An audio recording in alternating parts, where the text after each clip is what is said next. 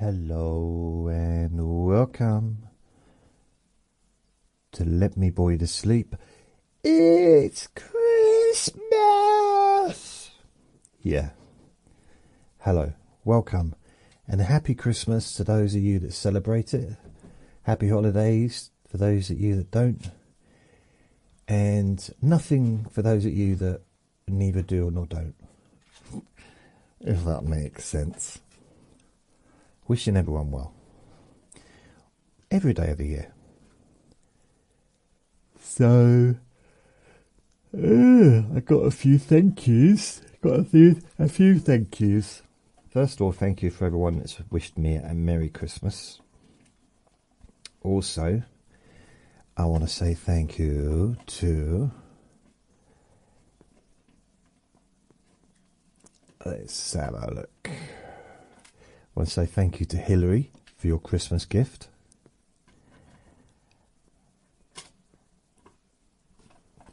Just seeing who I've thanked and who I haven't thanked.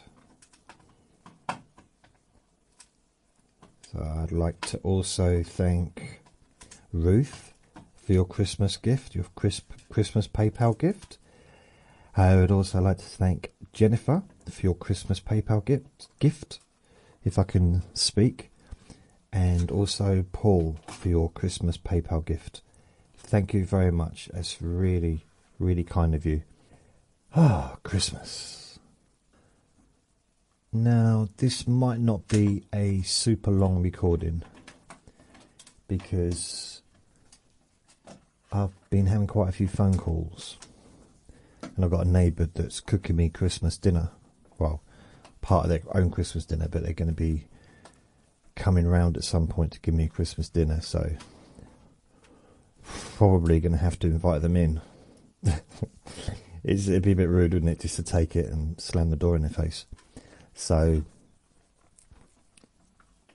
yeah, so I'm not sure how long this is going to be. But I thought I'd do it anyway, just to... wish everyone happy celebrations. Vinny is eating one of his big treats that he got as one of his Christmas presents. So, you know, he's a happy little fella. It's oh, what am I doing? Bear with me 2 seconds. I'm not very organised today. So I have to thank Hillary as well for Vinny's Christmas hamper. Thank you, Hillary. He's actually eating part of the Christmas hamper right now. He's a little spoilt little girl, he is. Blimey. It's really weird that when I'm sitting on the settee, he doesn't bother with it.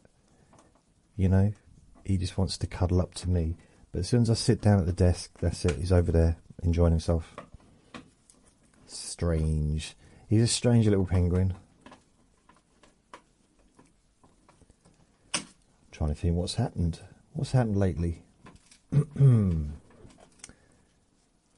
I haven't done any exercise, any physical exercise for over a week because I had that pain in my side, and I came to the conclusion that it was possibly muscle related.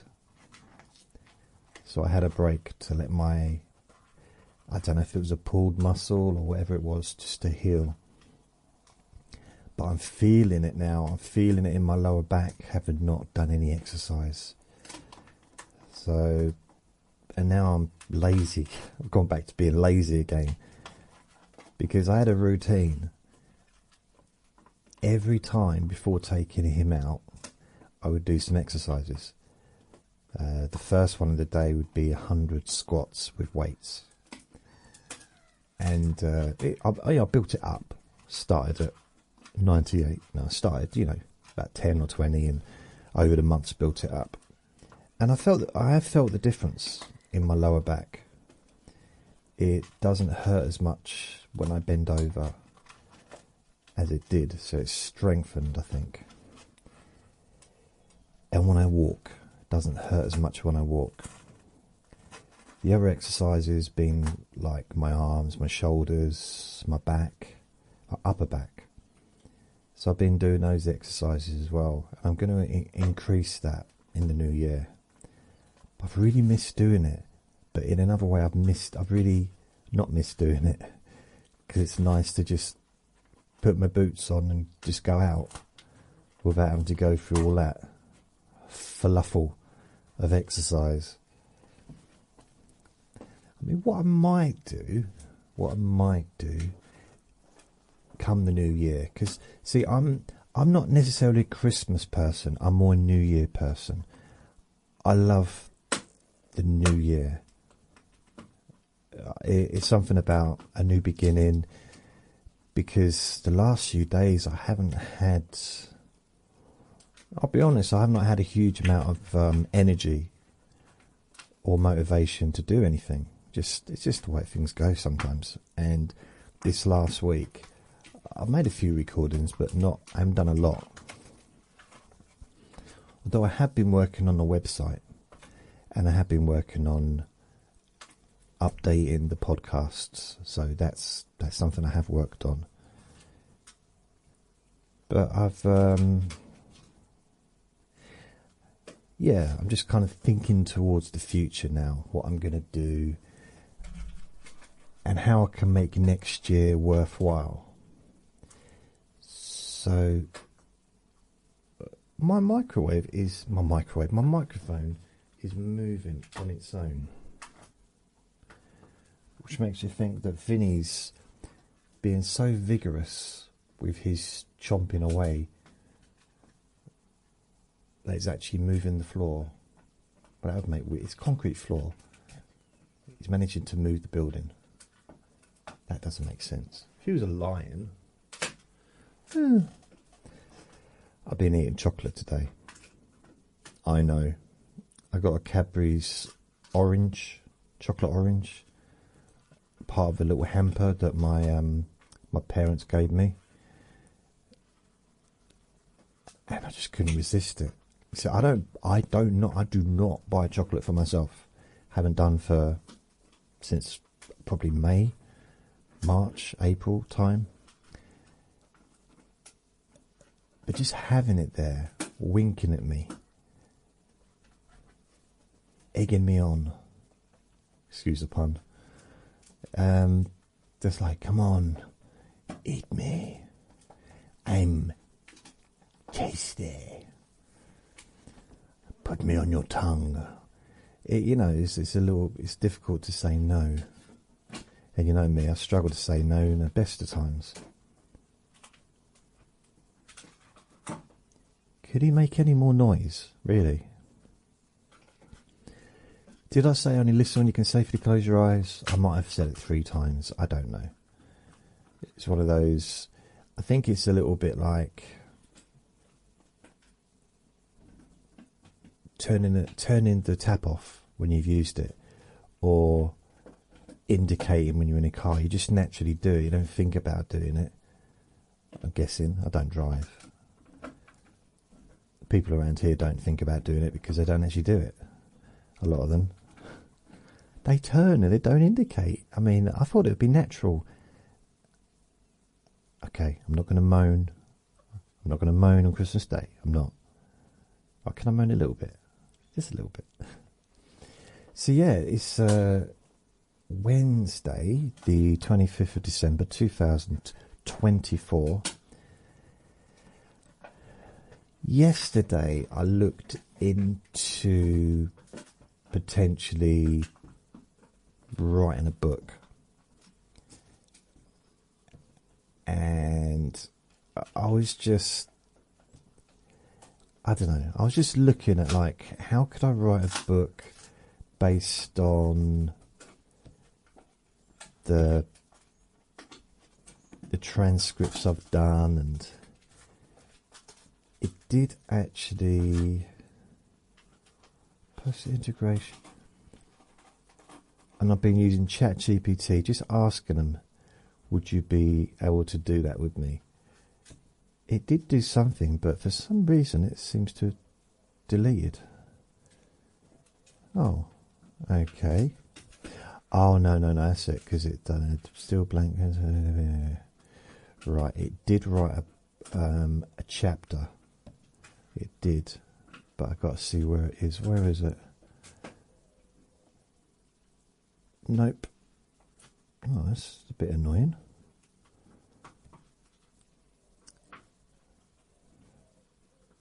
Oh, okay. Podcast episodes. Integration.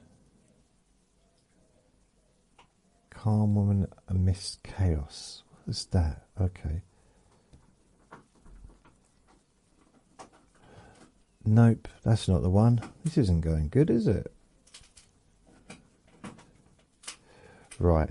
It actually wrote a little story for me, but I didn't necessarily...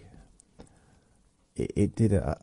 what I did is I asked ChatGPT if I was to upload my transcripts of my Let Me Bore You to Sleep podcasts, would it be able to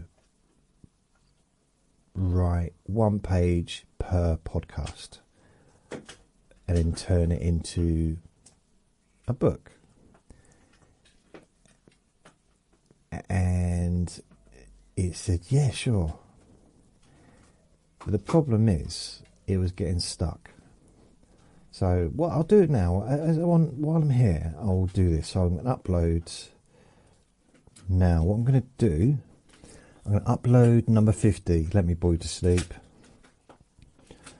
Please write a book chapter. Write a book chapter. I can't spell it. I can't see the keypad. You know when you get that light, it's like nearly 2 o'clock. It's dull in here now. It's not dark. It's not light enough. You'll be able to read a book. Well, you might be able to read a book, but I can't read a book in this light. But I need a window. But I'm struggling to see the letters and on the keypad. Please write a book chapter in the first person.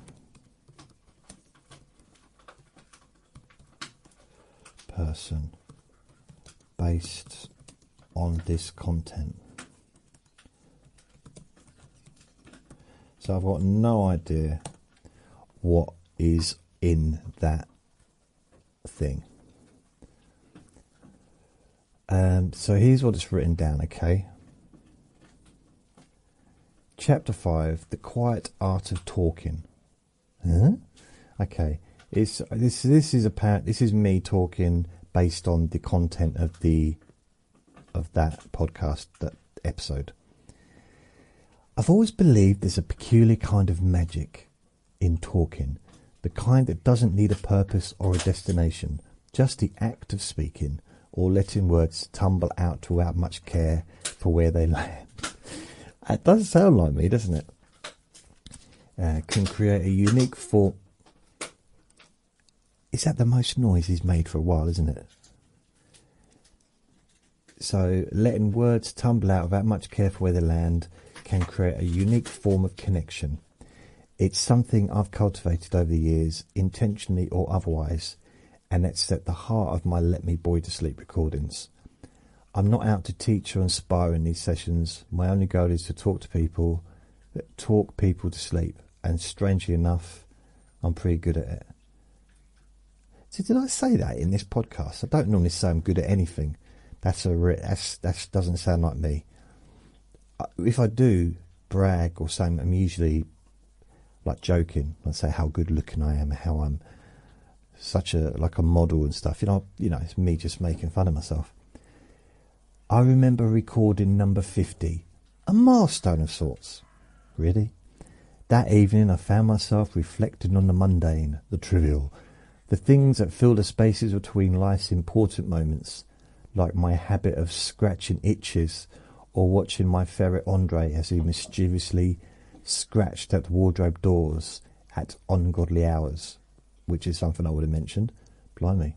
There's something delightfully absurd about Andre's antics. He'd bang the wardrobe He'd bang the wardrobe doors just for the fun of it, not because he was trapped or scared, because he could.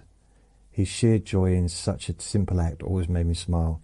If only humans could find that kind of satisfaction so easily. Andre was a central figure in my life back then. Wow. So it's me talking about what just almost like me now talking about that episode.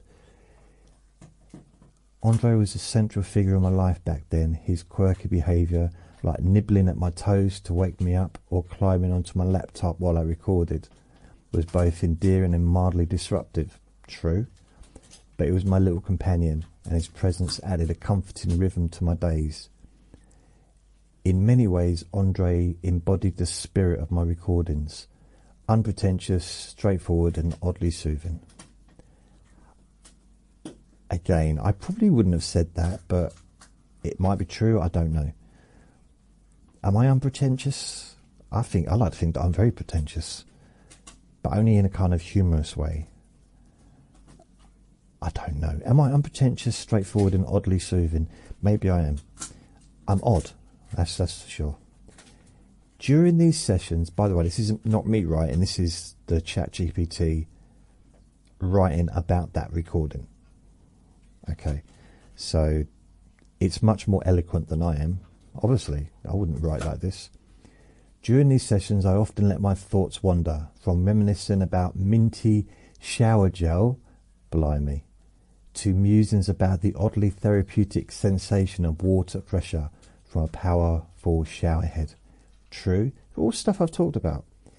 The tangents were endless, and that was the point. I wanted to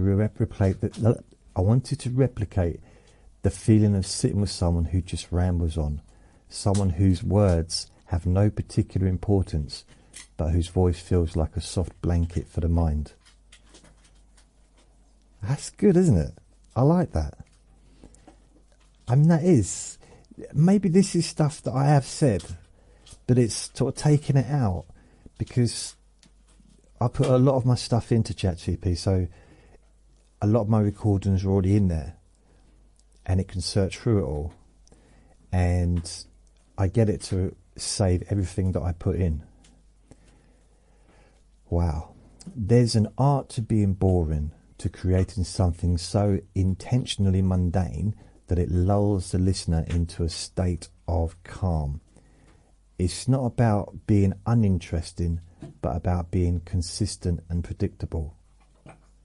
I'm not predictable. I'm not consistent either. Sometimes I'm consistent. I'm consistently inconsistent. People have told me my voice has this sleepy quality, something that soothes without trying too hard. I've embraced that as my superpower. Again, that is something that I have said. Blimey. I'm sure I didn't say it all in this recording though. If I can help someone drift off to sleep simply by talking about the first pair of socks I bought, or the exact trajectory of my receding hair... You rude. Blimey. So, if I can talk about the first pair of socks, or the exact trajectory of my receding hairline, then I've done my job. Recording number 50 was a perfect example of this approach. I talked about my beard's awkwardly growing phase, the time I broke my wrist falling out of the bath, and even my nightly ritual of lying on my left side with one foot sticking out of the quilt. Each story was like a thread in a larger tapestry of quiet ordinariness, woven together with no particular design, but plenty of warmth. Is that true? I don't know. Wow. What struck me the most was how these recordings built a connection with listeners. They'd write to me they'd write to tell me how my voice reminded them of a favourite uncle, or how, I don't know about that, I think they made that bit up there, or how Andre's escapades made them laugh. Yeah, people have said that. They did say that at the time. For some, my ramblings became a nightly ritual, a part of their bedtime routine. It's humbling to think that something so simple, just me being me, could have such an impact. At the core of it, these sessions were about more than just sleep. They were about presence. Not Christmas presents. Presence as in, presence. I don't know. CE rather than TS. About creating a space where people could let go of their worries and just be me. It's a lesson Andre taught me time and again with his innocent, uncomplicated view of the world. He didn't need grand gestures or profound thoughts to find joy. A wardrobe door and a bit of mischief were enough. I didn't know that he was going to talk about Andre. That's caught me off guard a little bit. As I wrapped up recording number 50, I found myself drifting, my words slowing, my thoughts merging with the comforting rhythm of my voice. I always knew when it was time to stop, and when the words began to stretch and yawn, and even I felt the pull of sleep. That's the beauty of boring. It's not lifeless. It's alive in its quiet way, carrying you gently to a place of rest. Wow. Much more poetic than I am, although it's using my words. Strange. Wow. Let's try another thing. I was not going to do this, but I've just thought of another thing I can do. So upload from the computer. So let's go. I'm going to go to transcripts. I'm going to go to a much later one. So 451 to 500. So let's go to 500. Again, it's still a long time ago, because I'm now at 1000.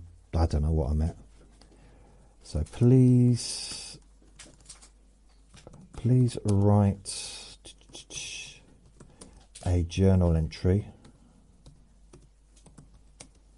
I can't even spell entry. N-T-R-Y.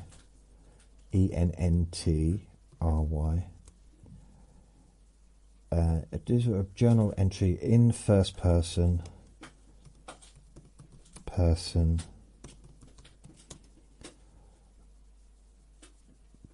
based on this content.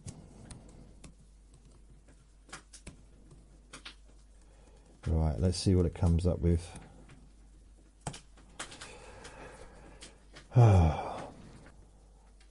Right, here we go.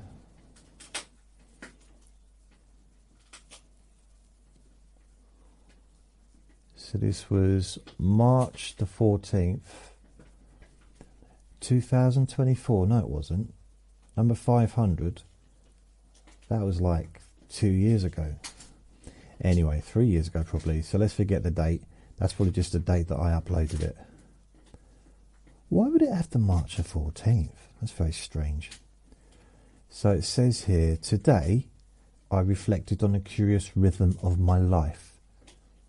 I don't think I've ever used an expression like that, ever. The mundane, the ordinary, and how it somehow weaves itself into the recordings I create. Each session is a snapshot of these moments, a way to let the world slow down with me. Perhaps it's the way I speak, or the absence of urgency in my words. But people tell me my recordings help them drift into sleep. It's humbling to think my ramblings could be anyone's comfort. Yeah, that's fair enough. I have said that. I probably haven't used the word humbling, but I would have meant it. Andre, my little ferret, was in rare form today. He's taken to adopting random nooks and crannies around the flat as his new lairs, scratching and rustling until they feel like home to him. Yep, sounds like Andre. Today it was a tube by the wall, a gift he'd largely ignored until suddenly deciding it was his fortress. So that was Boston Chicky bought that for him. Watching him stash little bits of food there, I couldn't help but marvel at how much joy he gets from such simple acts. There's a lesson in that, I think. During one of my sessions, I found myself talking about something as trivial as the trajectory of my receding hairline. Really? I think this is mocking me a little bit. It keeps talking about my receding hairline and how it feels to let my shoulders drop after carrying heavy shopping bags. These aren't life-changing insights, but they are real, and perhaps that's what makes them soothing to others. They're relatable, grounding. The ordinary becomes extraordinary when it's given space to breathe. Again, I wouldn't have said that, so it's better with its words than I am. I just trip over my words. I realised too how much these recordings have become more than a job or a hobby. They're a connection, a way to reach people, to create a shared space where we can all just be. It's funny to think that a man sitting in his flat, mumbling into a microphone with a mischievous ferret as a sidekick, could create something so meaningful for strangers across the world. Wow, that probably is something I did say. Tonight as I lie down with one foot poking out of the quilt, my quirky way of finding balance, I remind myself of the joy of these moments. The rambling voice in the recordings is my own, but it's also something more, a gentle nudge for others to relax, let go, and maybe even drift into a well-earned rest. Here's to the beauty of the everyday and to finding comfort in the unremarkable. Wow. So, I've been playing around. Shall I do it?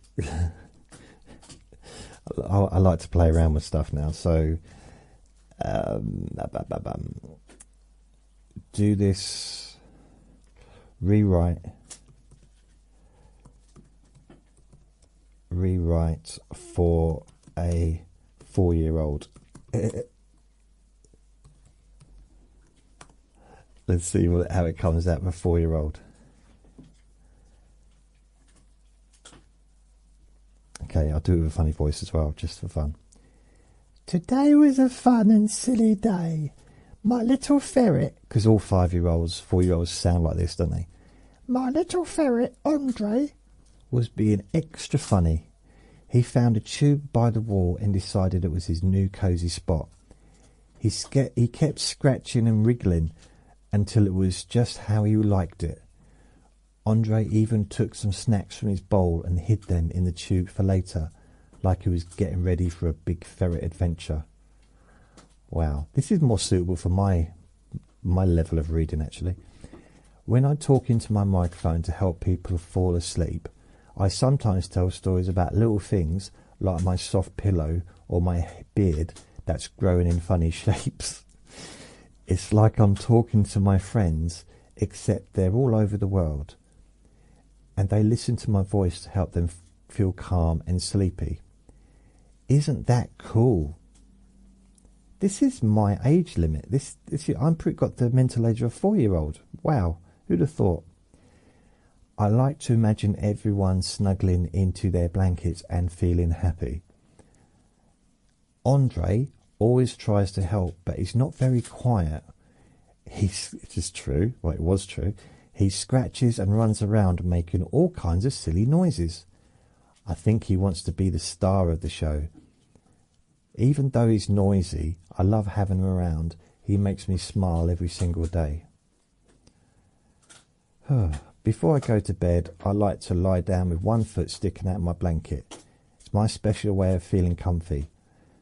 Then I think about all the fun things from today, like Andre's adventures or how I made people smile with my stories. It makes my heart feel warm and cosy. Good night, little journal.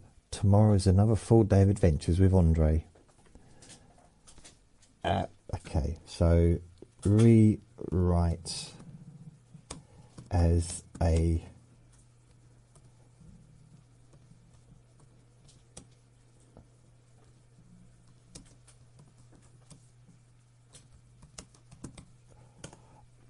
I'm going to rewrite it.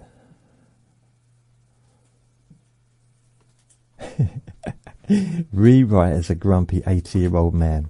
Okay. Ready for this? Well, today was another day of the same old nonsense. Andre, that little furball of a ferret, spent the whole afternoon making a racket. He found himself a tube near the wall and decided it's his new kingdom. Spent hours scratching at it, rolling around like the king of the jungle.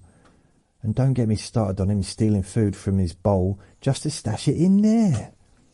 What does he think this is? A ferret apocalypse? I sat down to record one of those sleep sessions people seem to love. Wow, as I do sound bitter, don't I? Don't ask me why they enjoy listening to me prattling on about nothing. Today I talked about my beard, my pillow, and how maybe the weather makes my knees ache. Who knows? If it helps people sleep, good for them. Back in my day, we didn't need fancy recordings to knock out. We had hard work and a decent cup of tea to do the trick. Blimey. Andre, of course, didn't make it easy. He's clattering around like a tiny demolition crew. You'd think he'd settle down for a few minutes, but no, not him. He's got to make sure I'm paying attention to his every move. Honestly, he's more trouble than he's worth sometimes. But well, I'd miss the little rascal if he wasn't here. True. At night, I lay down with 1 foot sticking out of the blanket. Not because I want to, mind you, but because it's too hot to sleep otherwise. Getting old isn't for the faint-hearted. At least I can still grumble about it. And now, if you'll excuse me, I'm off to bed before Andre decides to redecorate the flat again. Good night. Brilliant. What shall I do? Rewrite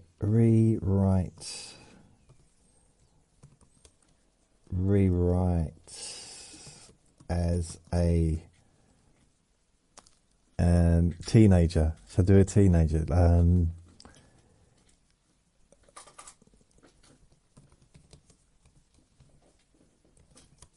Okay.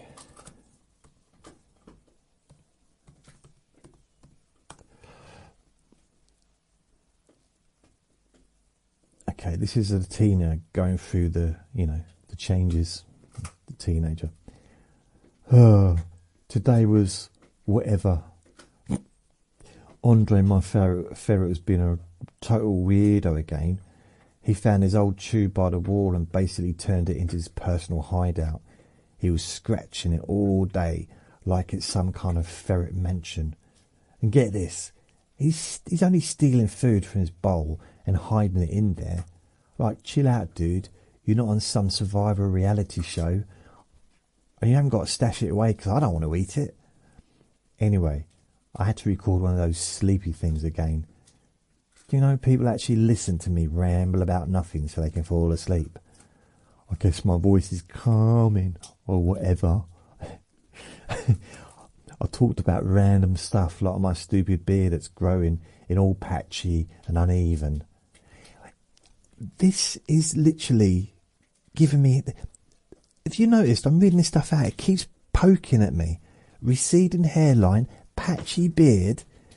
I don't remember mentioning about patchy beard. It's making it up. It's roasting me as we speak. And that's not me. This is me speaking now. Like, what? Keeps going on about my patchy beard, all uneven. So back to being a teenager, going through the changes. I mean, why can't it just grow in properly already? It's like my whole body is rebelling against me right now. And of course, Andre couldn't let me record in peace. Nope, he had to make a ton of noise, running around like a little lunatic. Sometimes I think he's just messing with me on purpose. But then he looks so cute and snuggly, I can't even stay mad at him. Feelings are annoying. What? when I finally go to bed, I stick one foot out of the blanket like I always do. It's weirdly comforting, I guess. I started thinking about how weird everything feels right now. Like, I'm not a kid anymore, but I'm not really an adult either.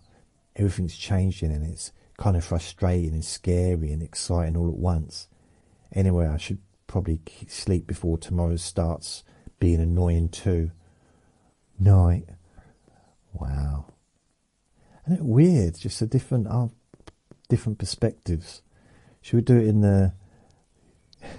I'm trying to think what's a really weird format. Rewrite in the format of Stephen King. Oh,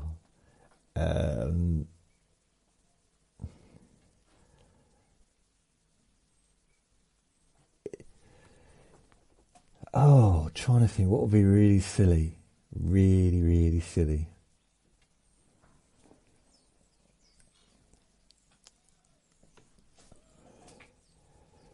Rewrite as a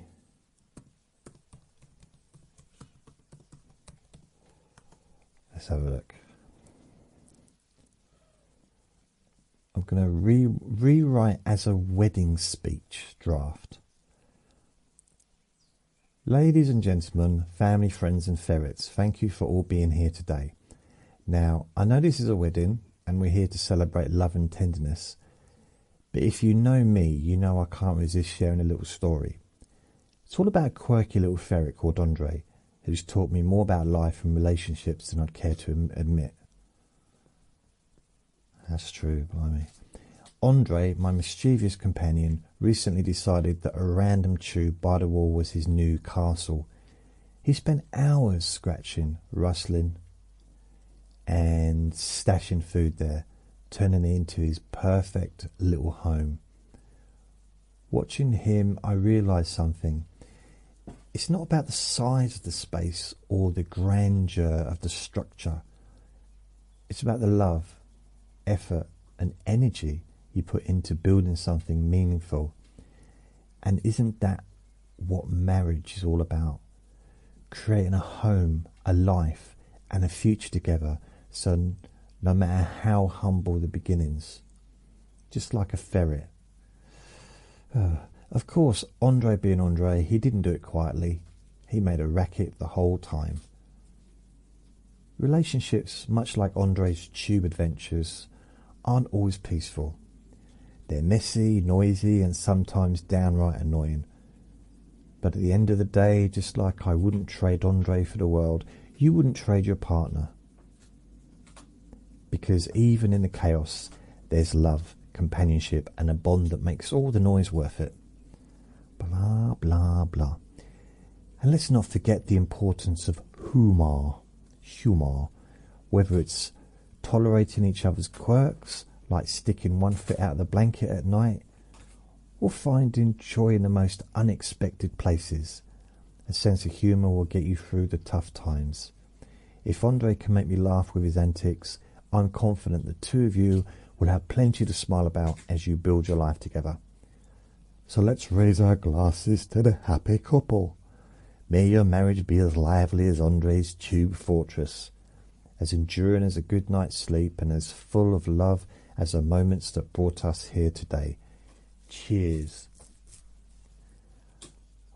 Wow.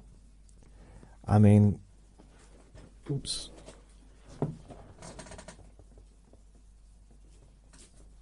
Perhaps I should talk about Vinny now. I've given enough. Get a lot of it. The only reason I'm talking about Andre because he was clearly part of that recording. What I'll do now, I'll do another one. It's not really got a lot to do with Christmas, has it? But hey. Upload transcription. Let's have a look. So, number 493.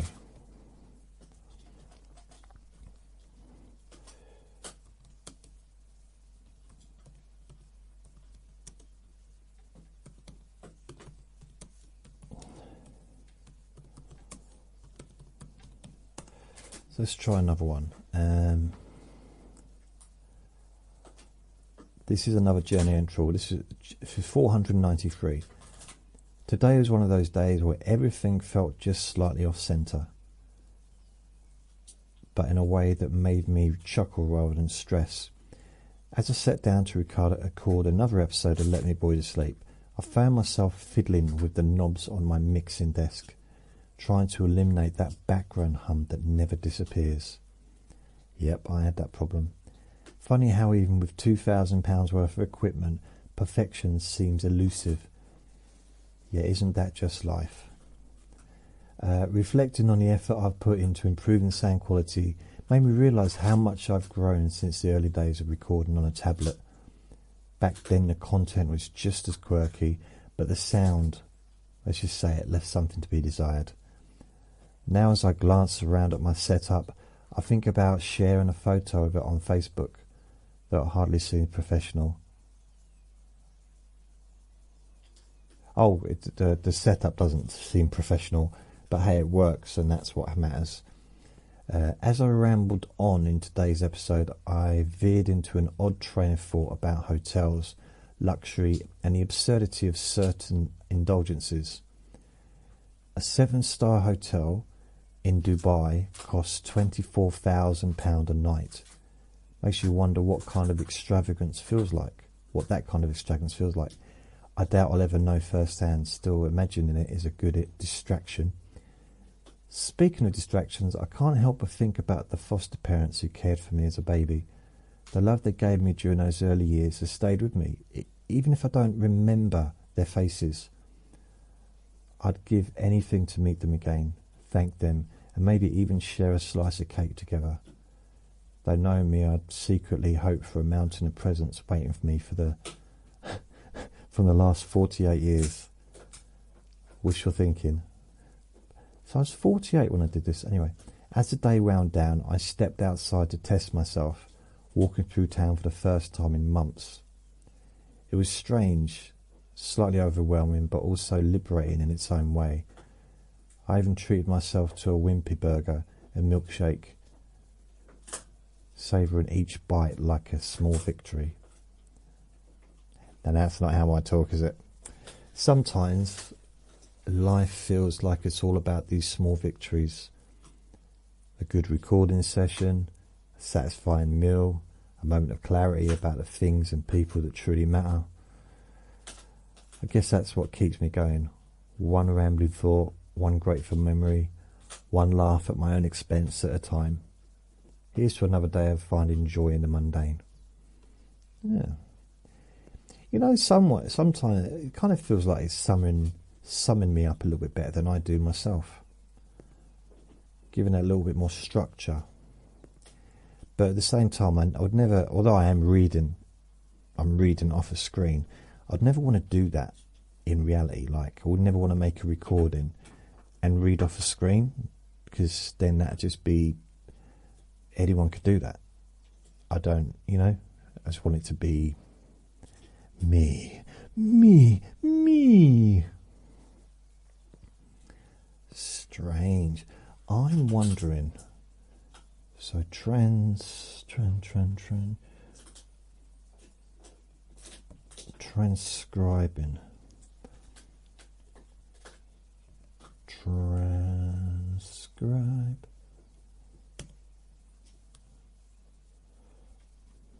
I tell you, the light's really going down.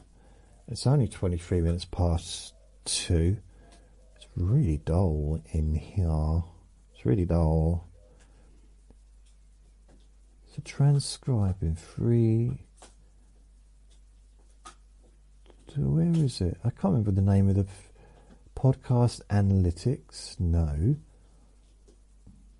Transcribe. Podcast page. No. TurboScribe. That's it. So if I just have a look. If I click on that, let's have a look. Dashboard. See how many I've got. Alright, no, I did. I wonder if it'll let me download. It won't. won't let me download. Open, export as a PDF. Will it? Will it let me do that?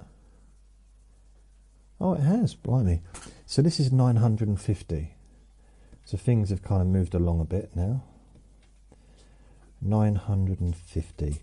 Okay, right, so let me do that one, see what I was talking about on that page, on that podcast. I don't know. Downloads, 950. Do same for this.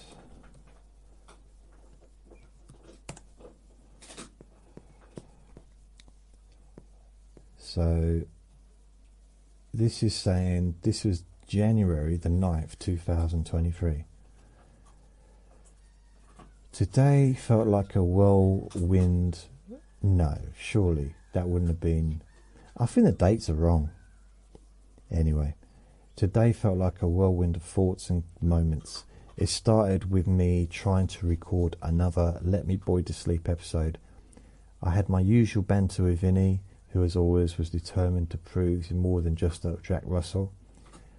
His stubbornness makes me laugh and keeps me grounded, though sometimes I wonder if he's part human in a dog costume.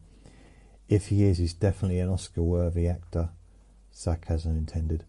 I couldn't resist diving into stats again. Something about them fascinates me. It's not just about numbers, it's like a map of where my voice travels. Seeing downloads from places like Thailand, Norway and Iceland fills me with awe.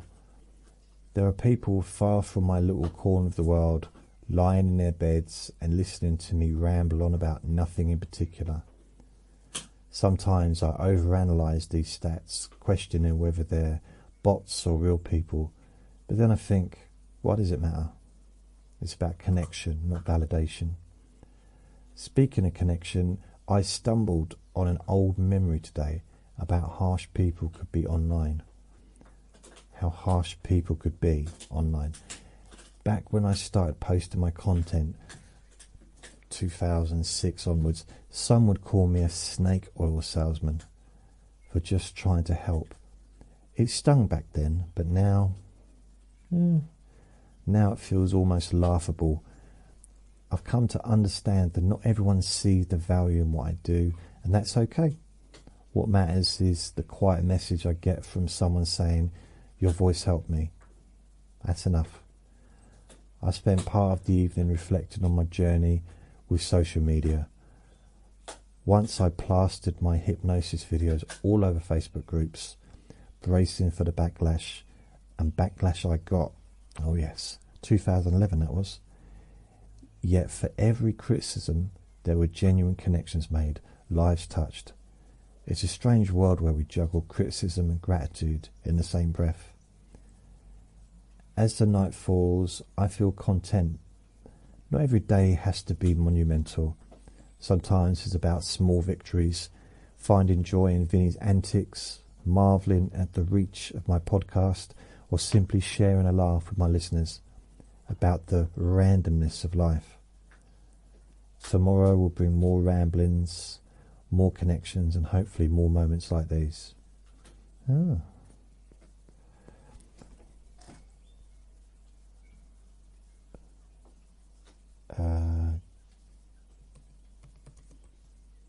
Give me 20 quotes.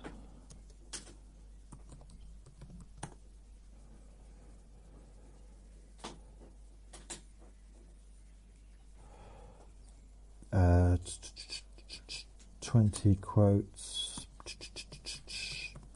from this transcript, verbatim.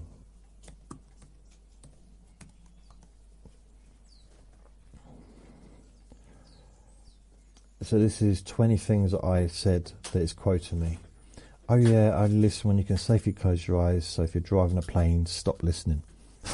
So I said that in this podcast.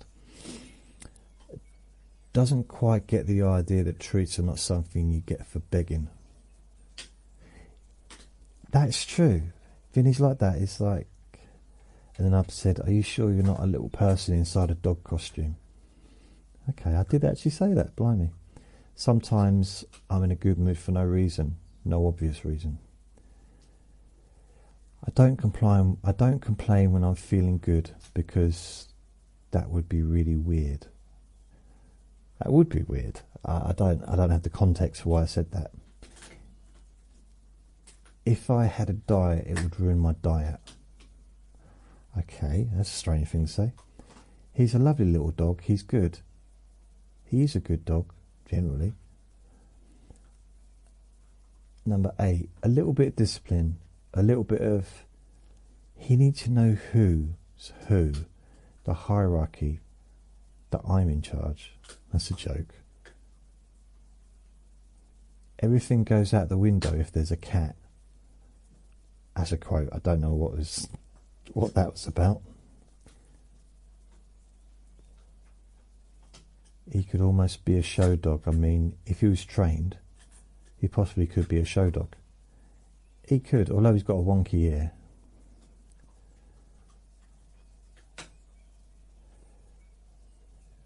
Right, the weird thing is all nice.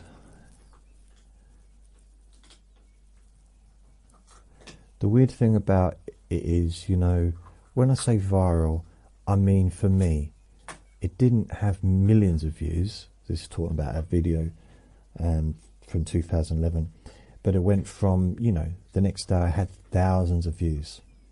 That's viral for me. This is funny. I don't get nearly enough compliments. Not nearly enough. Luckily, I have no ego. Yeah, okay. I've had 826 subscribers. So it's gone up by 31 in the last 28 days. So that's my YouTube channel. It's now 1,500, I think. I used to make videos before going to work.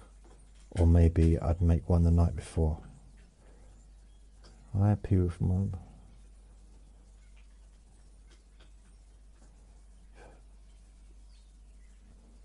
Just got this like that. It's not just numbers, it's like the map of where my voice travels. So that's the stats. It's not just numbers, like a map of where my voice travels. I like that, that's quite a good sentence. I've had some good days, some big downloads, and I've had some slow days. But I'm still here, still rambling, still connecting. Wow. I didn't think I used the word connecting, but I clearly do, because that's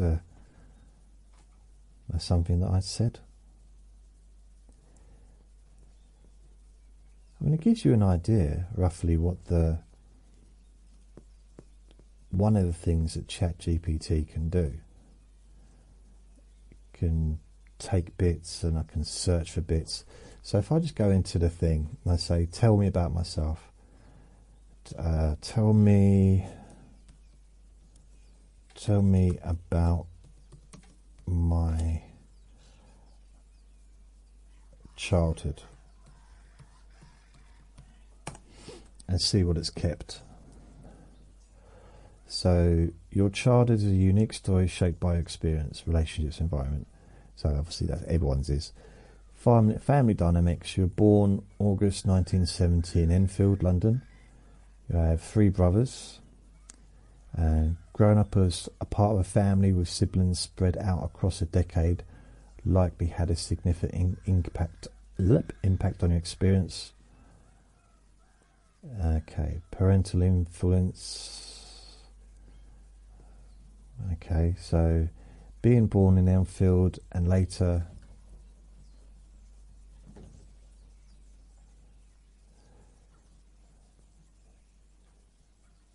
right, go tell me about in depth. Tell me in depth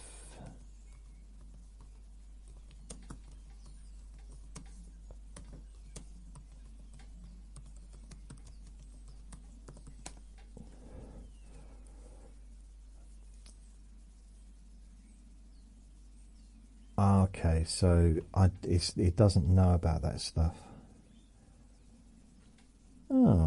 That's weird. Right, what books do I like? What do I like doing? See if it's got any information about that. What do I like doing?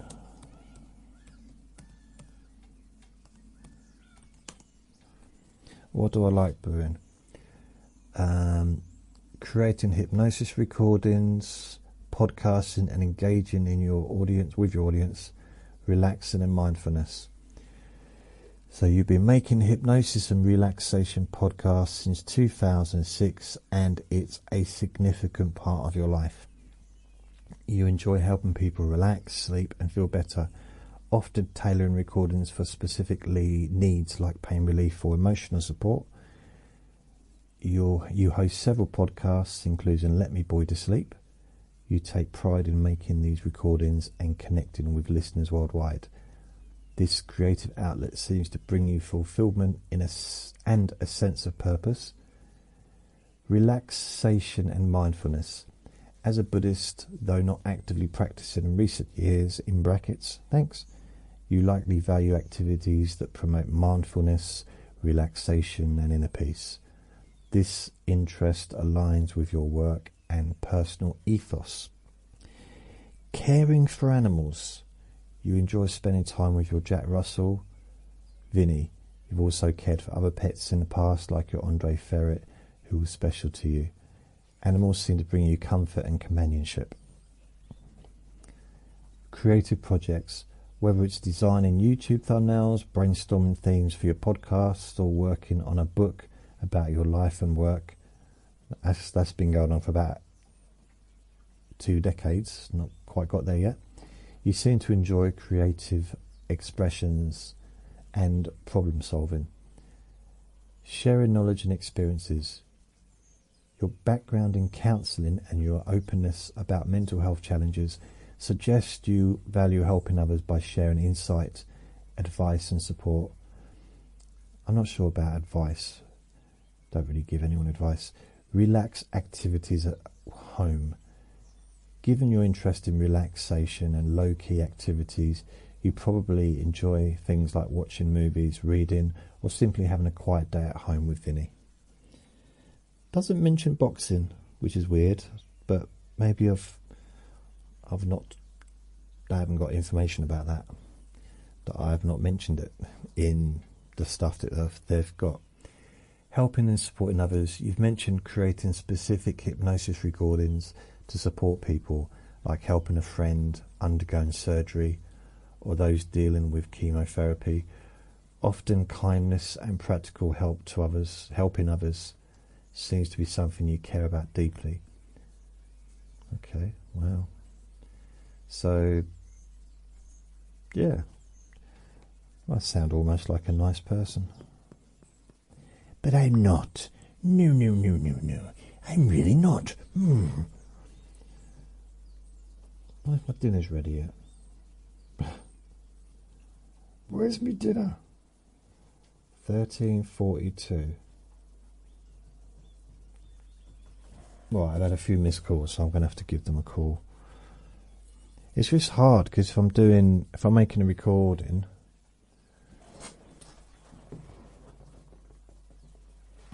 when I'm making a recording, I'm just squeaking my chair. When I make a recording, I have my phone on mute, so I miss calls. But because it's Christmas Day, I kind of half expect to be left alone a bit. But I seem to have had more contact than normal. I've already had someone come round. I've seen people walking around with the dogs and stuff. I've had a couple of conversations on the phone. Other people contacting me. A couple of people going to be phoning me back later, and it's almost a little bit more full on than a normal day. But it's all right. I'm not going to complain. But it's now 2:30, nearly 3 o'clock. So I think I'm going to. As I said, it's not a long recording, and I just waffled on and just gave you a little idea about what I'm perhaps going to do with the recordings. So what I thought I could do is, if I put, there's a few ways of thinking about doing it. I'd like to write a book about my life. It's difficult in a sense of, because I'm so old now, it's quite difficult to put it all into a book, but not just that, to make it interesting, especially as I'm the opposite to being interesting, aren't I? So I don't know, would anyone want to read a really boring book, unless I literally call it Let Me Bore You to Sleep, stories to fall asleep to, and I could just give my life story, talk about my life, and just have 54 chapters, one chapter for each year. I don't know. Or I was thinking maybe write a book for each month of recordings, so like a journal, and just, but not release it as a written book like with paper, but as a, I don't know, downloadable PDF file or a Kindle file, something like that. We'll see. I'm not sure. I'm not sure. There might be a book inside my head somewhere, but at the same time, I want it to be original, and I do want it to be my own words. That's why I'm going to base what I do upon what I've talked about in my podcasts over the last 7 years. It's just a case of trying to sift through all of that stuff. There's a lot of stuff. Yeah. I mean, there are ways potentially of going through it, and it's just, some of it is a little bit expensive. And there's ways of transcribing the audio and then deleting parts of the audio on screen, so then I could put together like one recording just of me talking about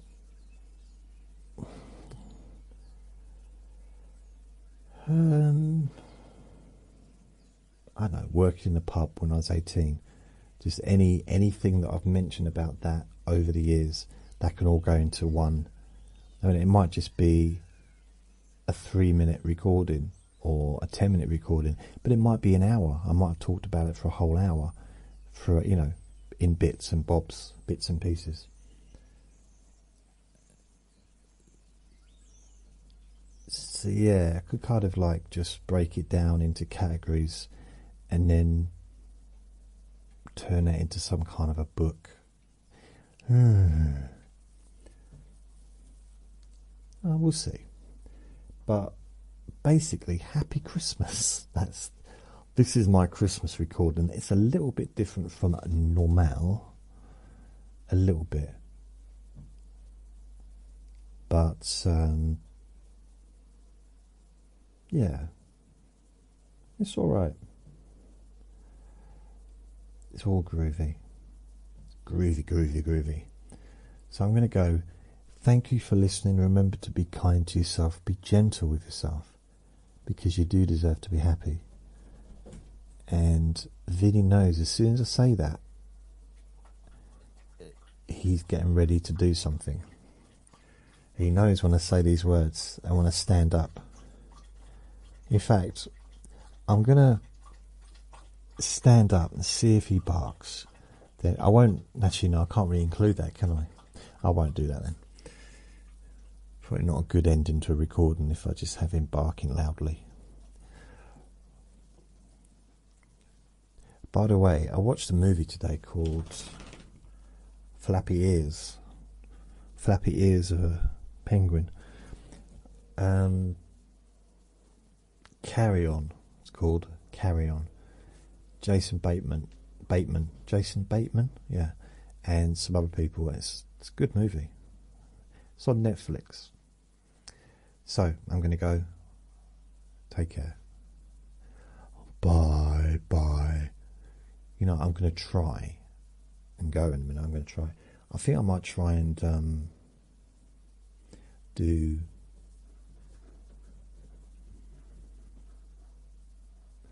do one recording every day for the entire year.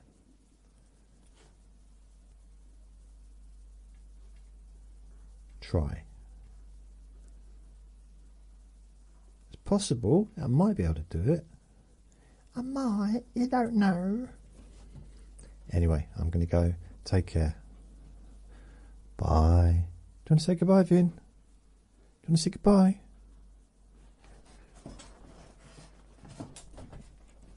Say goodbye. Say bye-bye. Bye-bye. Bye-bye. Relax. In a more deep and meaningful way. Maybe in a way that can not just allow you to feel calmer now and throughout the time we spend together here, not just relaxed at the end of the recording when it's finished and you can enjoy that sense of comfort and peace, but also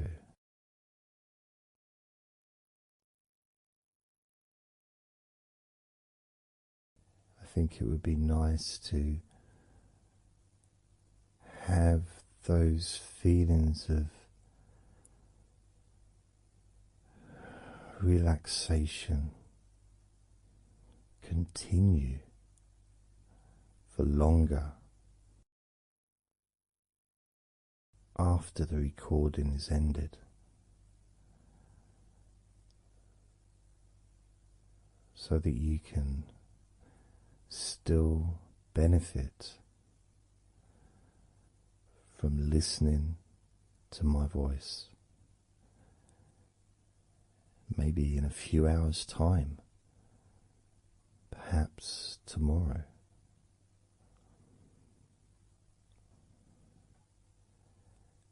And then by listening regularly, especially if you find, like some people do, and myself as well, sometimes I find one particular recording that really resonates with me. And I'll just listen to it over and over again, like every morning, every evening.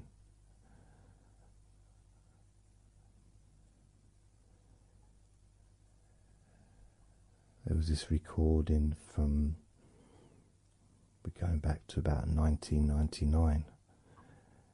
It wasn't hypnosis, but it was a guided visualization, so it kind of was hypnosis really. And I managed to find it again, and it still has the same effect on me. And part of it was the person's voice relaxed me. Just felt so peaceful, and I'd look forward to listening to her in the morning and in the evening.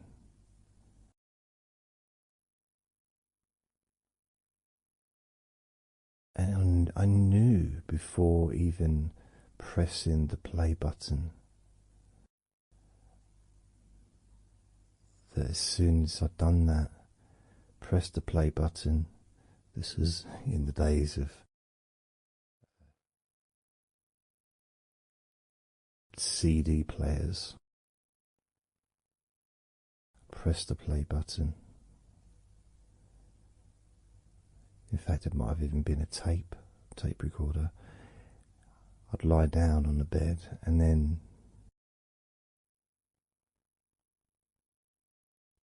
even without necessarily listening to her words, because I had them memorized, really. It was as if my body knew exactly what to do. And the muscles just almost went into automatic relaxation.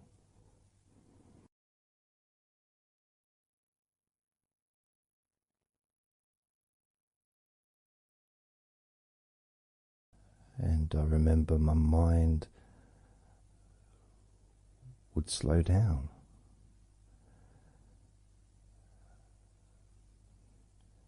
Now, I was listening to this recording in the early days of learning hypnosis, and long before I ever made any videos or audio recordings myself, because I didn't start doing that till 2006.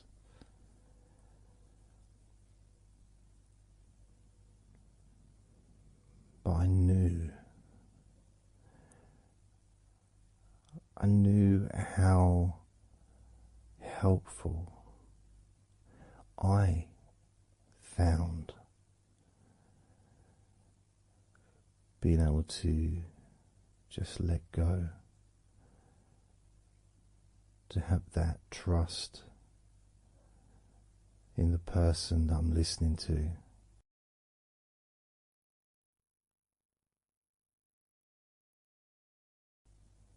Knowing that it's going to be just as relaxing, if not more so, each time you hear my voice. You may feel the same.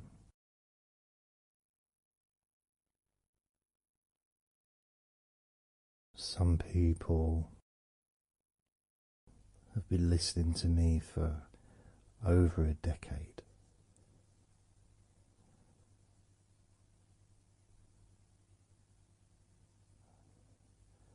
Maybe not solidly, obviously not 24 hours a day, but maybe people come back. Some people maybe listen every day.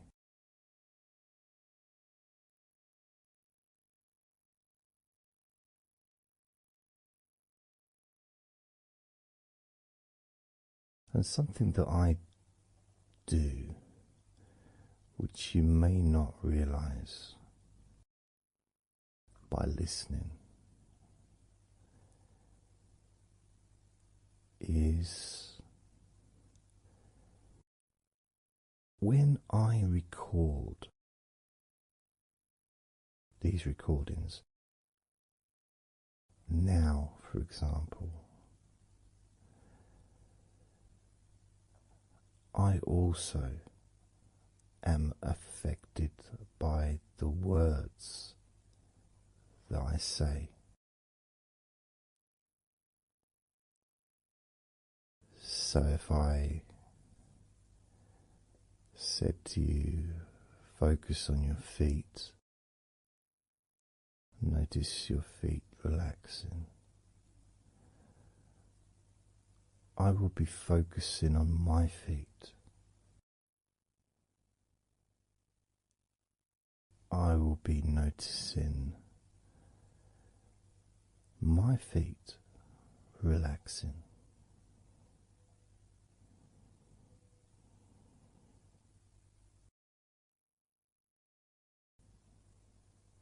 If I said focus on your hands,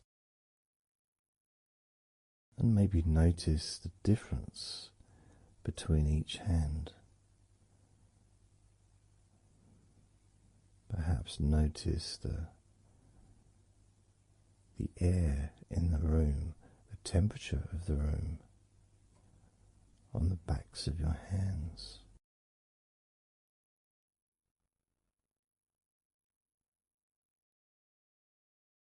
You may start to notice what almost feels like a very light breeze, even though there may not be any type of breeze at all where you are right now.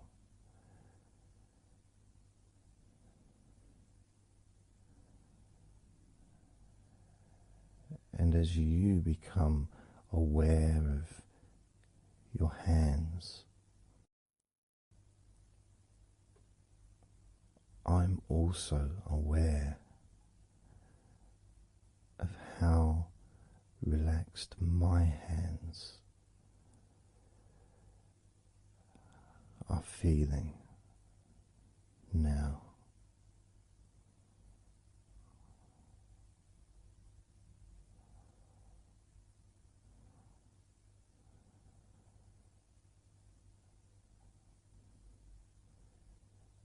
And when it comes to potentially drifting off to sleep, which may be the reason you're listening,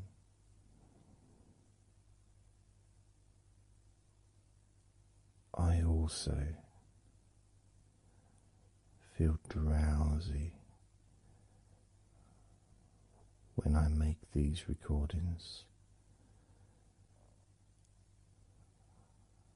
I also notice my mind drifting.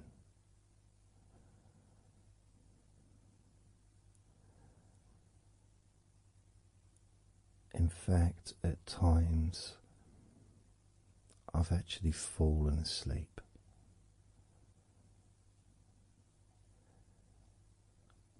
without even noticing. And then I carry on talking.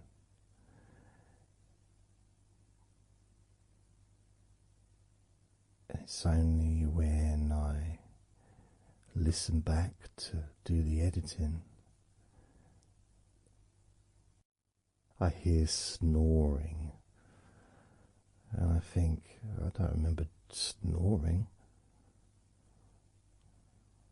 I remember talking.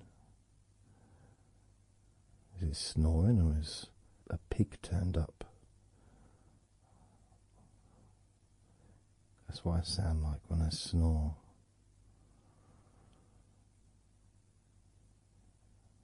And I get really into the whole experience.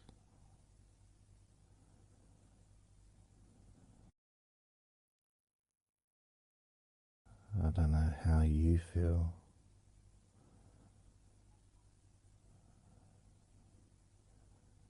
How relaxed you feel in your feet. How relaxed you feel in your hands.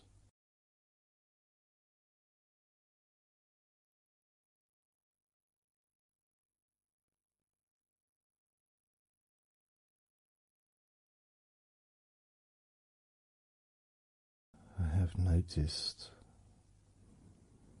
more and more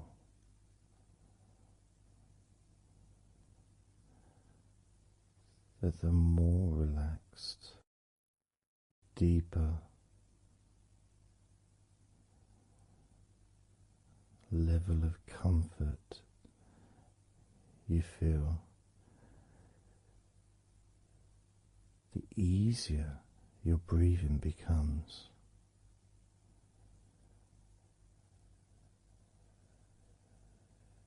It's almost like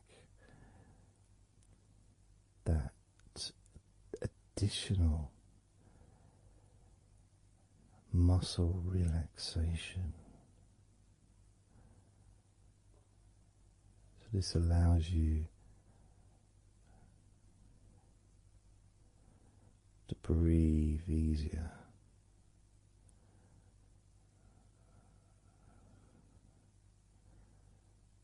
without necessarily focusing on your breath.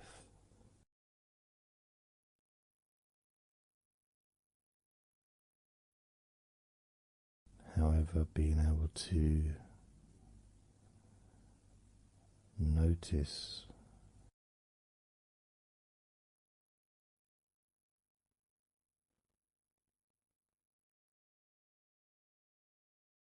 the ease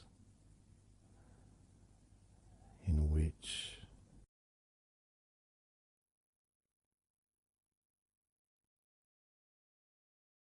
you breathe so naturally.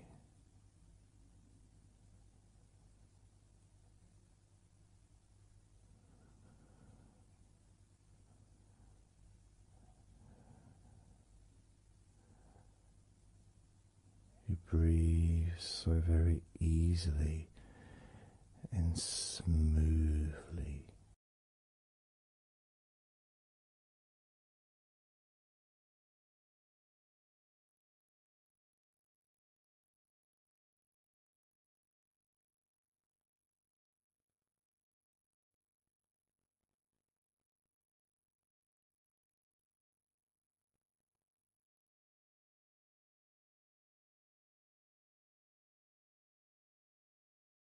Whenever I imagine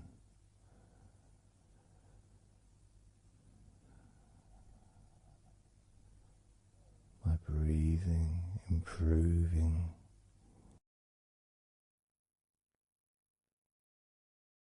when I've got my eyes closed,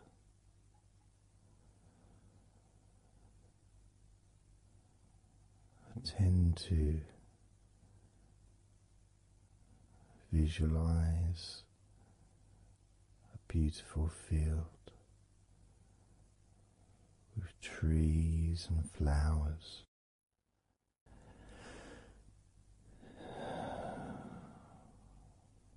producing all that life-giving oxygen.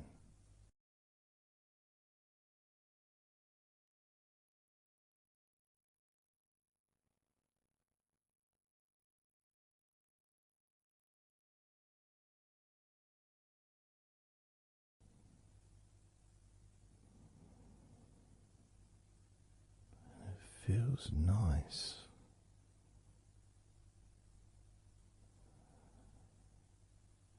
to, if nothing else, just taking some time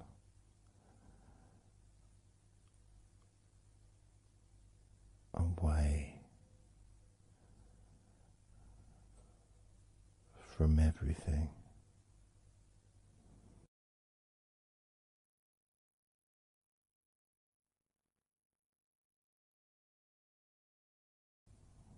Enjoying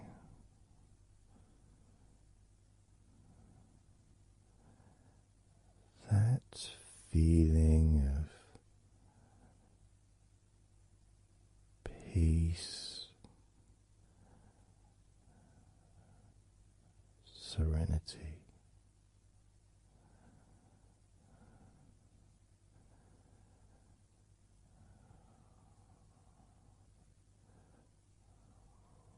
with a joyful heart.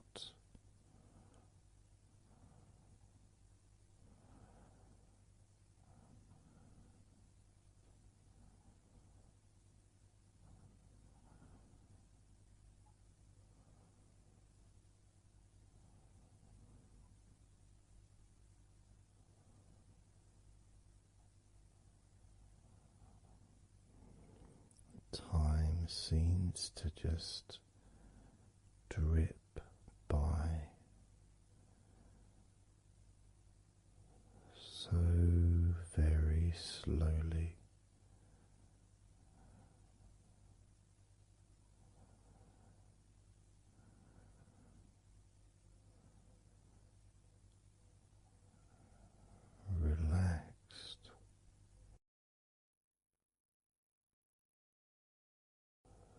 so deeply peaceful.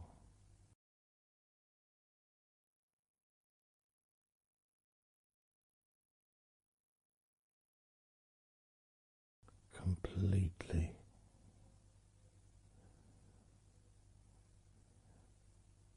unattached to any thoughts whatsoever in this moment.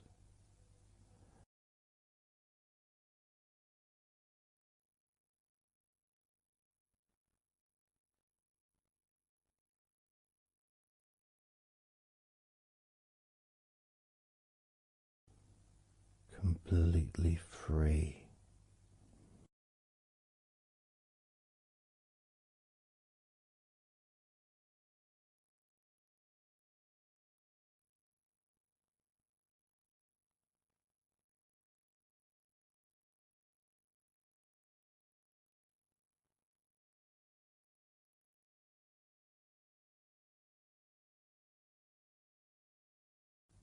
Noticing that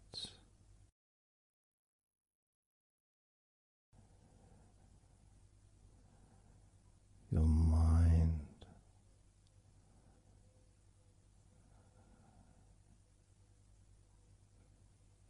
has slowed down,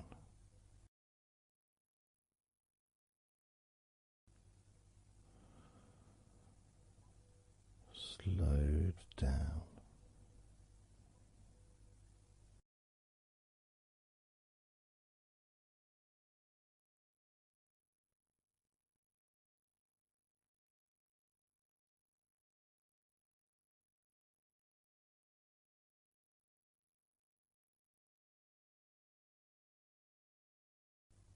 Because nothing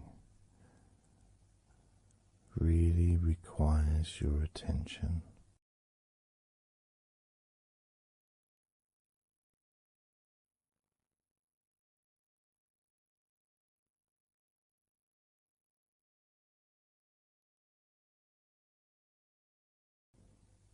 You can enjoy the physical sensations of allowing the stress to drip out of your body.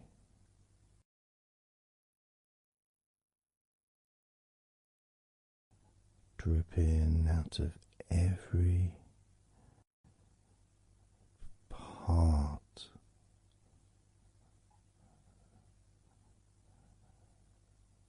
of your body.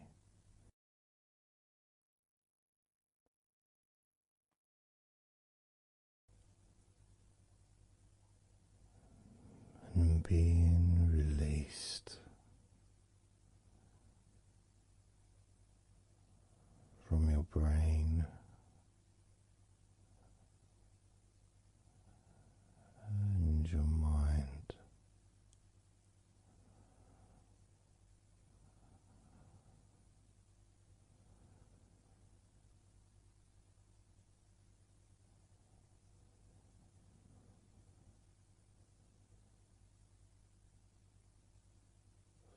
Slowly but surely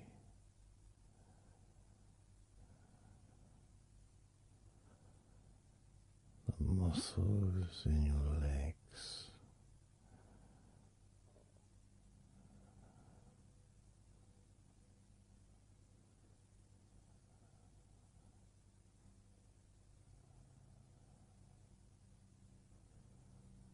relax, relax,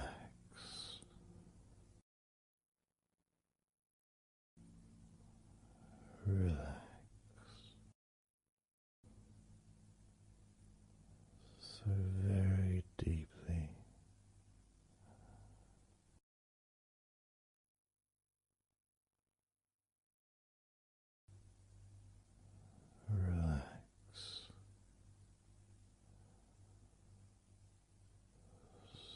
deeply.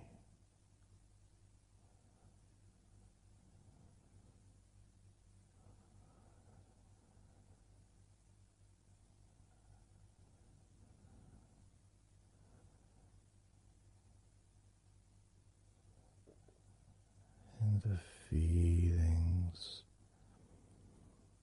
the pleasant feelings in your arms and shoulders.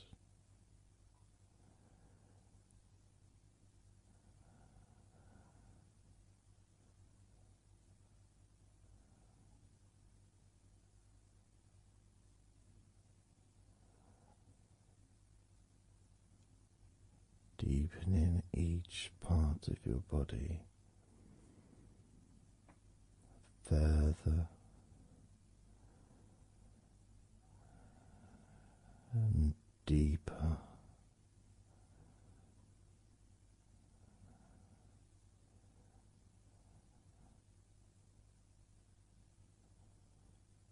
And deeper.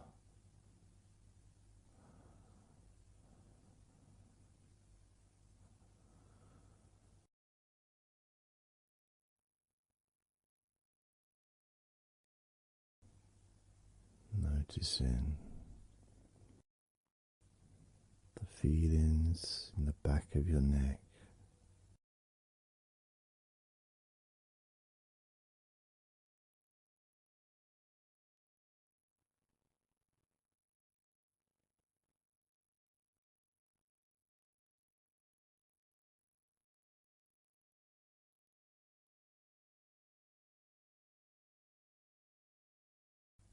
The feelings in your wrists.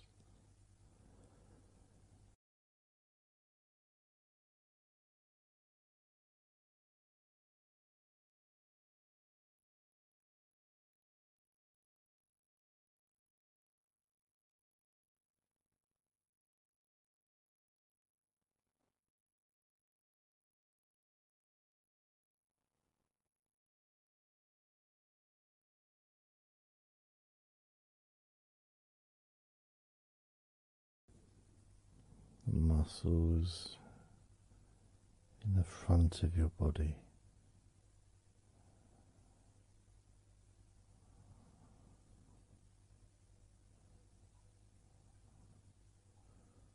Are also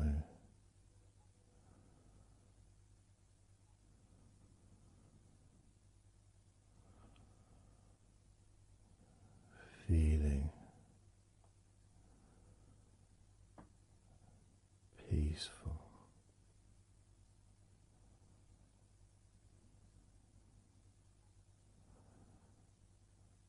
Deeply.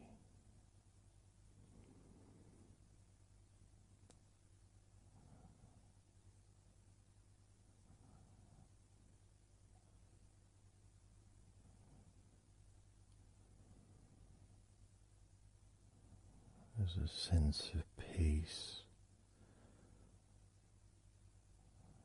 spreads through your very core.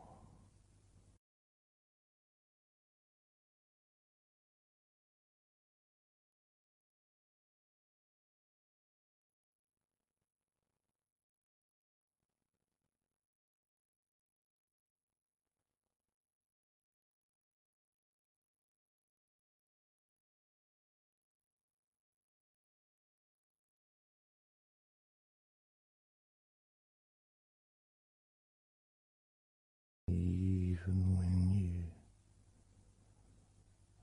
focus on your mind,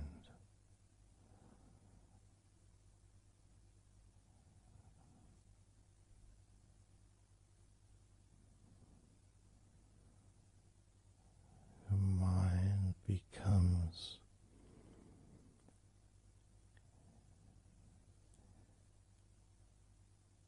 even slower.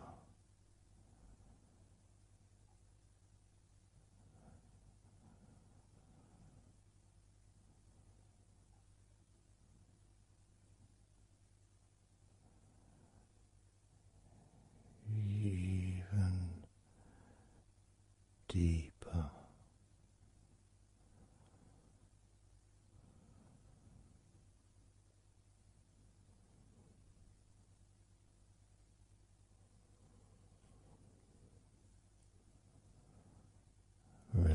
relaxing.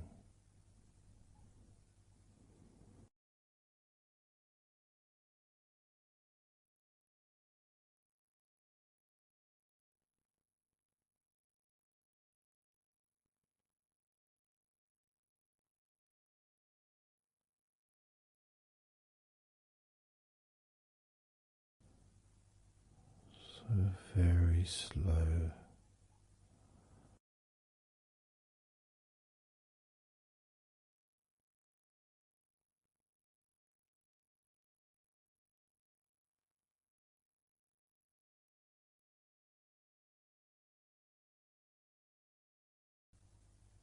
Your stomach.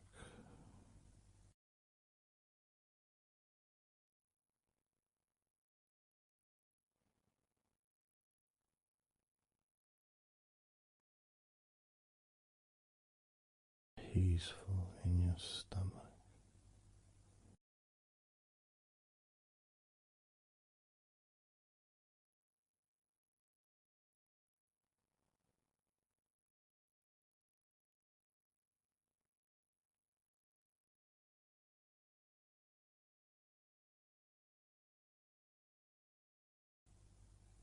Your back.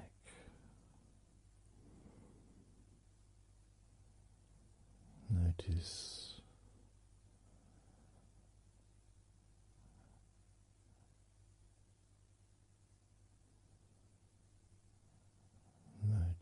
how relaxed you now feel.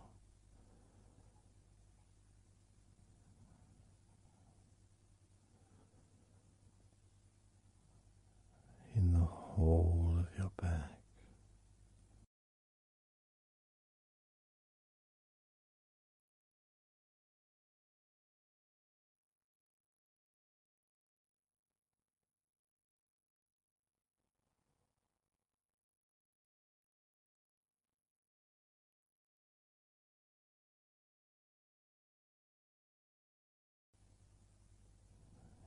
Your spine,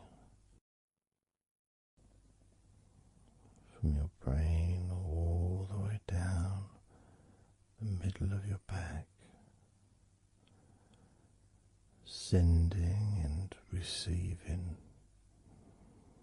millions of messages every day.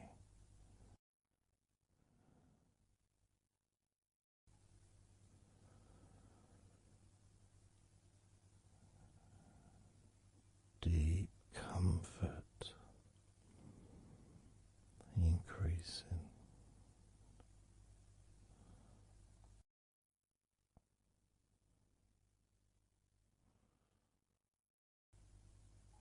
Deeply relaxed.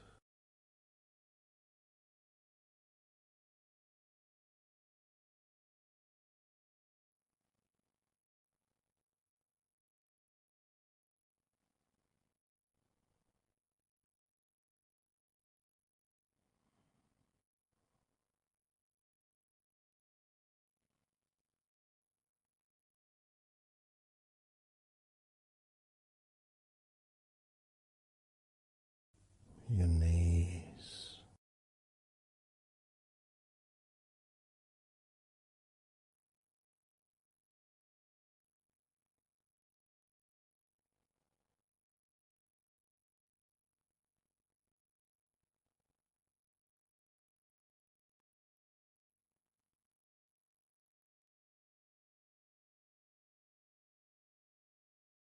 relax,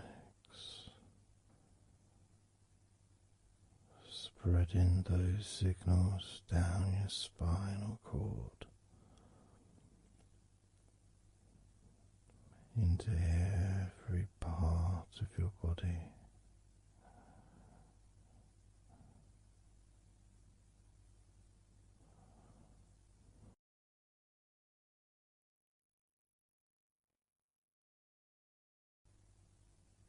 Your shins and your calf muscles.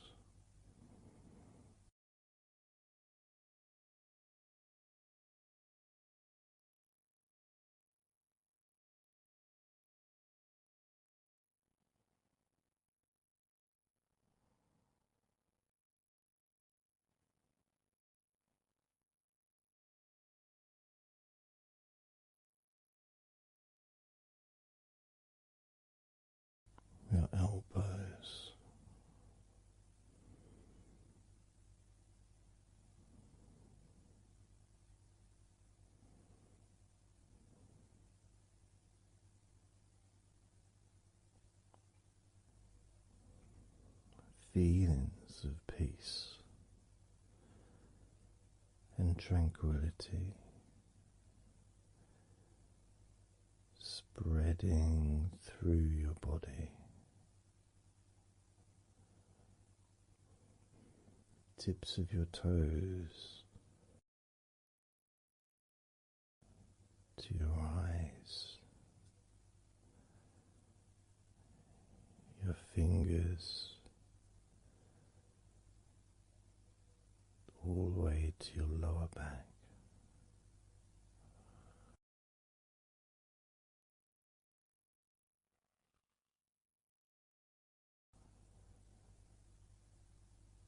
Letting go, really letting go.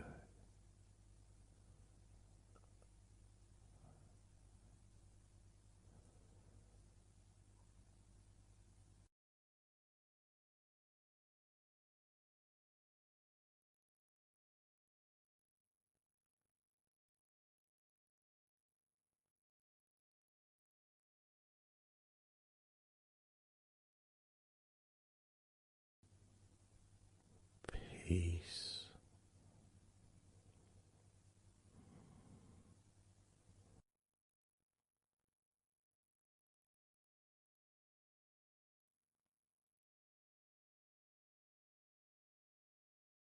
Drifting.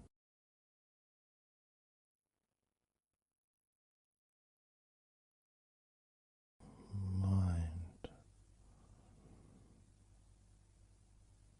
just wandering away.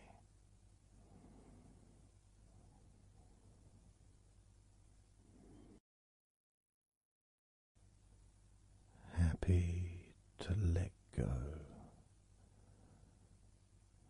Let go. Completely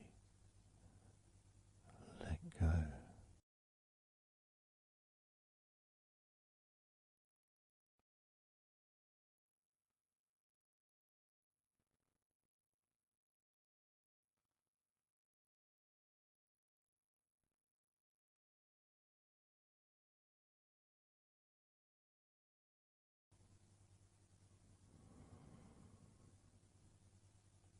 So tranquil.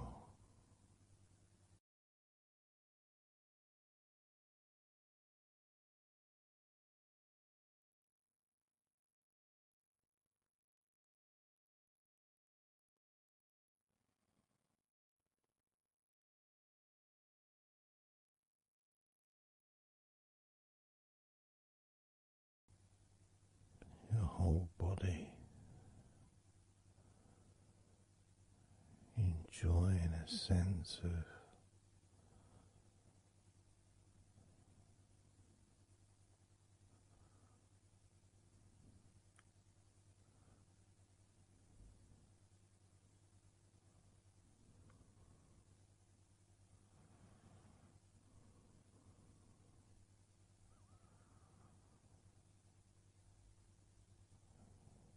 letting go.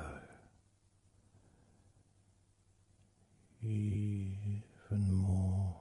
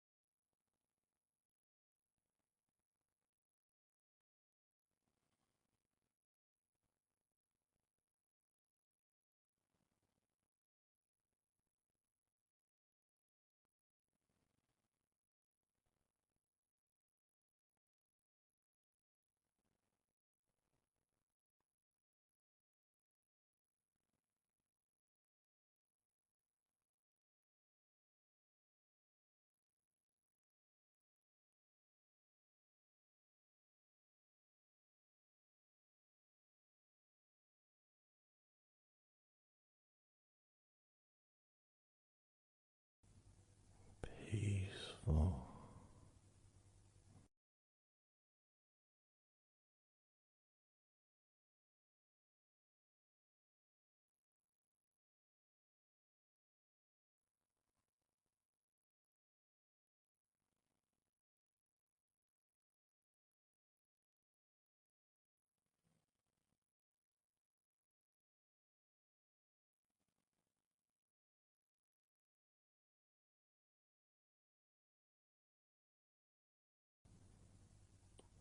enjoying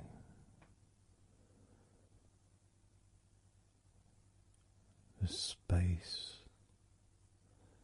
this space of peace and safety.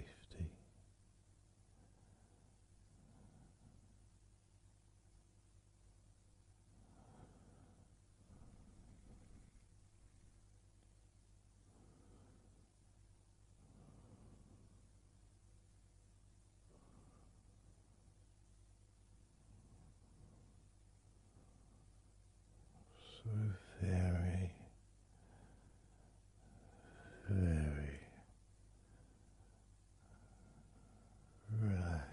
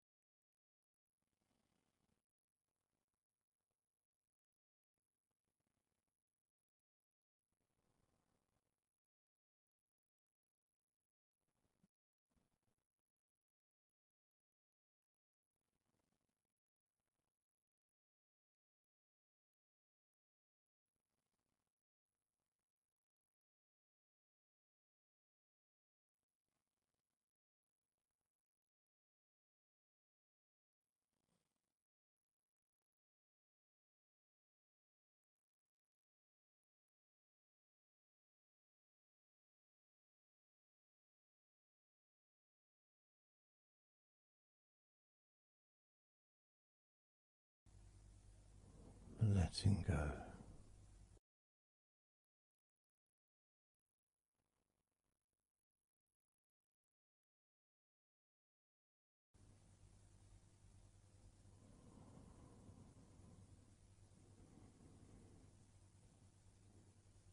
Maybe we can just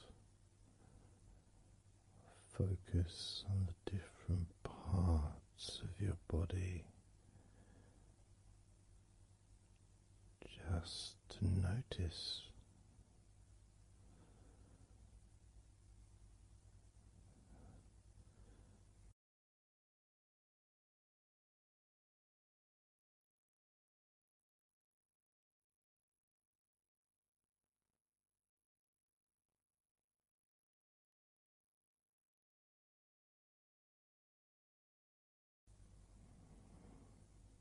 your forehead and your eyes.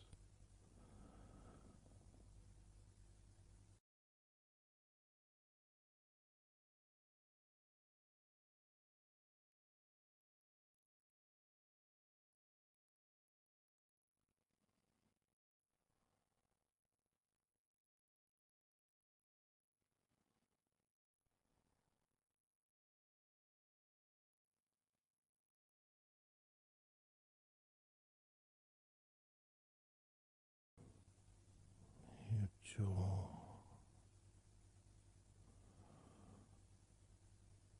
so loose.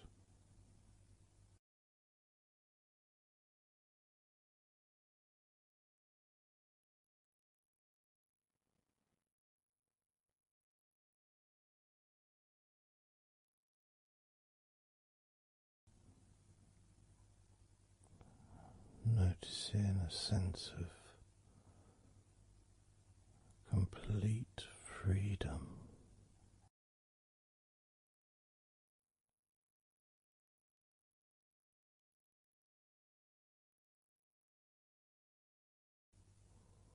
Absolute freedom.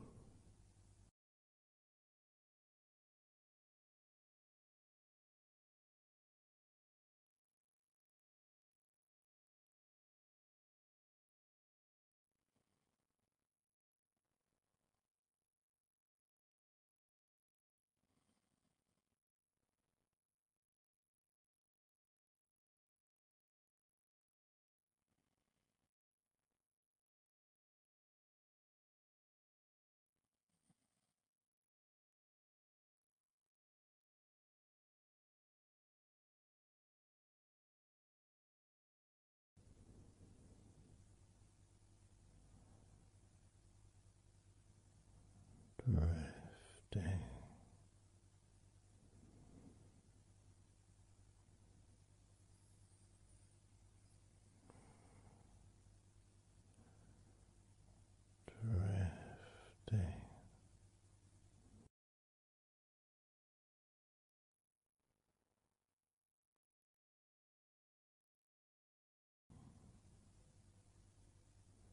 Peaceful energy.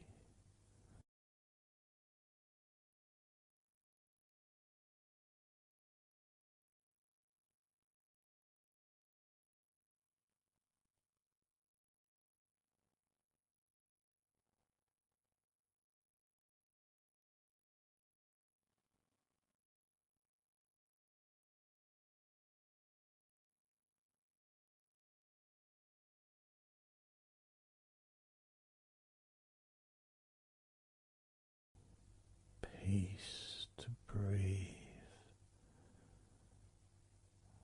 So much easier.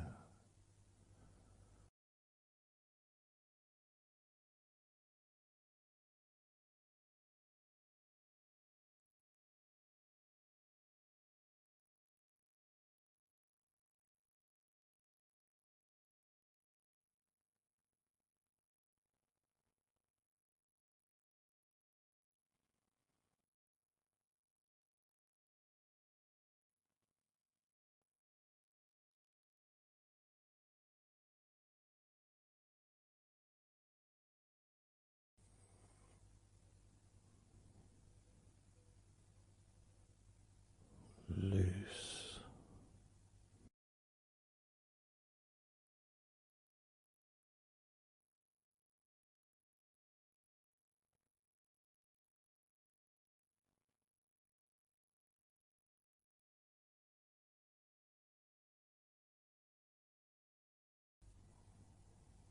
You may have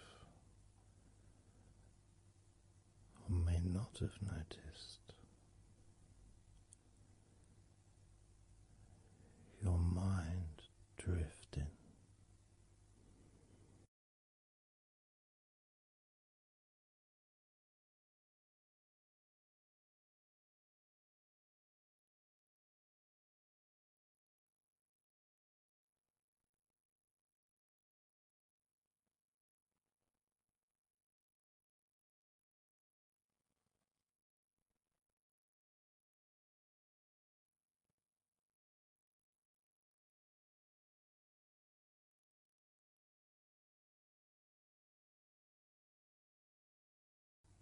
Peaceful.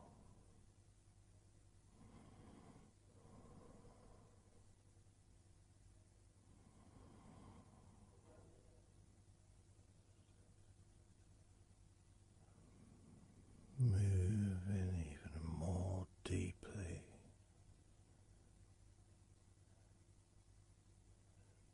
in the direction of total blissful peace.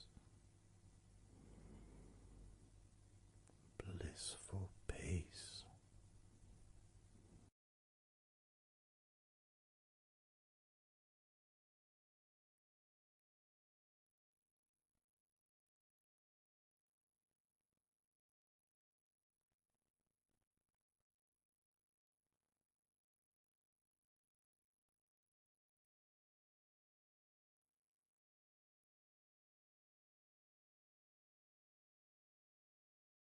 Drifting.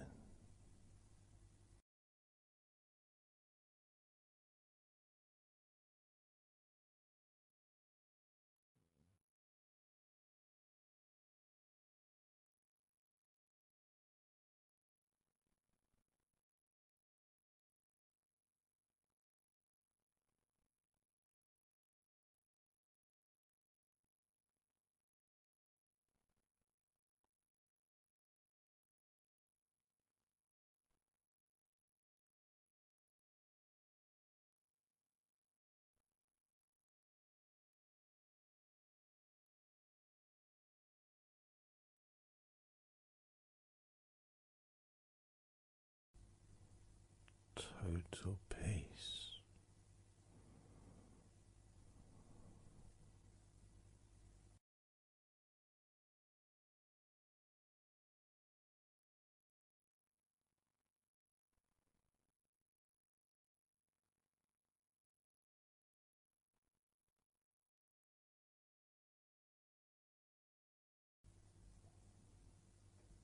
Calm, so calm,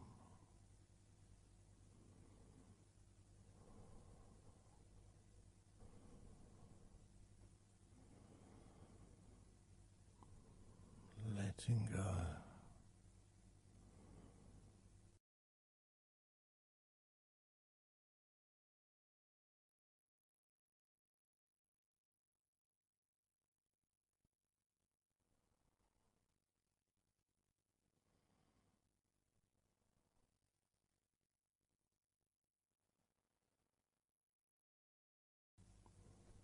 Peace of mind,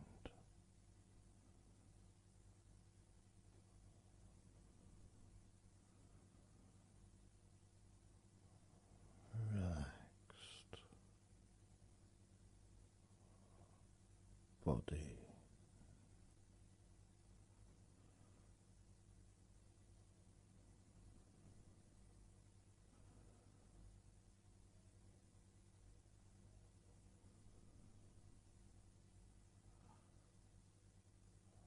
so relaxed,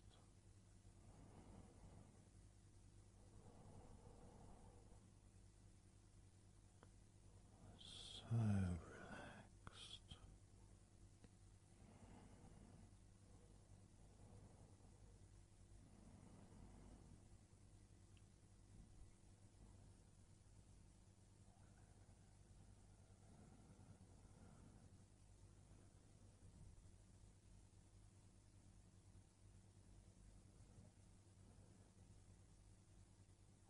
Your body feels almost invisible.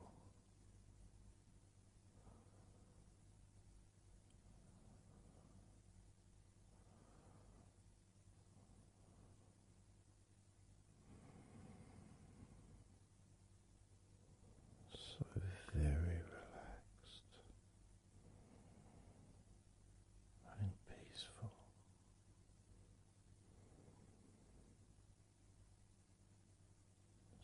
So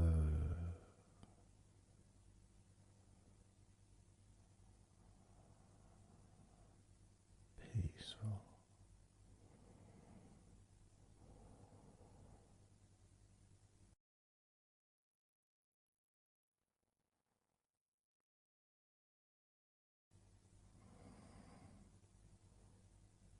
Relax.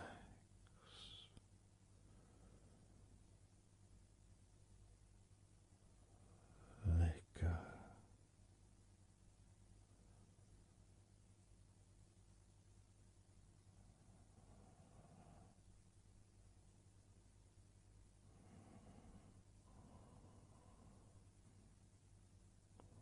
So peaceful.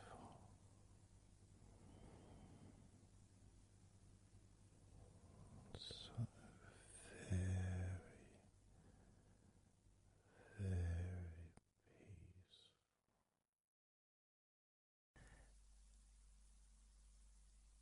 And you could start to notice that you are feeling more relaxed.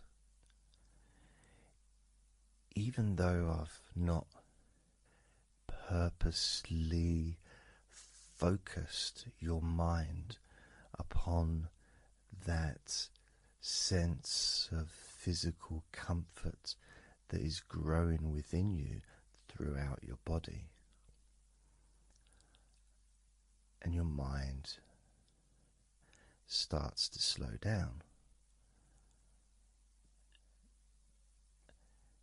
And that could be almost in recognition of, I guess, my speech not being particularly fast.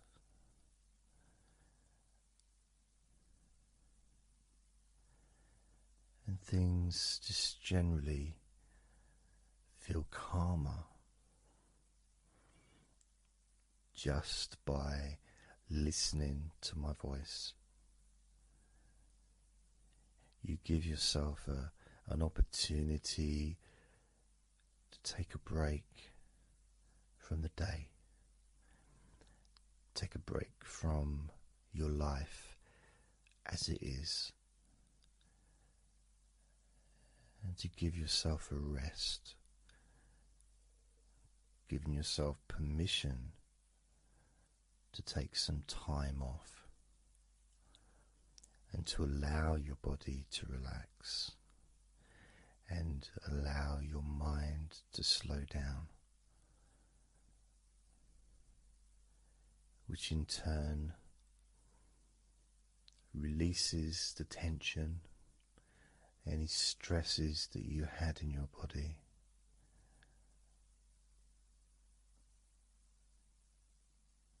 It's almost as if the parts of your body just open up, allowing the negativity out.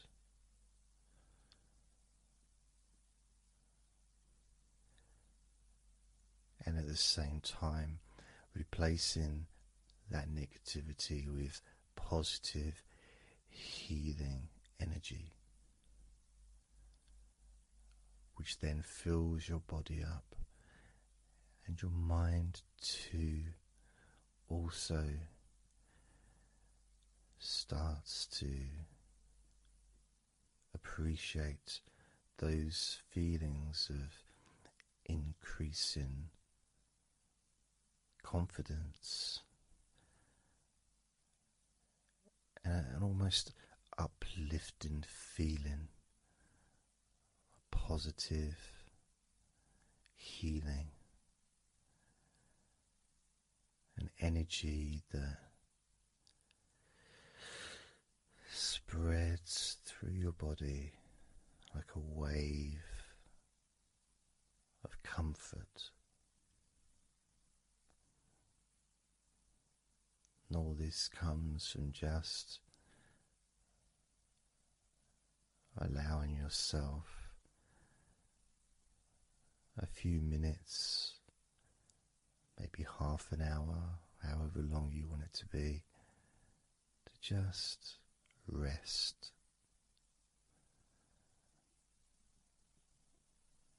And allow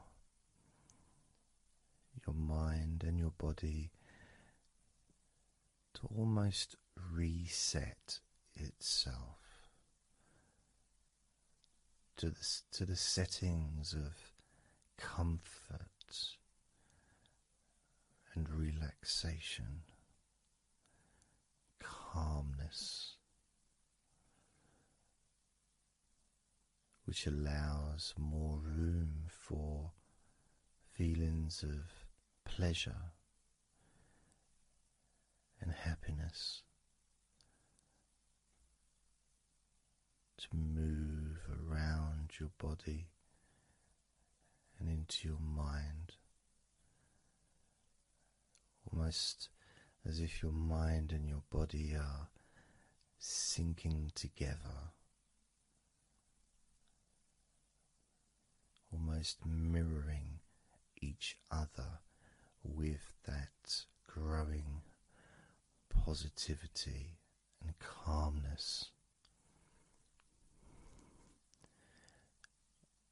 And it feels nice. It really does feel nice to know that you are the one that has allowed yourself to feel more comfort and to experience more of this deep relaxation spreading throughout your body.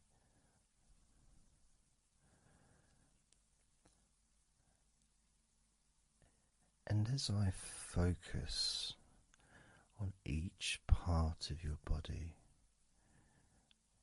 you can notice that that part becomes even more relaxed just by focusing on it. It becomes even more calm and comfortable just by focusing. And as I move down your body, starting at your head, the parts that you've already focused on will continue to relax deeply. And those parts that we've not yet focused on will just automatically release any remaining tension in anticipation of even more comfort about to come.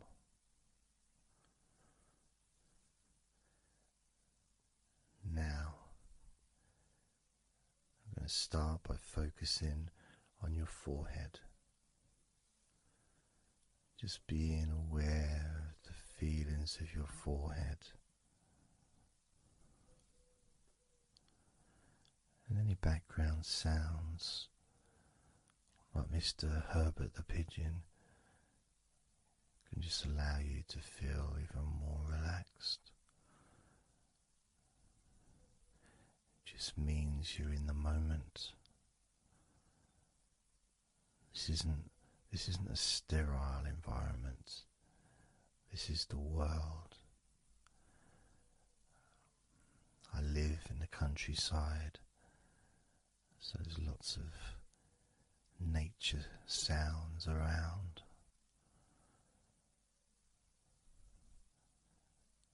So as you focus on your forehead, just notice how it becomes even more relaxed as you focus only on my voice and that part of your body.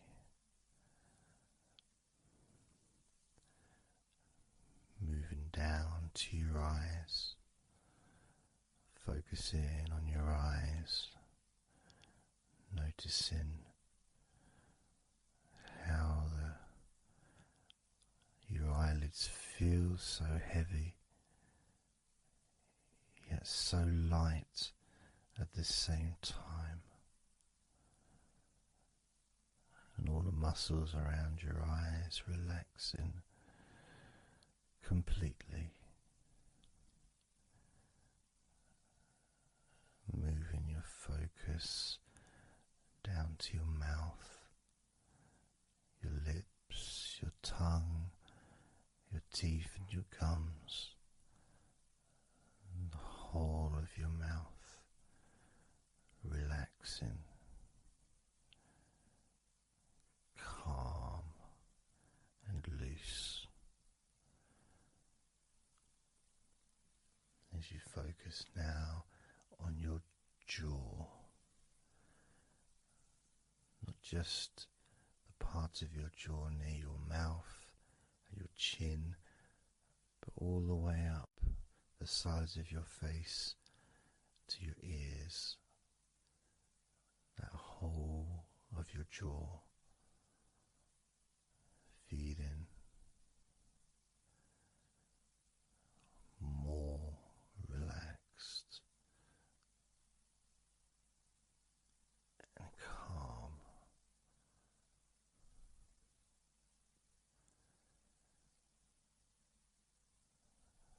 Focusing on your neck, the front of your neck and your throat, relaxing and loose and calm. The sides of your neck, the right and left side of your neck, relaxed and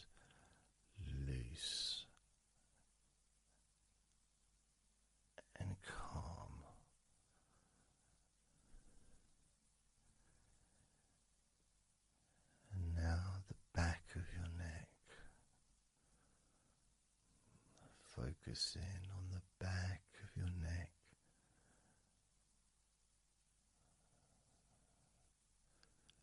Letting go of any tension that may have been there before and enjoying that sense of increasing comfort and release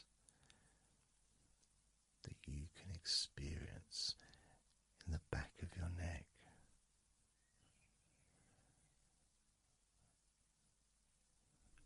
Moving down your back and moving either side of your spine, right from the top of your back all the way down to the bottom of your back.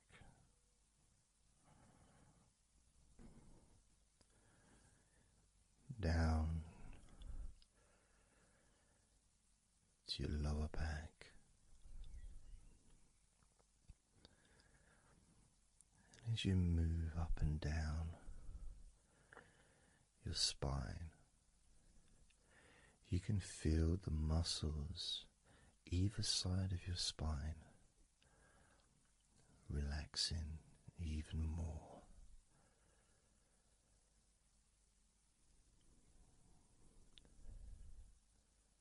And as those muscles relax, that sense of comfort starts to spread outwards from your spine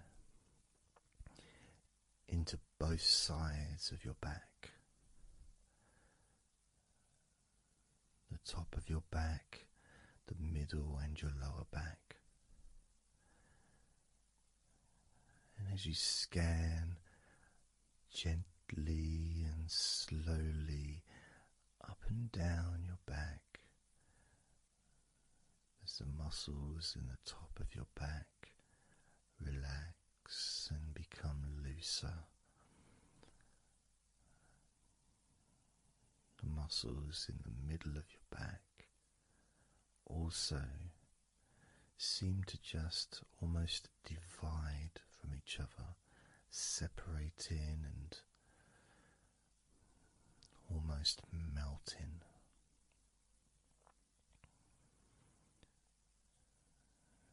And in your lower back, there seems to be an extra special feeling of comfort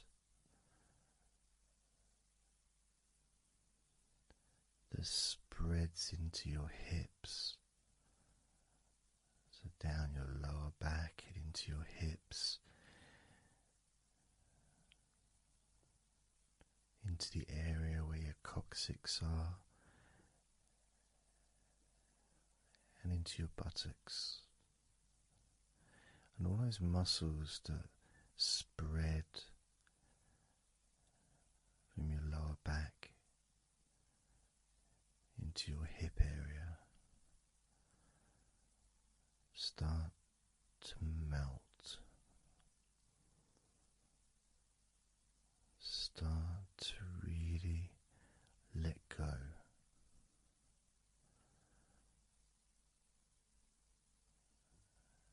And even though we're about to focus on your shoulders, your back and your spine will continue to let go. Continue to relax so calmly.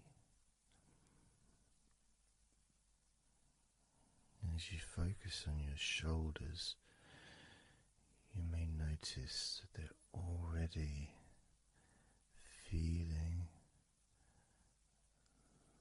really loose. They're already feeling calm.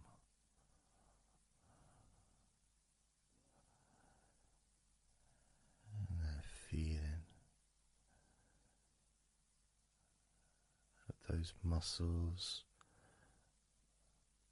that move from your neck into your shoulders.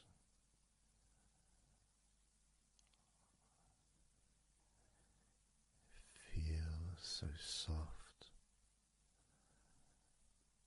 and gentle, so smooth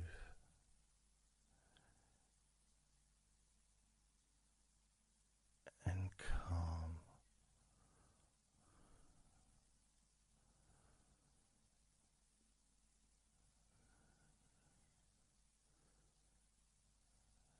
And the feeling in your shoulders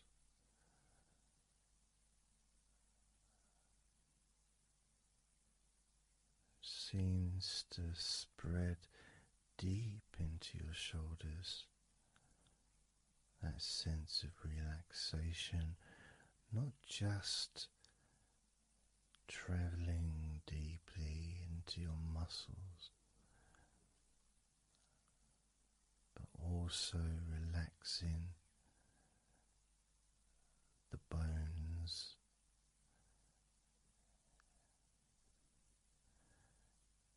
and moving all the way to underneath your arms, relaxing that whole area between the tops of your shoulders and underneath your arms, healing.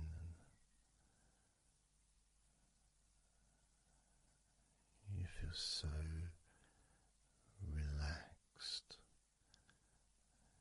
and comfortable in your shoulders, which sends that deep healing message into your arms.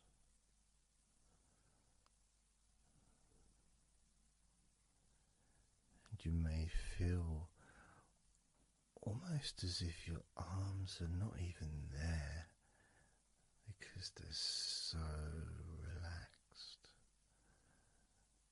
so deeply relaxed.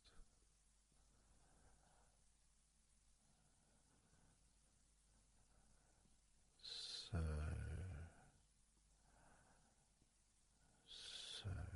calm.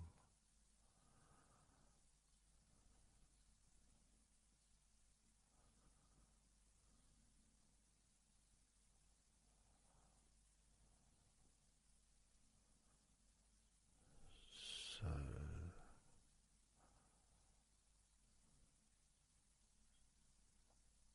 loose.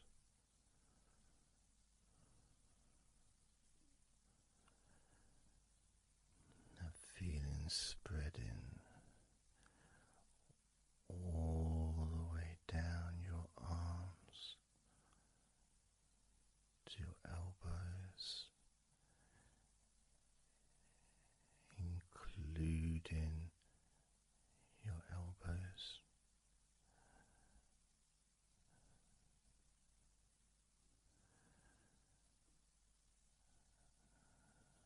Circumference spreads all the way into your wrists, your forearms and your wrists,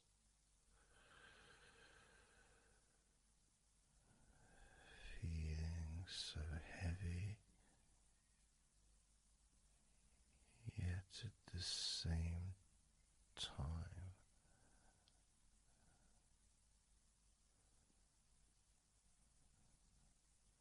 so light and gentle.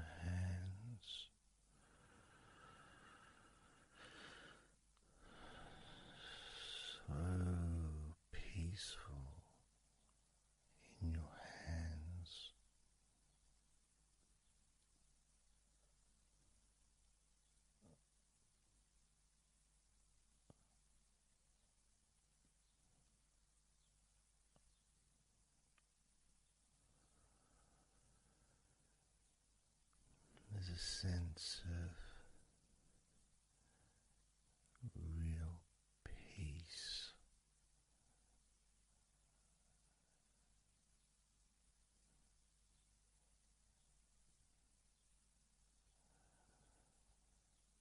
It just seems to feel so familiar when your hands relax deeply.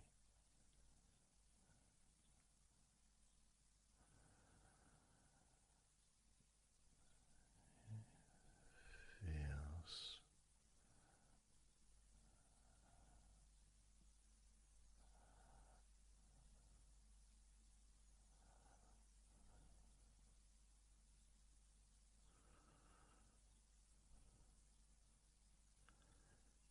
your fingers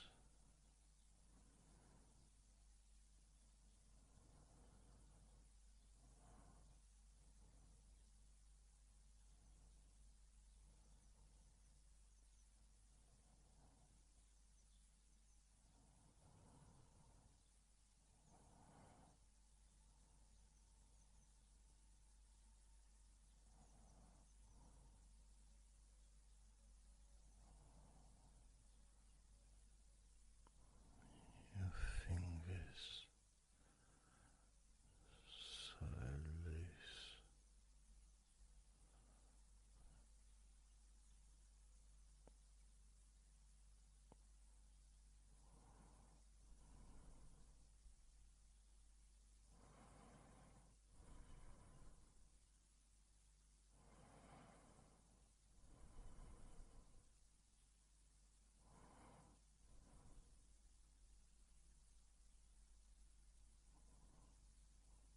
Your fingertips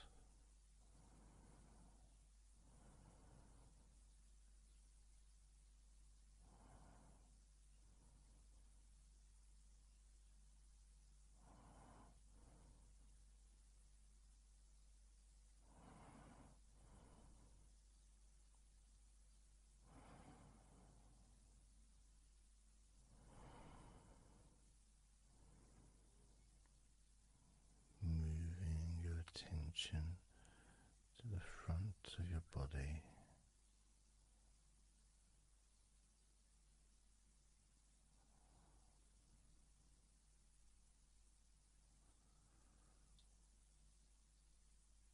So comfortable.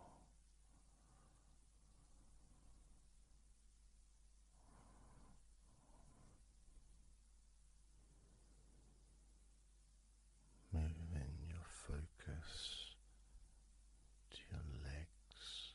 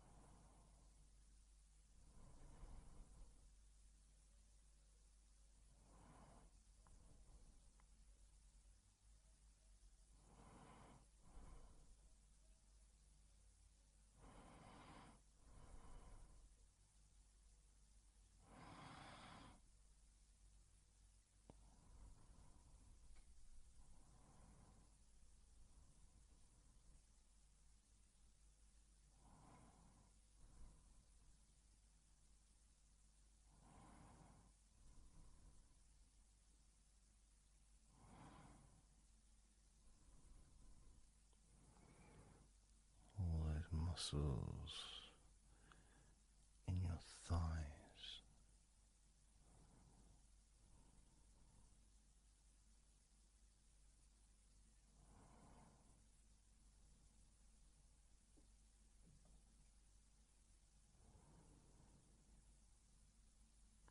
your knees,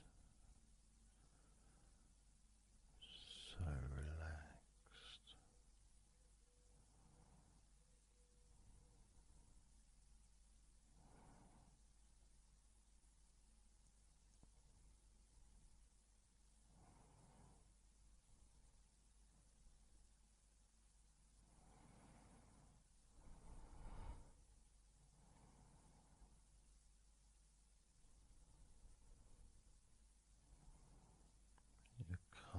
muscles and your shins completely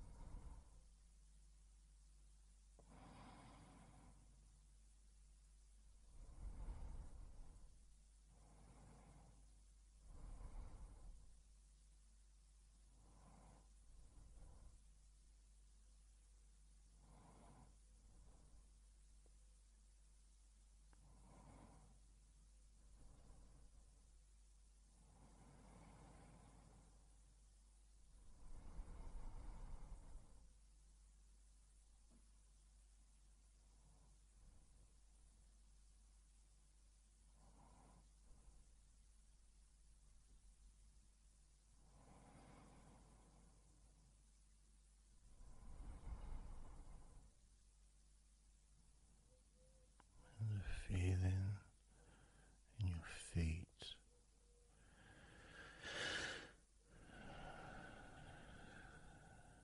so peaceful and so calm,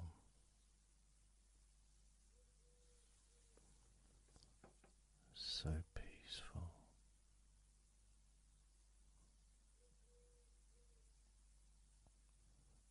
so calm.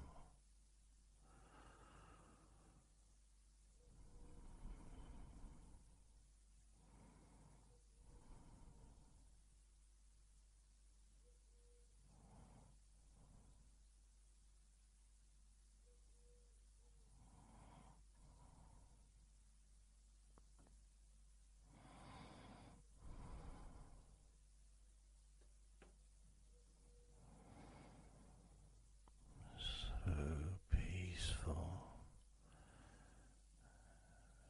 so calm,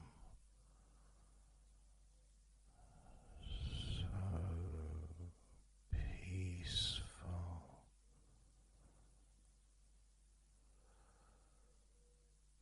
so relaxing,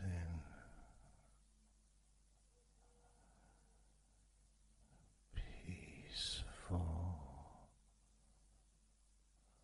so calm.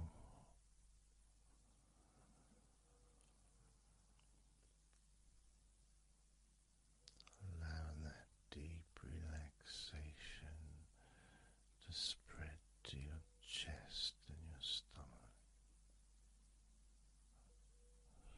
So relaxed.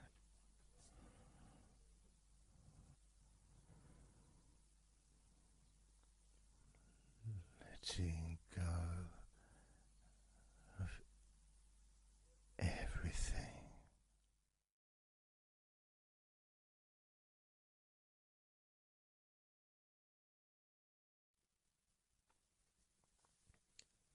So I'm going to start counting down now from 20 down to 1.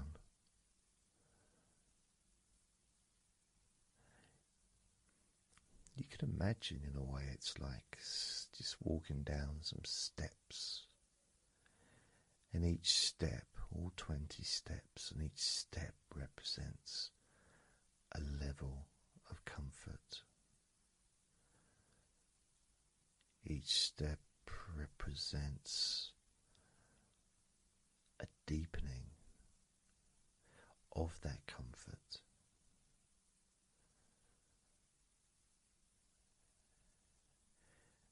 And the further you walk down those steps, the deeper and more relaxed you feel.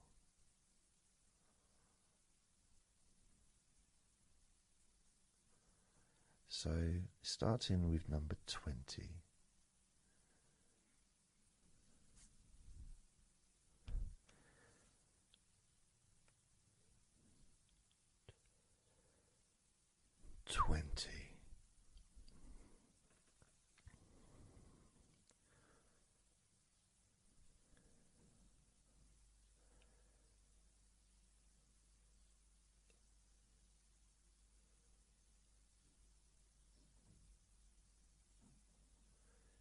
$19.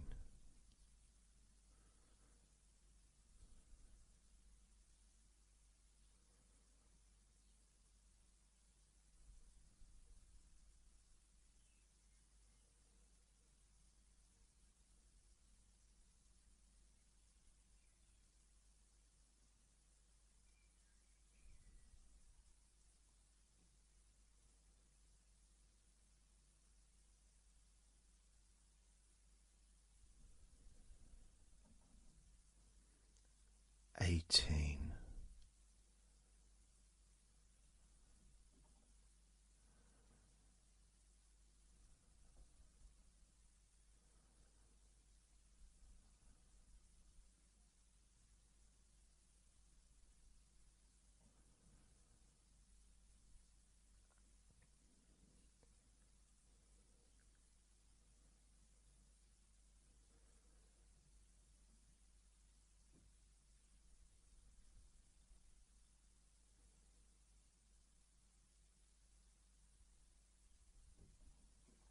$17.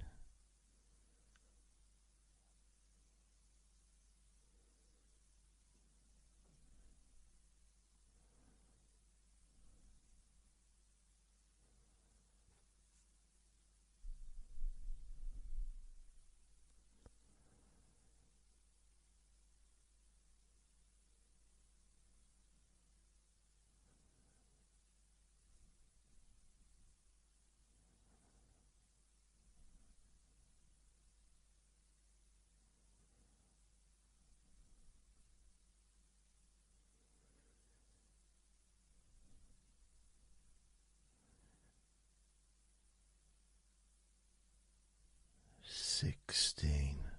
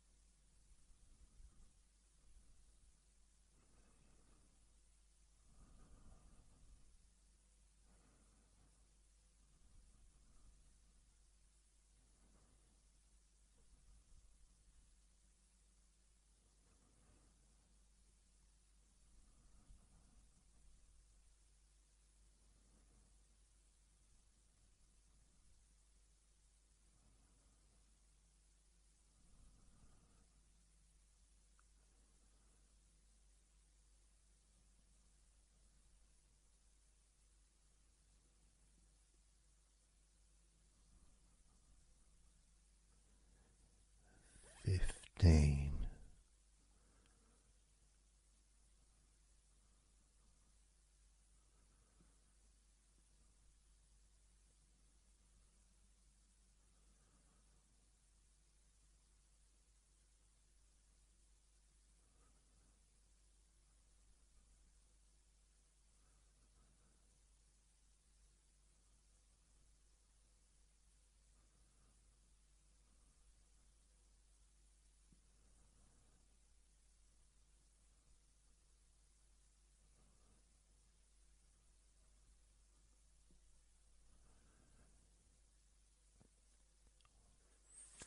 14.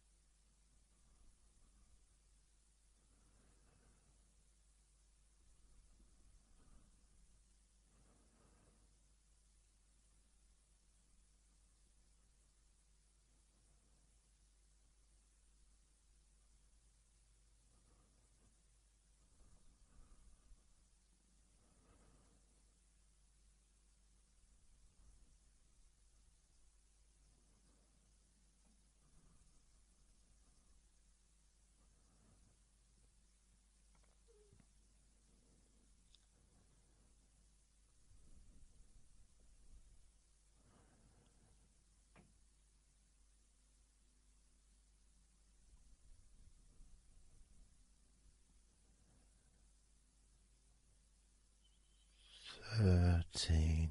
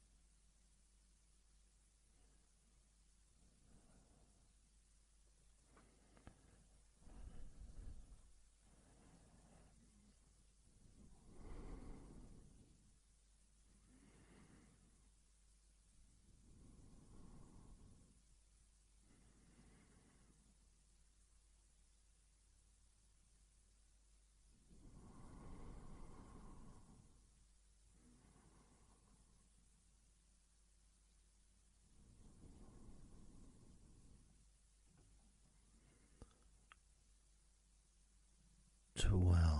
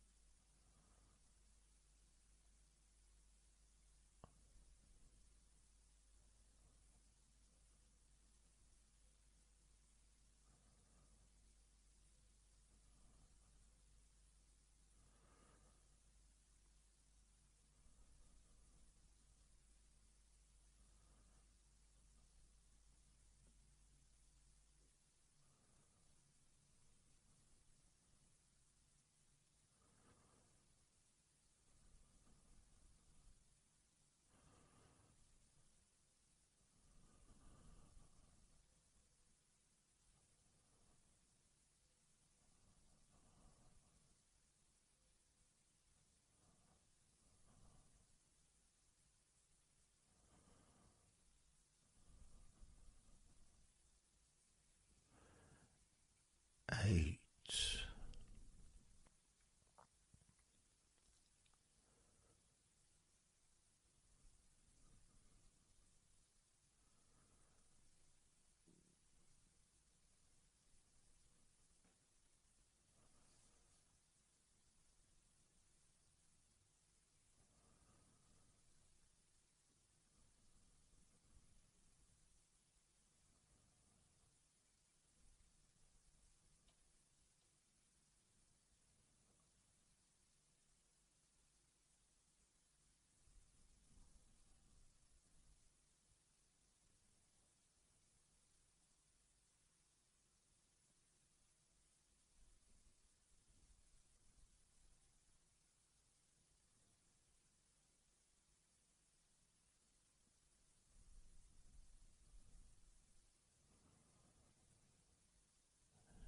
7.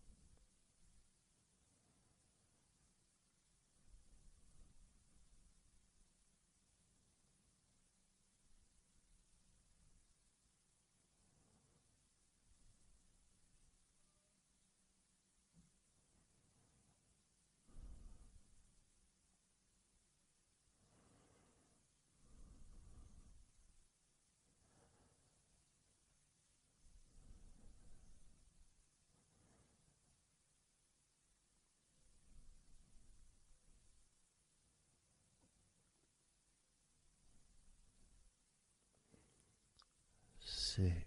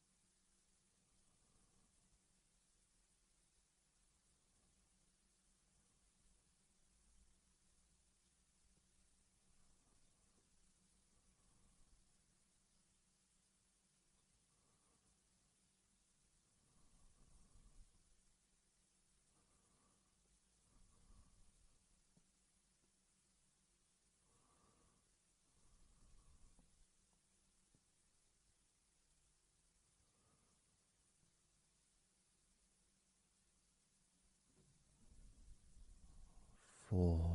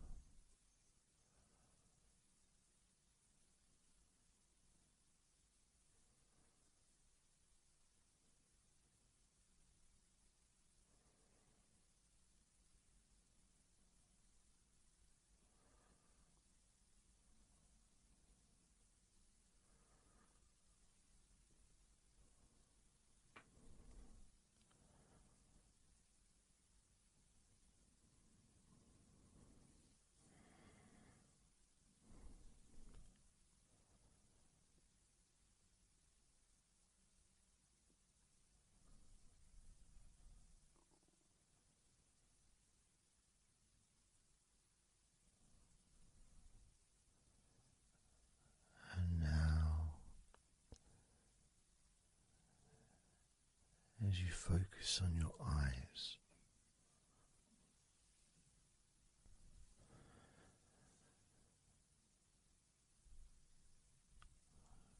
we're going to count down from 10 down to 1.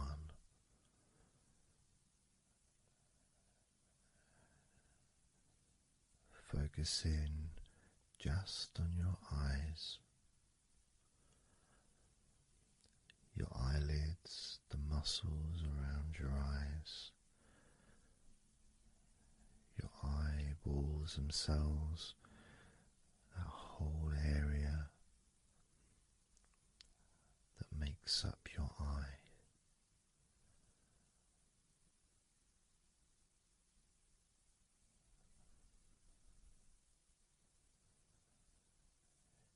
And as we count down from 10 down to 1, whilst focusing on your eyes,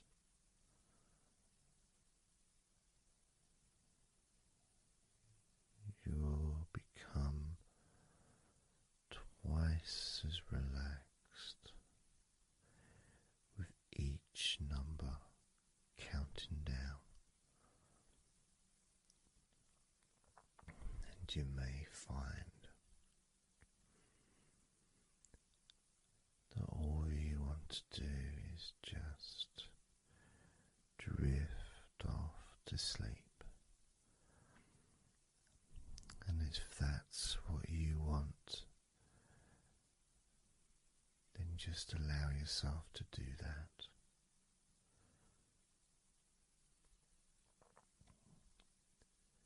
Now, focusing on your eyes, I'm going to begin counting down from 10 down to 1 right now.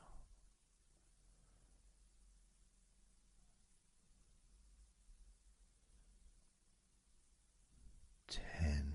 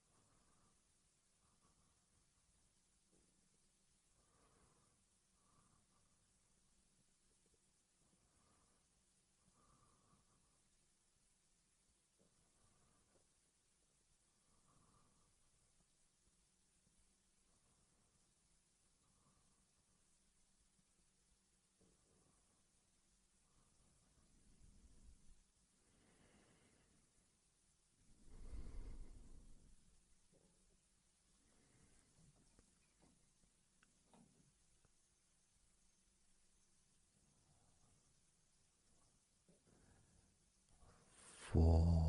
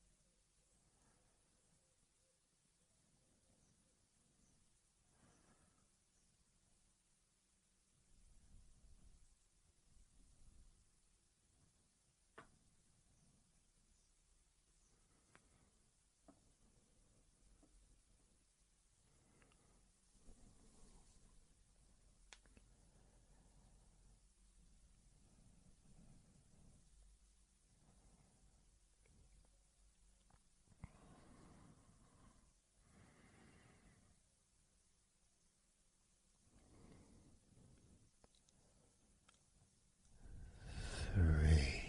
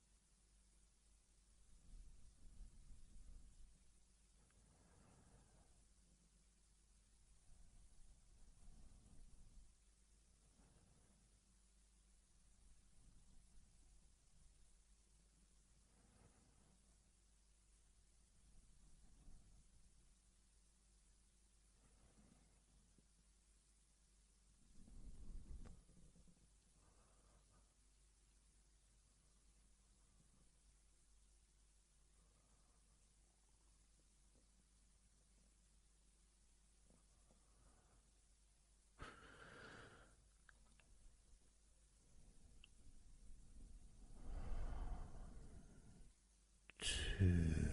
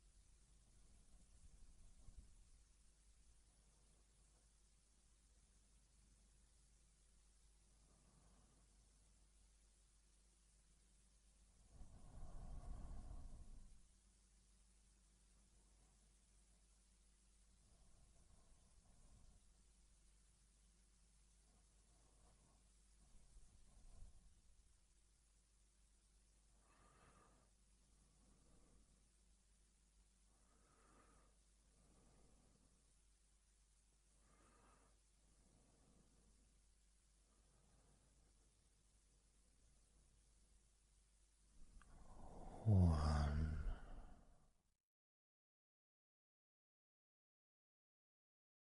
So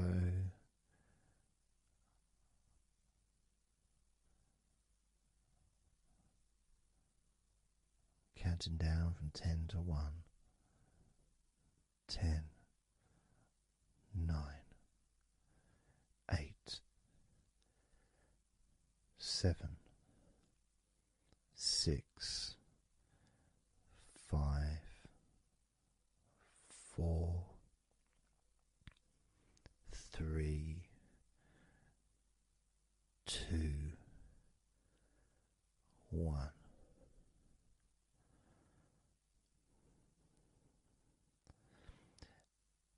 And maybe that was a bit too quick in order to relax. Maybe it's a bit too fast for you to notice the calming of your body. Maybe even a little bit of pressure there, like Well, you're counting down from 10 to 1. What do you expect me to do, man? You expect me just to go all floppy just because you're counting down?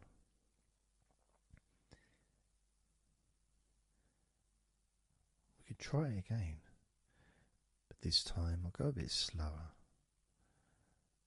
This time, as you focus on the whole of your body before we focus on your legs, just notice how your body does start to feel more relaxed with every number that I count down. 10.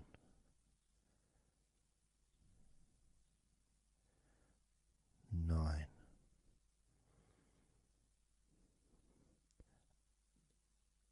8.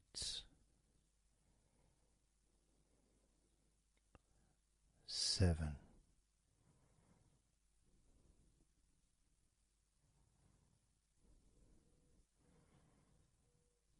6.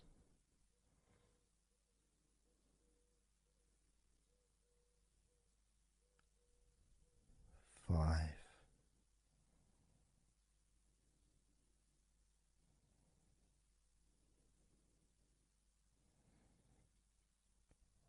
4.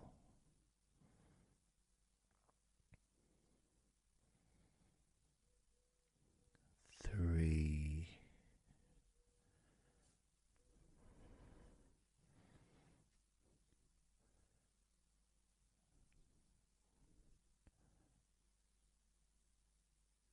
2.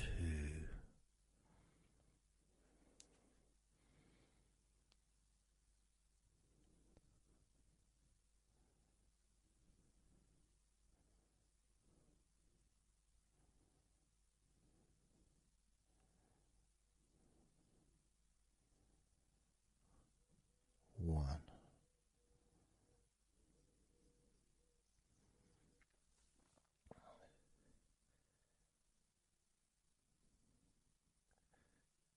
And just notice how you feel generally, how your body feels.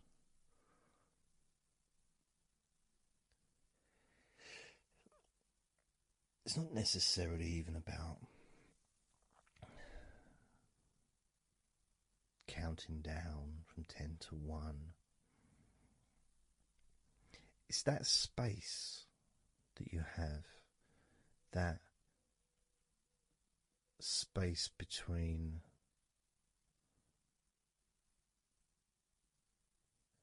being active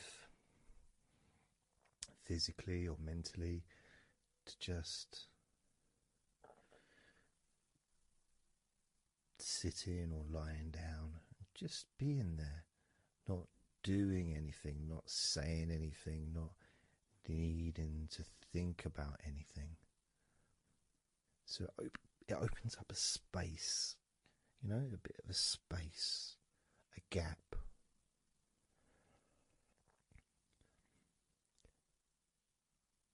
And the more I count down from 10 to 1, the bigger that gap becomes.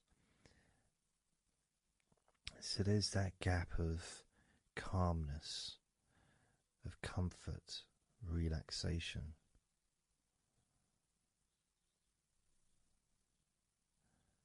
It's a nice feeling.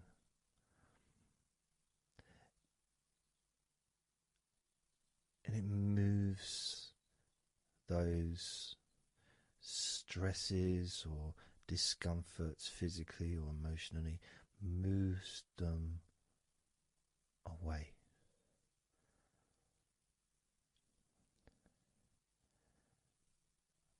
Allows you to just slow down. So I'm going to count again from 10 down to 1 and notice that gap widening. gap. And as it widens, it's almost like the stress and attention falls into the gap.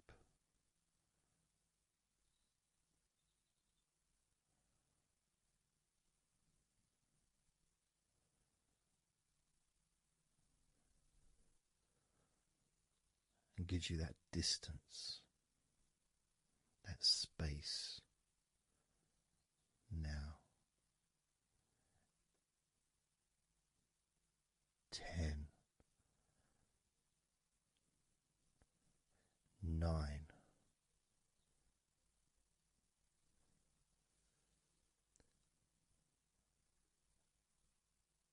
8,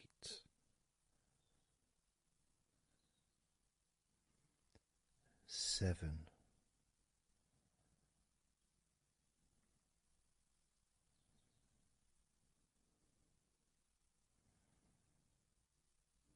6,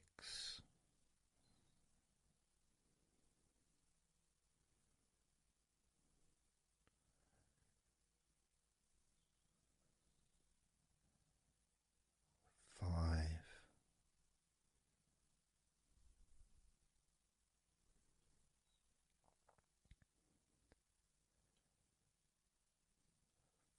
4,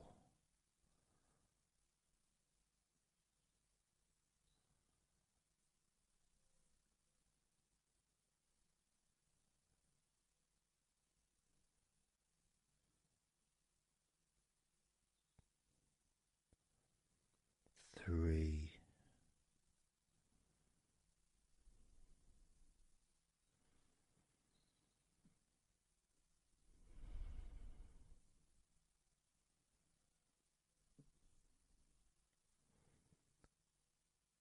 2,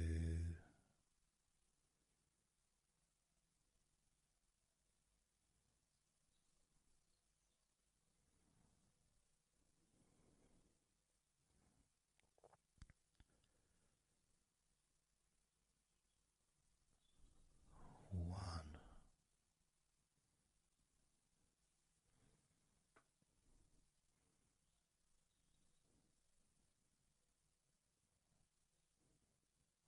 How does your body feel now?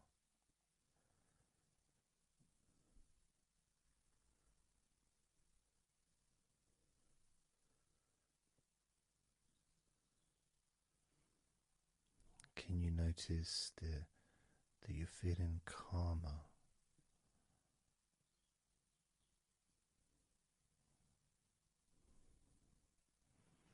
That you're feeling more relaxed?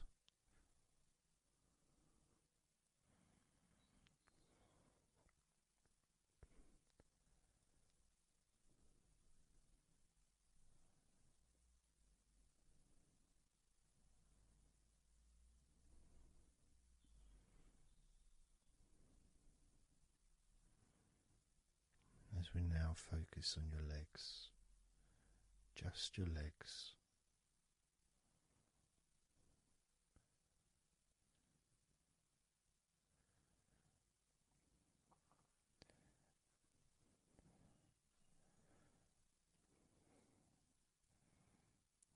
We're just going to start with focusing on your thighs.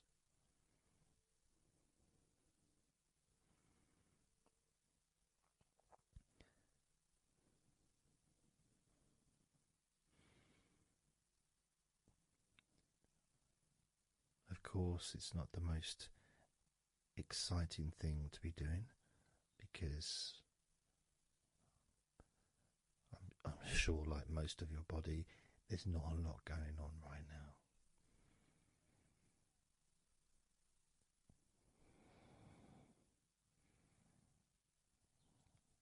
Just focusing on the whole of your thighs,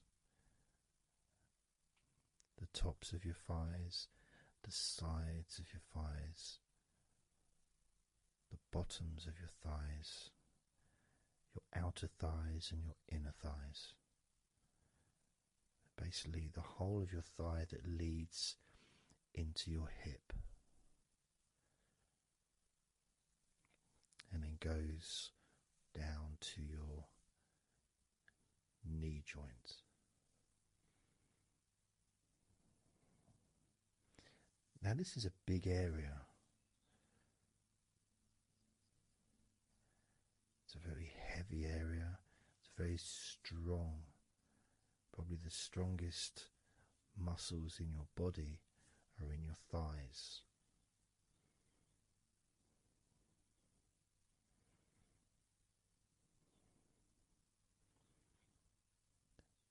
But I don't think we perhaps give enough attention to our thighs.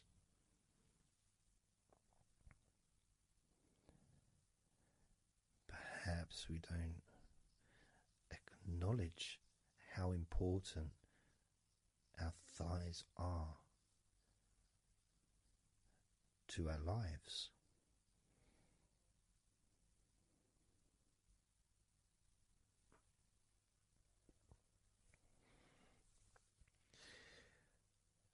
How much they actually do for us all through our lives.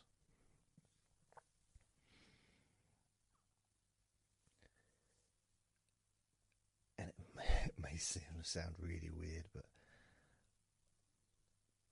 I think that all of our body parts, especially our thighs, need some TLC. A bit of love shown, a bit of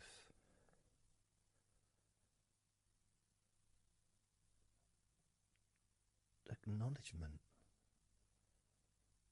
a thank you, gratitude for what our thighs do for us.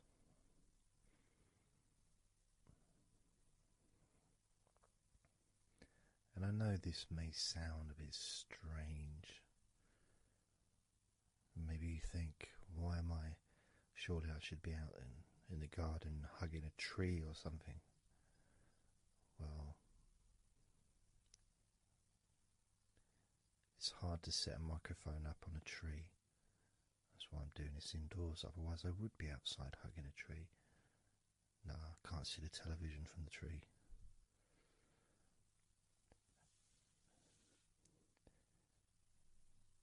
If you move down to your knees, again, such an important part. And I think we don't necessarily, I'll speak for myself here, I don't necessarily appreciate all that my knees do for me until I have a problem with my knee. So occasionally if I have maybe I bash it or it's aching for some reason, it's then that I realise how much it does. You know, the benefit of being able to use my legs without any kind of physical discomfort is a beautiful thing that's possibly not appreciated until it's temporarily removed, you know, that comfort. But as you focus on your knees, regardless of how your knees feel, you can have that sense of gratitude and love to your knees for all that they do for you.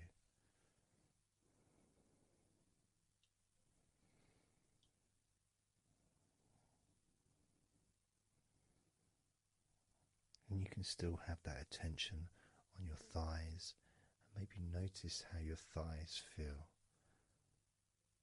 Maybe you've noticed that they are relaxing more deeply.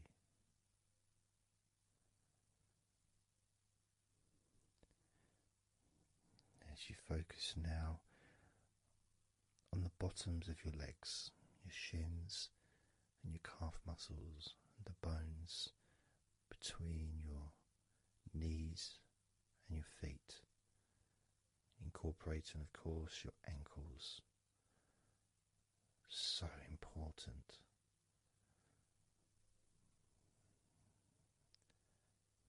Anyone that's had even like the slightest sprain of an ankle knows how much we take our ankles for granted.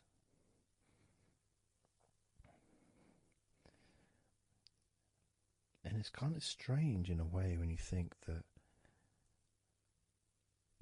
logically our wrists are a lot thinner than the rest of our arms, which is okay, can't see any problem with that because we're just picking stuff up. But our ankles are so much thinner than the rest of our legs.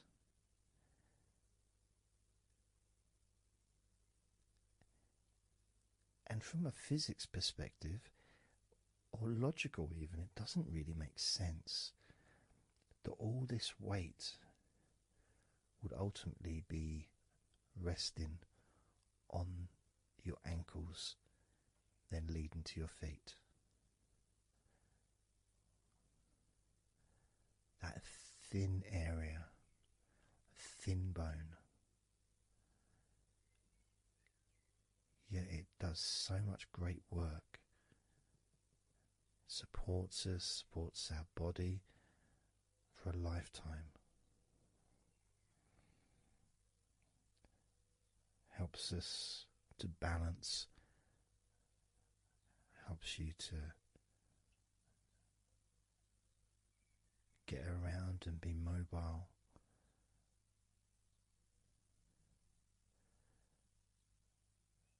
And there's the calf muscles, of course. When I was younger, I couldn't see the point in calf muscles. It didn't seem to do anything.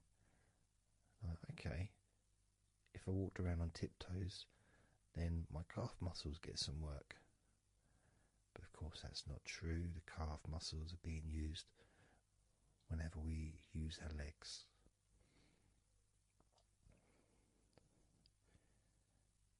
And your shins, there to protect your lower legs. Shaped in a way almost as a protector for the bone.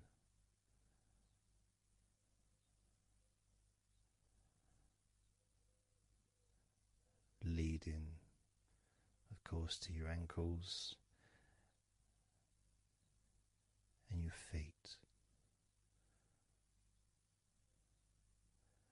But we're not going to focus on your feet, we're just going to focus on the legs. I realise that now that I've mentioned your feet, you're probably focusing on them anyway. So maybe I should focus on your feet a little bit. You can have them in your awareness, the same as you have your thighs in your awareness, even though we haven't been focusing on your thighs for a few minutes. We've been focusing on your ankles.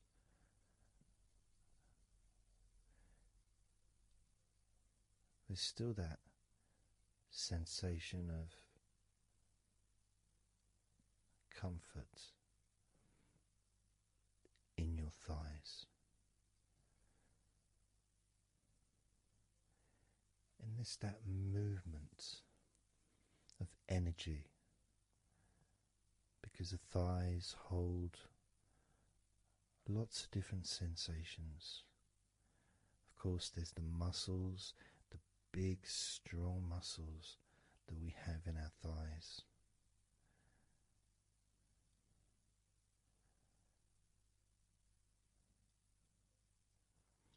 But the skin on the outside of the thighs, as in the outside of all of our body, can be very sensitive. sensitive to the touch, sensitive to temperature.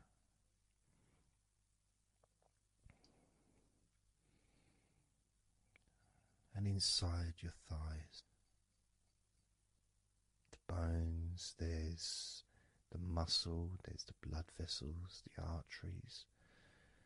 So all this stuff, it's inside your thighs. And I guess sometimes it'd be nice if you could actually put your fingers inside your thighs and massage. So you can massage on the outside, of course, but to be able to get deep into the muscles, and to be able to just massage inside your thighs, massaging the bones of your leg, massaging all the veins, and just gently healing your thighs.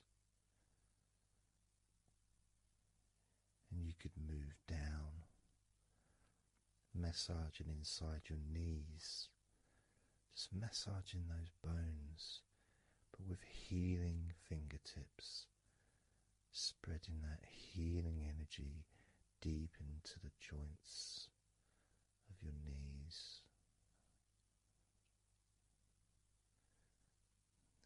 Of course, there's the back of your knee, you know, the inside crease where your knee is. It's a very sensitive area. Feels very nice when you stroke it. That might be because it's an area that's not really touched very often. It's almost like a hidden part, that crease in your legs. It's almost like a part that has a sensitivity which is a little bit different.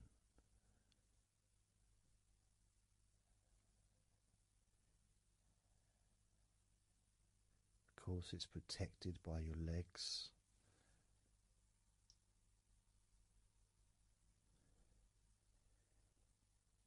So you can imagine putting your fingers into that crease in your legs.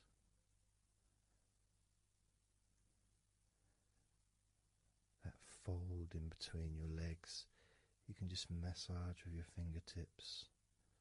Imagine your fingertips going inside, massaging the muscle tissue. You can of course feel the bones of your knees healing through your fingertips.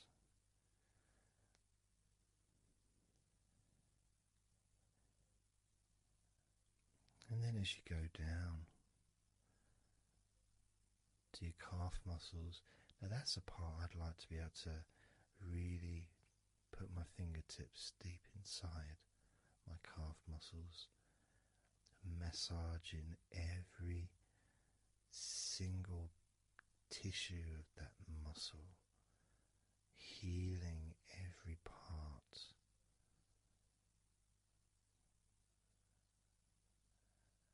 And then doing the same for my shins, massaging and gently stroking the bones, gently stroking them, healing in a loving way, because they deserve to be treated as the precious bones that they are, because our legs are so precious, as in all the other parts of our body. They're more precious than any jewel on the planet.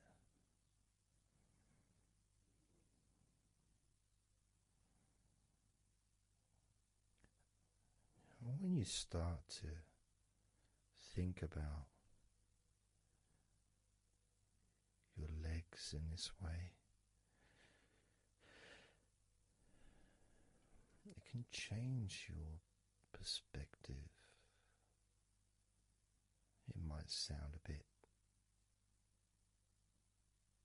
silly to start with, the idea of having love for your legs, showing appreciation for your thighs,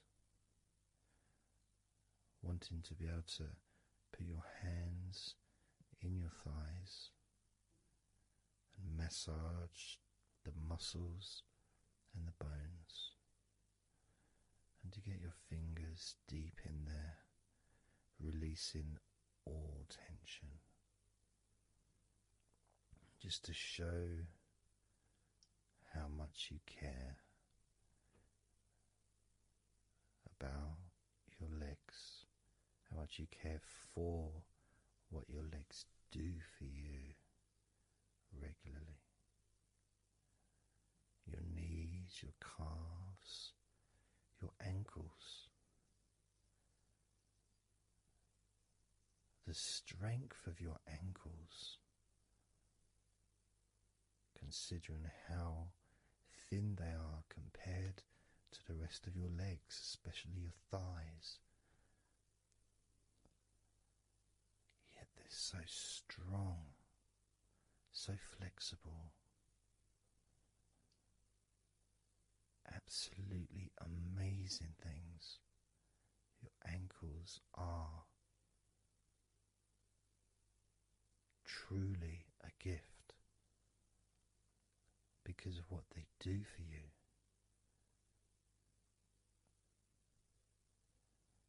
Supporting all that weight, regardless of what weight you are, even if you're only 8 stone, it's still a lot of weight for these little ankles. Now I'm a lot heavier than 8 stone, double that. Yet my ankles support my body all the time. Although they do give off a sigh of relief when I sit down. As, in fact, my whole legs do. My feet also go whew, and my toes clap. They're so happy.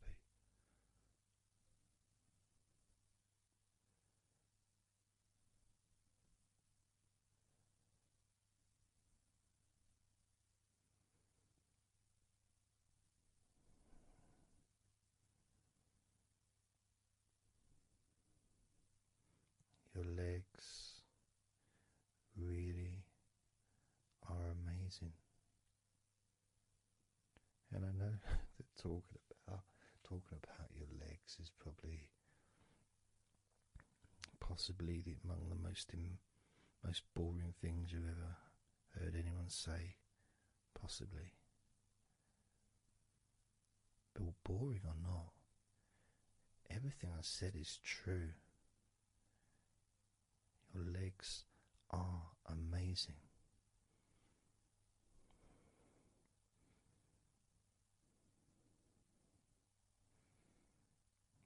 Your legs deserve not just respect,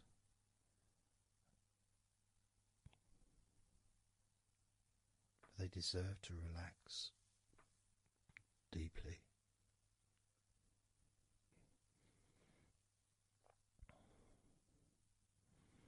They deserve to take some time out of the day to just let go completely.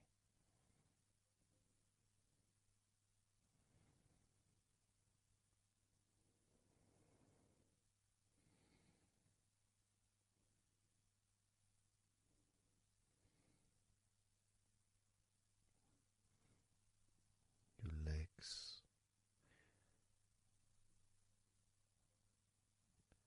really can relax.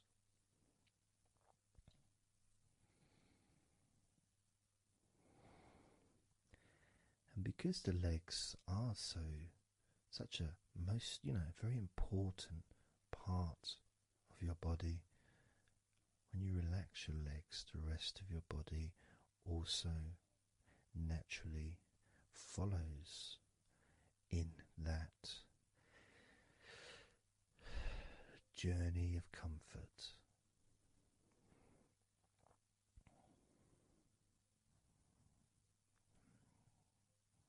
I can feel it in my hips. My hips feel really loose. And also my lower back as well. My lower back really feels stretched, even though I'm just sitting in a chair and there's no stretching as far as I'm aware that I'm doing. But it's almost as if the muscles have just relaxed so much that there is a natural stretch as the tension has reduced a lot.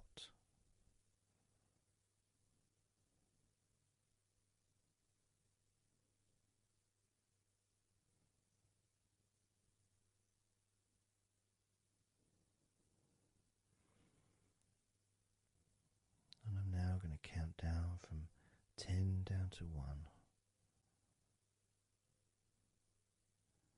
And you can continue to feel wonderfully relaxed. 10, 9, 8, 7, 6, 5, 4, 3, 2, 1.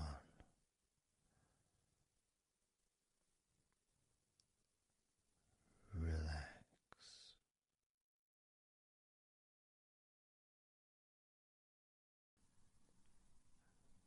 So I'm just going to count down from 5 down to 1. And as I count down, if you just focus on the numbers, just the numbers, counting down, and notice how you feel in this moment as you hear the numbers counting down, knowing that those numbers counting down represent you feeling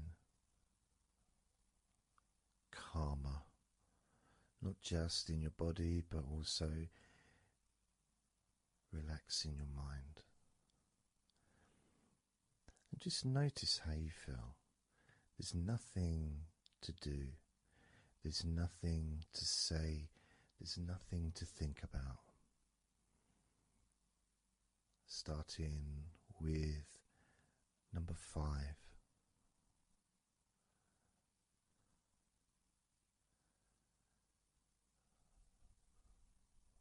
4.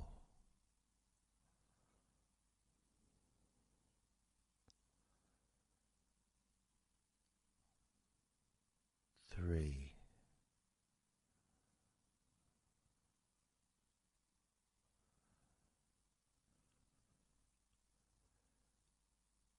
2.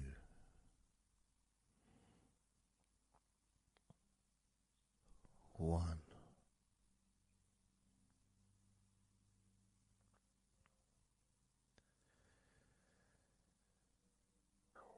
As you notice the gradual letting go of the tension in your body, you may also begin to notice and be aware of how your mind is starting to slow down. This is just a natural thing that happens. It's not really a special procedure.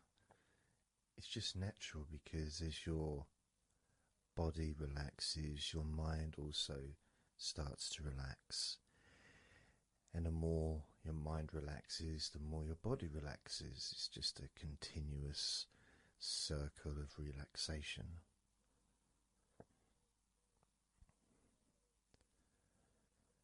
And there's that calmness that comes from relative quietness. You know, even if there's background sounds, either your side or mine, it's still going to be quite calm. You know, you haven't got the television on, there's no music in the background unless you're listening to the recording with music, of course. You're very likely not going to be sitting in a room with other people. Of course, you might be, but generally it's more ideal if you can do this on your own. So, no distractions.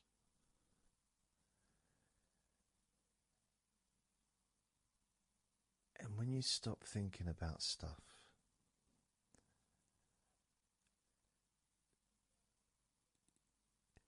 relaxation automatically rises. A sense of comfort starts to grow. And without trying to build it up into something fantastical or something magical, this is just a natural process, something that's easy to accomplish. In fact, it's almost, the sense of relaxing completely happens really when you put no effort into it. It's not something that you can really force. It's something that happens naturally. And part of the process of this recording and others is simply to allow you to take advantage of this space, this time, to just let go, to just be here, to be in tune with how you feel.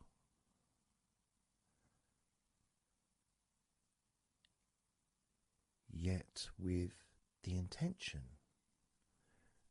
of wanting to relax deeply.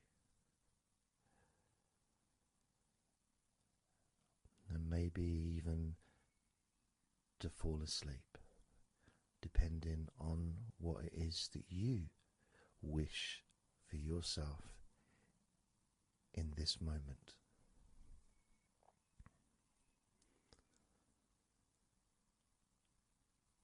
As we know, relaxing is the majority of the process of falling asleep. The actual falling asleep part is the tiny bit at the end. The deeper relaxed you become, the easier you find yourself drifting.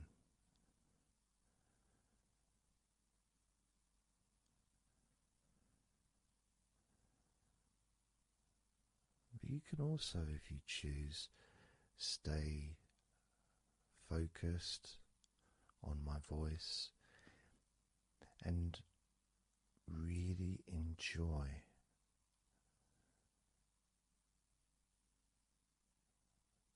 the process of gradually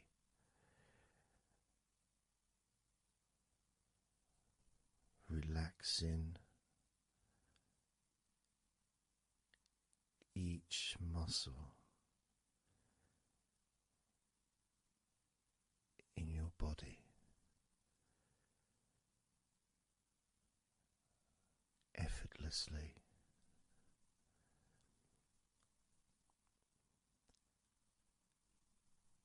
and just observing the sensation of letting go.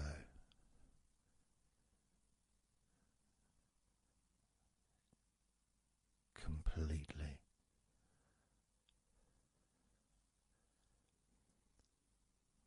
This time I'm going to count from 6 down to 1.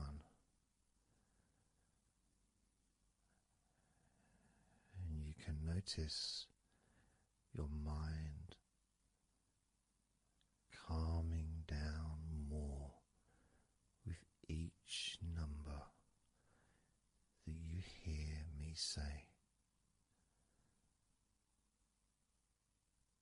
Naturally feeling calm and slow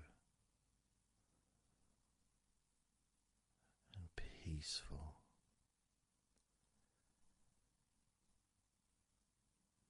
6.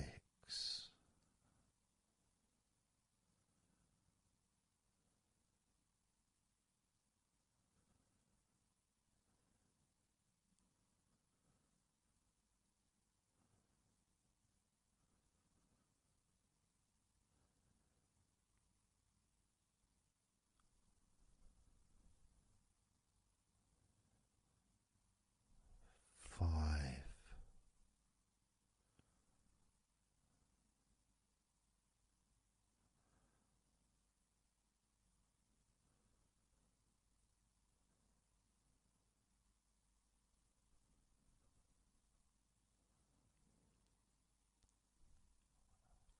4.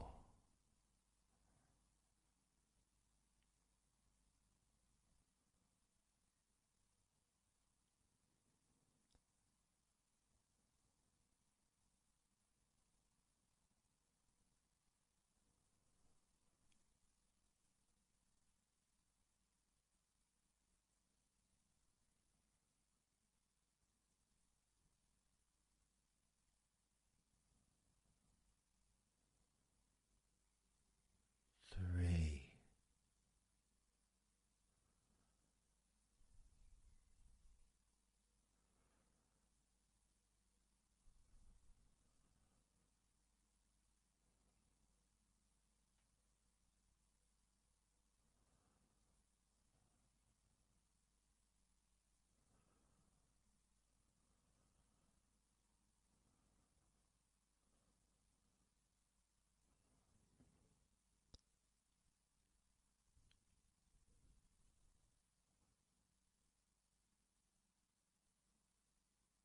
2.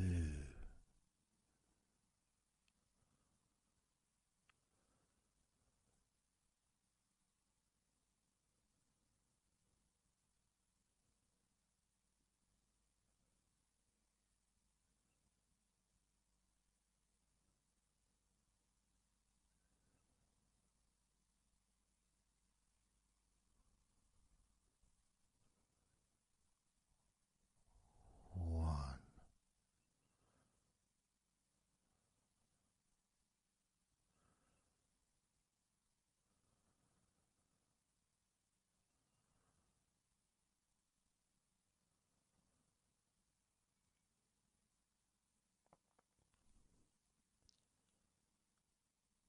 Being aware of how your mind has slowed right down, sinking deeply into relaxation.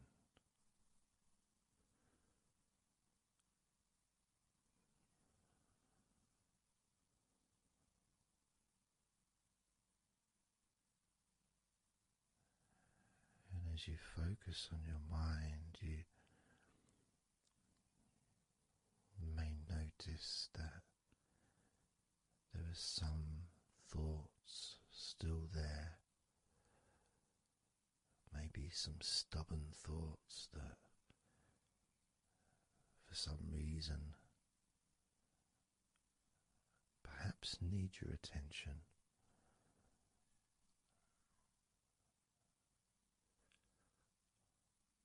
So what you can do is send love to those thoughts.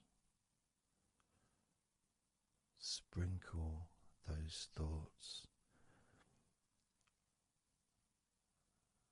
with love, like little petals from a flower.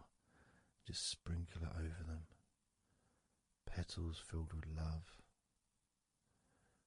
towards those thoughts, to let those thoughts know that you're not abandoning them. You just need them. You require them to just calm down, slow down, quiet down for now.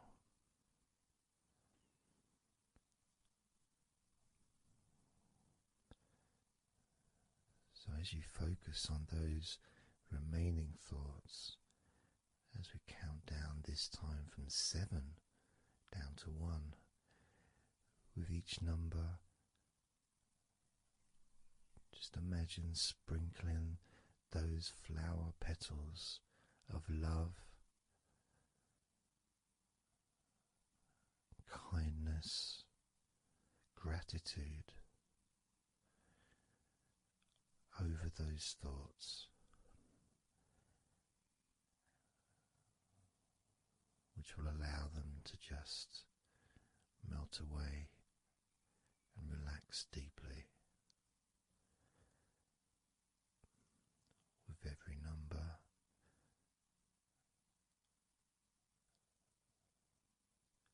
Those thoughts will become more and more relaxed.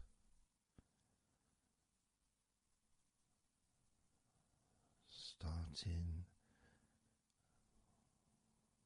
with number 7.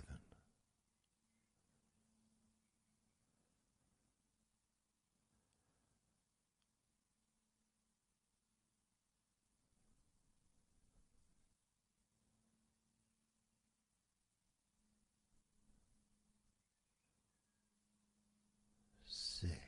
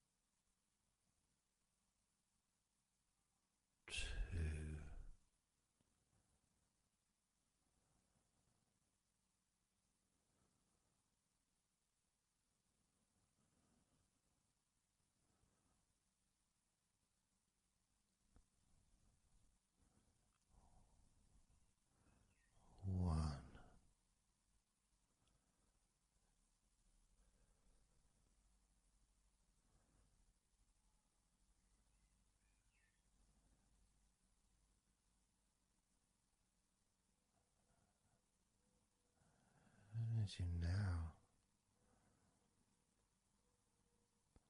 notice how relaxed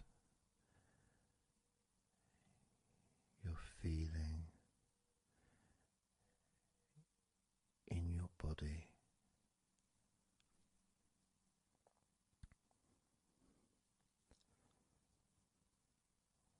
We're going to focus on your hands.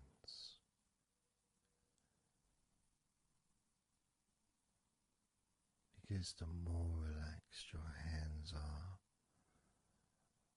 the more relaxed your body and mind are.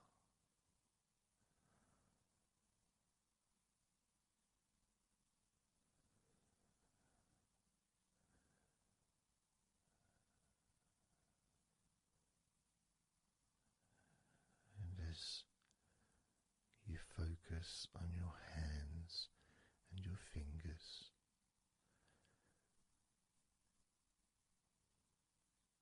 there's nothing needed to be done. There's no clenching of fists or tensing the fingers or anything like that.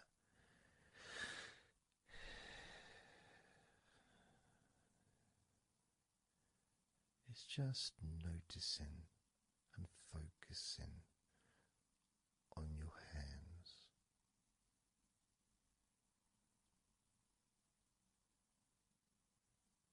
Noticing how they feel.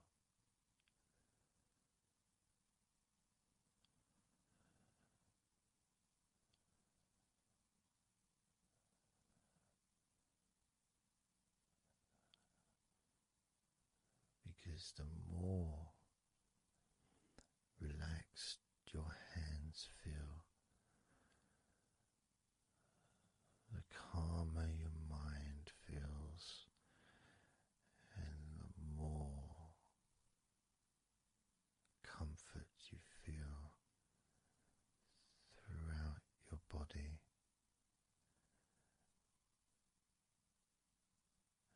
And you may have already noticed that your mind is starting to drift.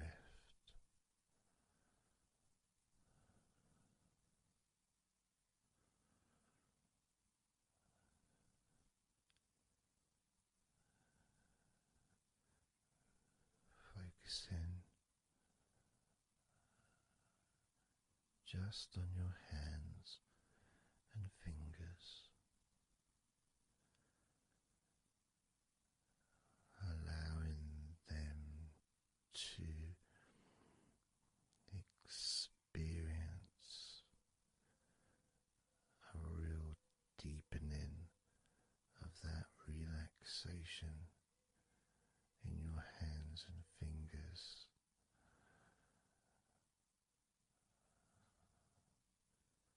More and more relaxed with each number.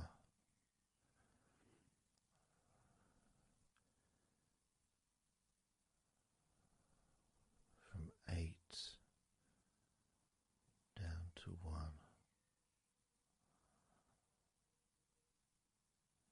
You can almost feel that healing and relaxing energy spreading into your hands and fingers, becoming even more relaxing with each number.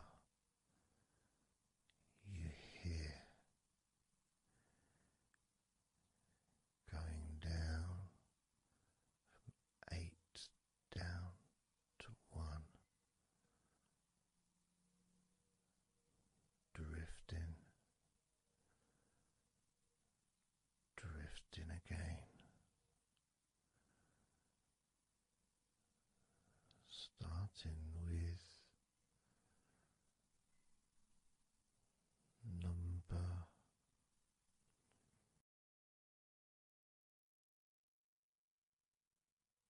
8.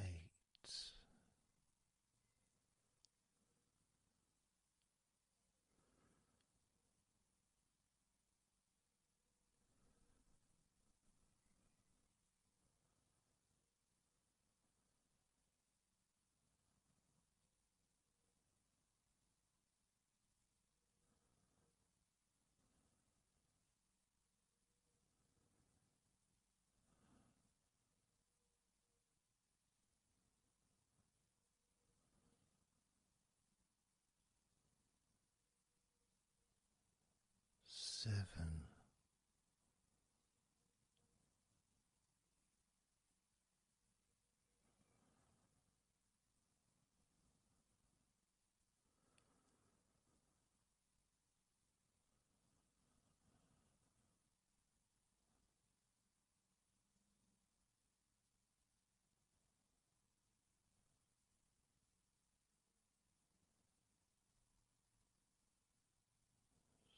6.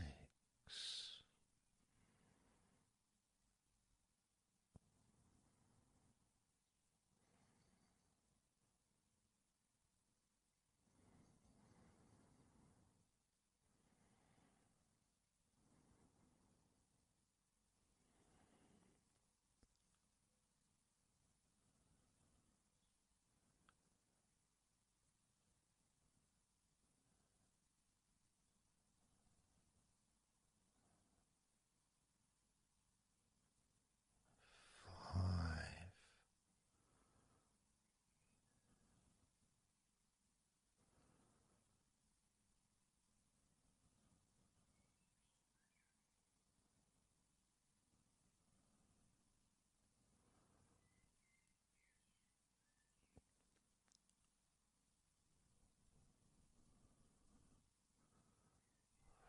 4.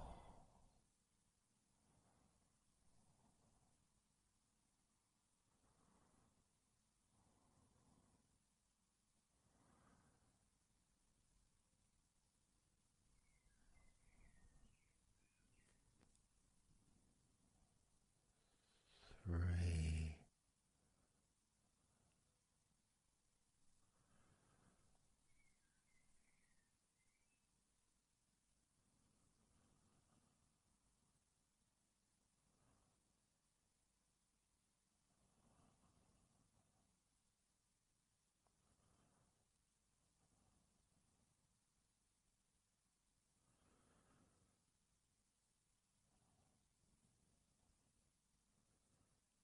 2. 1.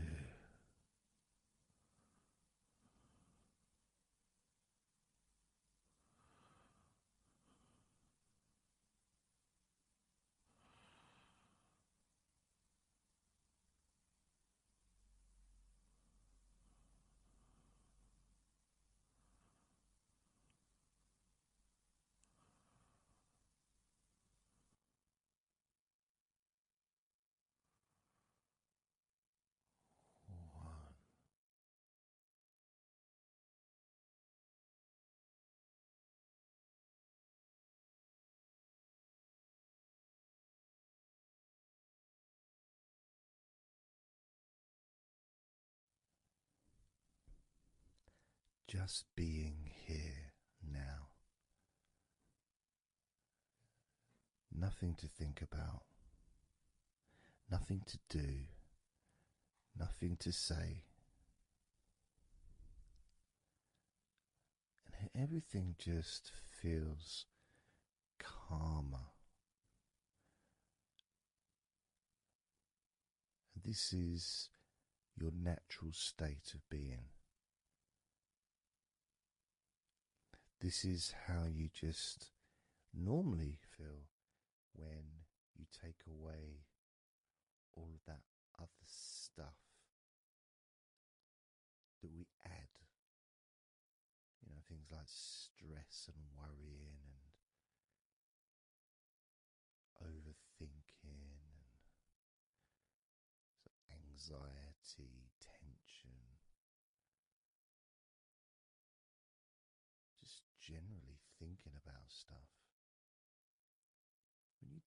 that away, which is what we're doing now,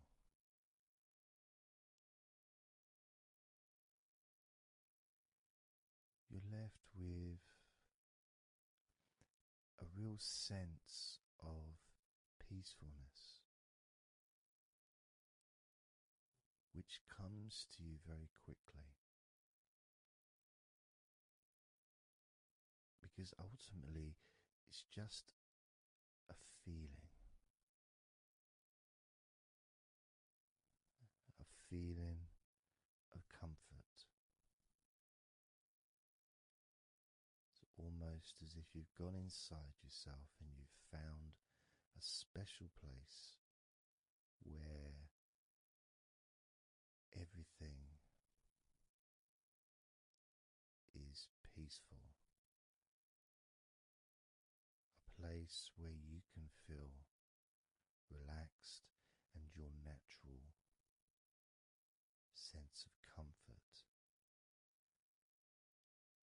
A place where you can be you. Where you can accept yourself for who you are. A place where you're not trying to please anybody else, ever. A place where you can actually not just love yourself, but in some ways, more importantly, you can like yourself. Appreciate who you are.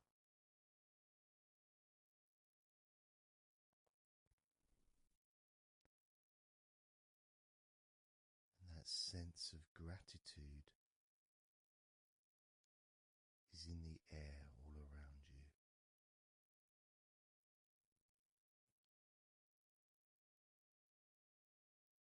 And that's also a place where you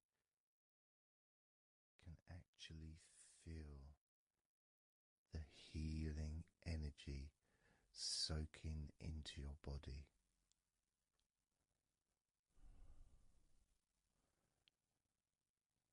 Healing energy soaking into your body.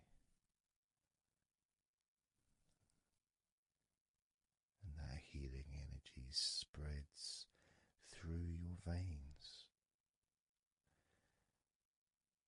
traveling to each and every single part of your body.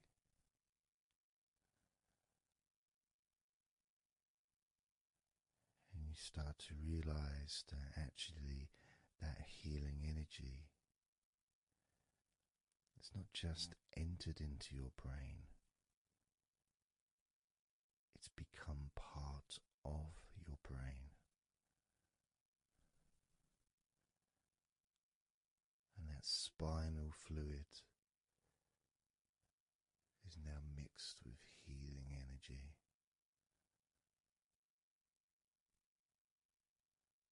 Not just allowing you to feel so much more relaxed and healthy in this moment, but also you start to realize that actually what's happening now with that healing, relaxing energy spreading through your body is actually changing your life. It's actually changing the way you're going to feel, not just now, but tomorrow and the next day, as your health improves. Not just your physical health, but your mental health. Things that used to bother you in the past, for some reason, no longer have the effect that they used to, because something has changed deep within you. Maybe things that used to cause you to feel anger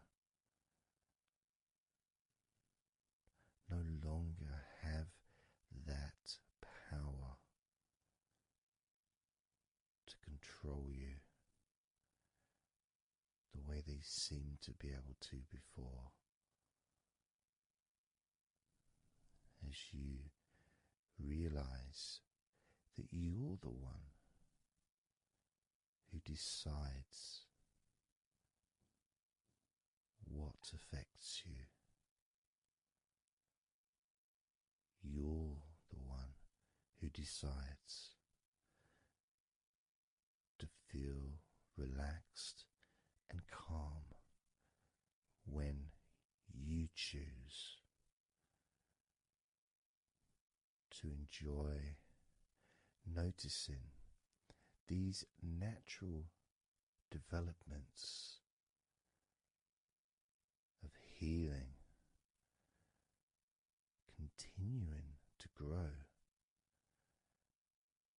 and improve your life day by day.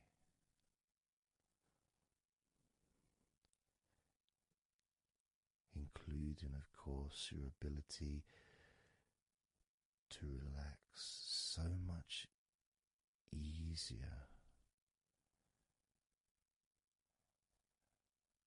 and sleeping is the most natural thing in the world to you, because falling asleep is something that you've done so many times in your life, and you know that you were born, as we all were, with the ability to fall asleep naturally. We were born with that ability to just drift off into a deep, healing sleep.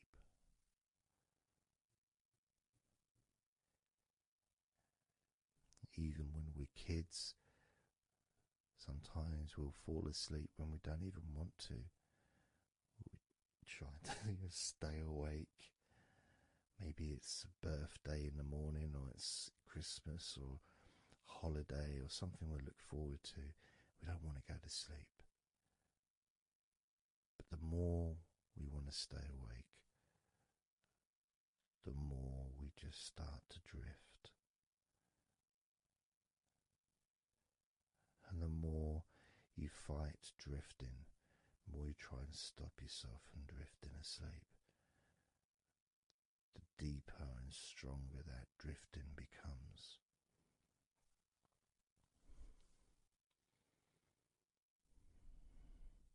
Because we're born not just with the need to relax deeply and to naturally fall asleep, but it's our birthright. It's part of our DNA.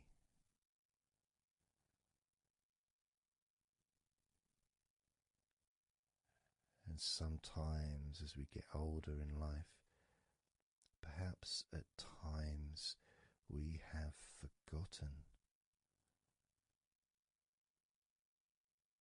that relaxing completely is not only a wonderfully pleasant experience,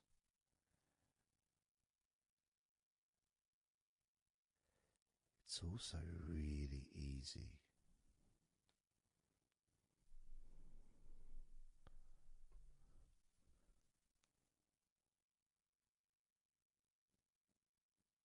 It's very, very easy to let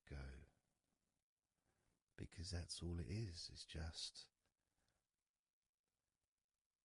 deciding to let go.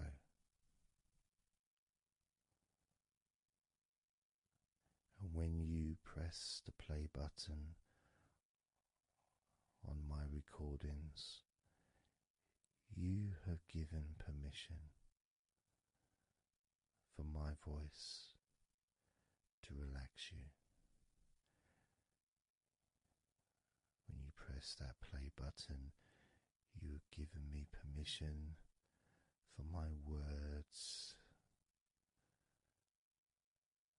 to affect you in a positive, only a positive way, opening up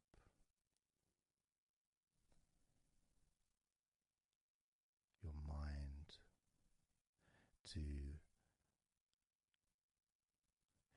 useful and healing suggestions that can have such an amazing effect on how you feel right now,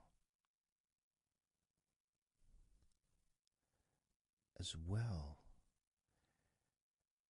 as those changes that continue long after the recording ends, those changes within you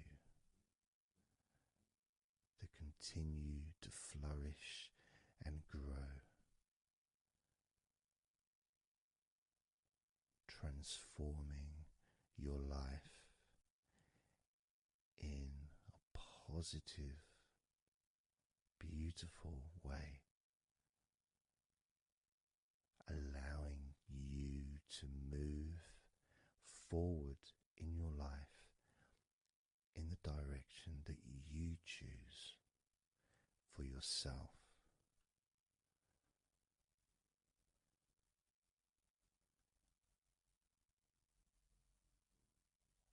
And this feeling that you can experience of safety, comfort, calmness,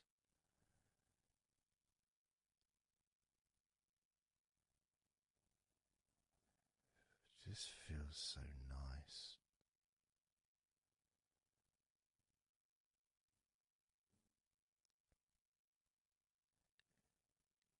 It's such a healthy place to be.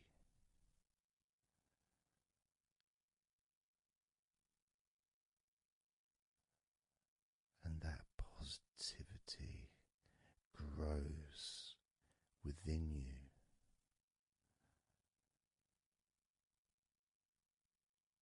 Each and every day, moving forward,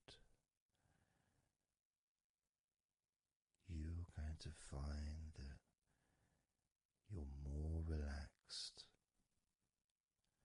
physically and in your mind is more relaxed.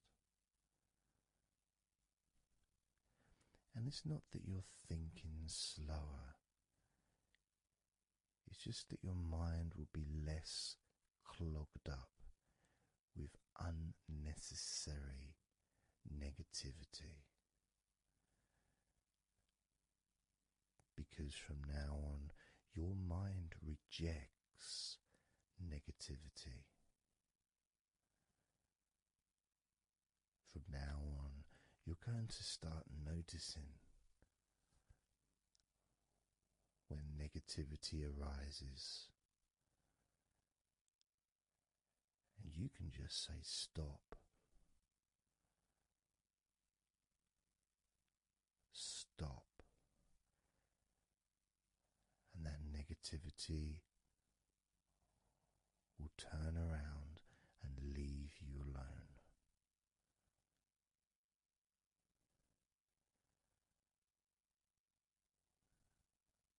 stop, and that negativity would disappear.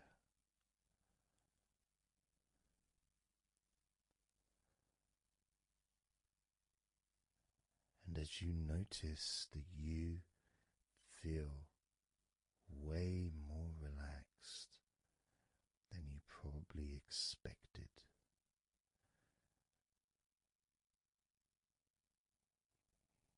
you can now congratulate yourself because you're the person that has done this. You are the one that has opened your mind up to the simple facts that you can feel more relaxed in your body and in your mind.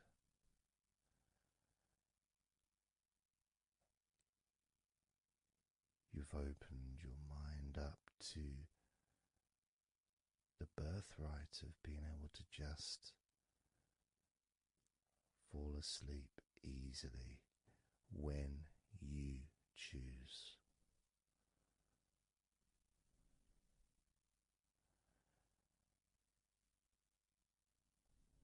And that's a nice feeling, don't you think? It feels nice, doesn't it? To feel calm with all that healing energy spreading through your body and your mind.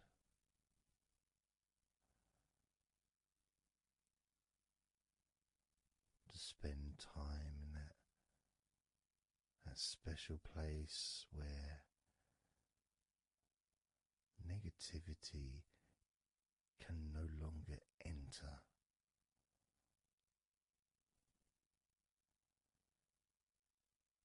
Negativity is banned, it's barred, it's not allowed entry. It doesn't deserve to be here, doesn't belong here. Negativity has no place in your life.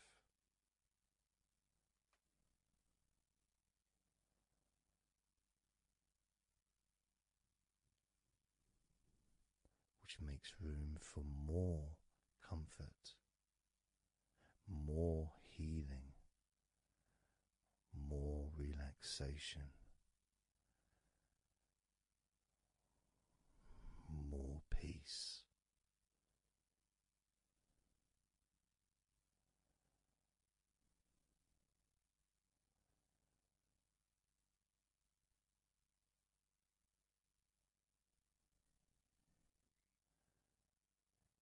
It feels nice, doesn't it? To just let go of everything.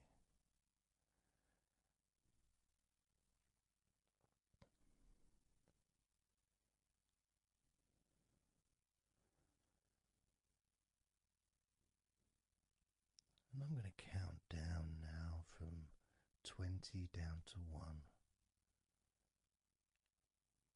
You can continue to relax. And if you choose, you can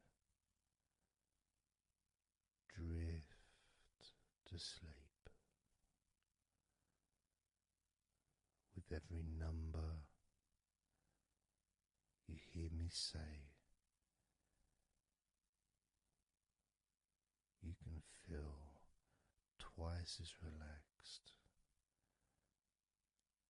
Or if you choose, you can feel twice as sleepy.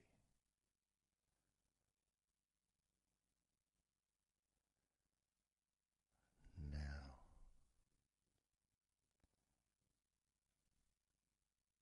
20.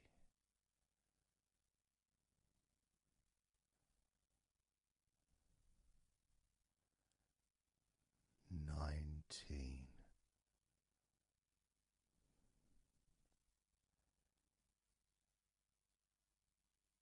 18. 17,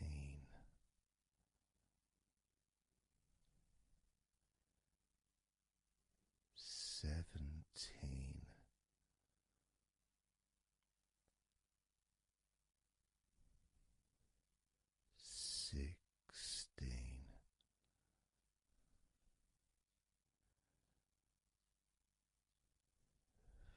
15,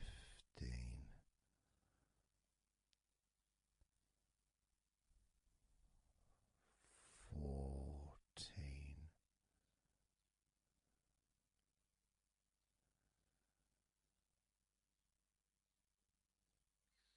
13,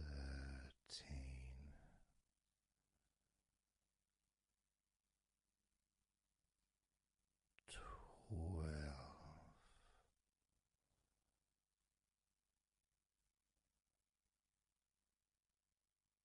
11,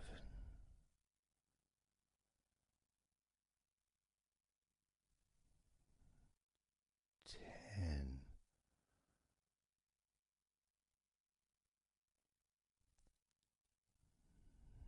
9,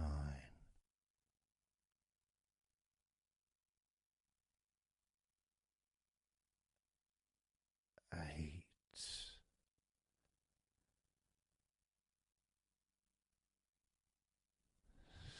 7,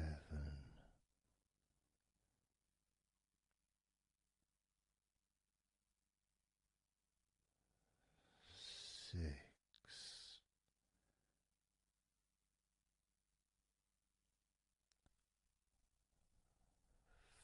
5,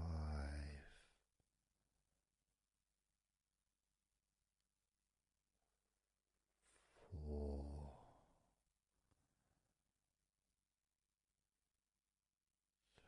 3,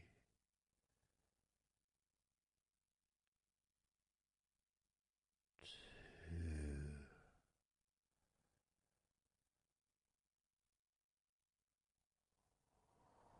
1.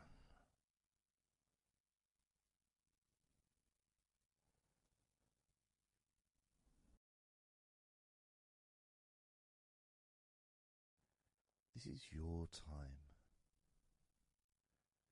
to just take a break. Your time to relax, to allow your mind to slow down.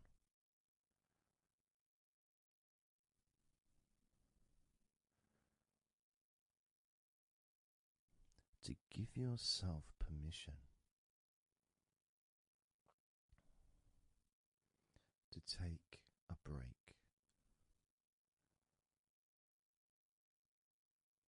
from everything. And you're the only person that can make that decision. You're the only person that can actually tell your mind to just relax.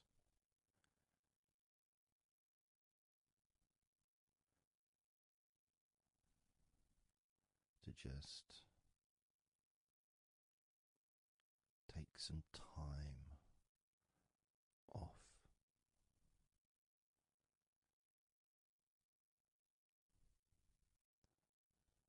So that you can focus on your body, getting in touch with how you feel physically.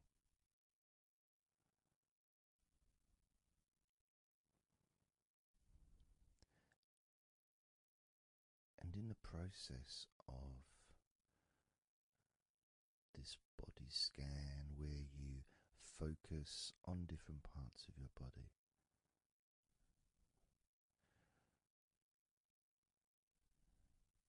those parts that you focus on and observe, even though you're not purposely requesting for those parts of your body to relax, it's kind of expected. You expect, when you listen to my voice, to feel more relaxed naturally.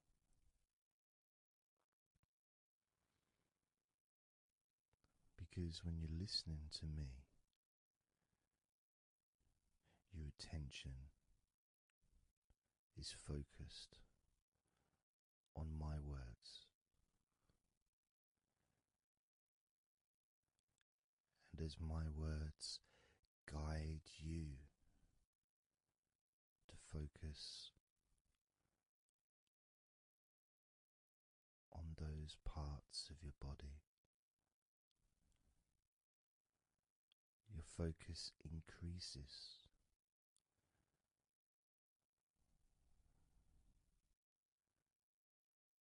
Which actually calms your mind.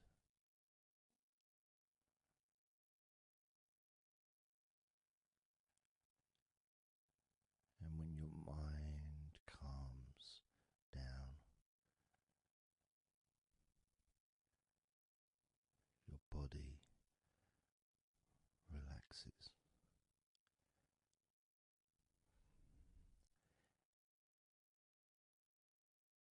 And when your body calms down,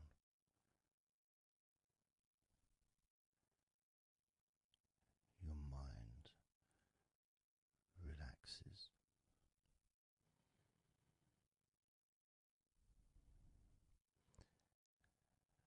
And even though we've not really started to focus on your body, you can already feel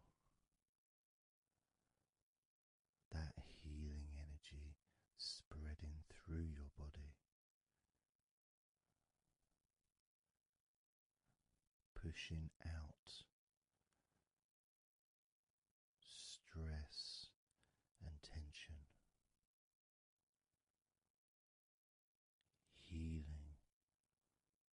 all the parts of your body, including your skin, your bones, your blood, all of your organs inside your body, all of the muscles, all of the fat, all of everything. Every hair on your body is filled with that healing energy.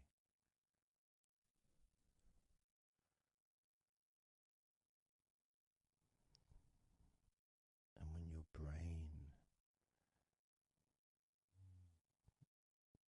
fills with that healing energy,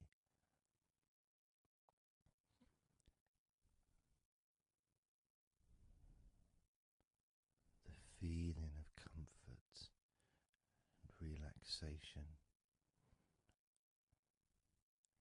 increases.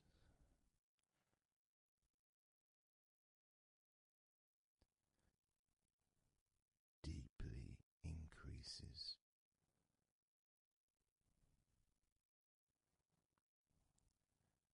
In a way that your mind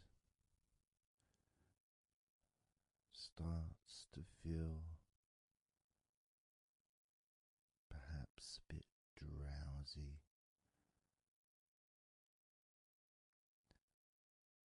because it's not needed, and it may start to drift.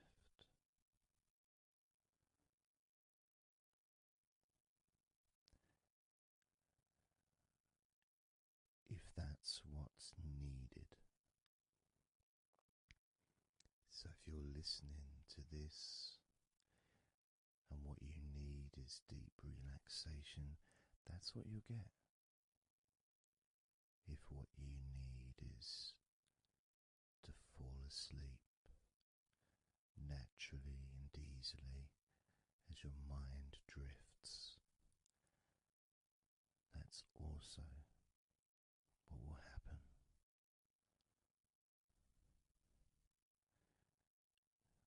Because by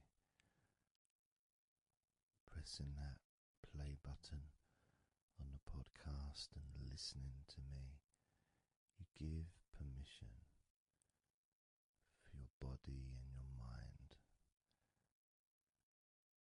In fact, you give the command to your body and your mind to relax deeply and to drift off to sleep if that's what you want or need.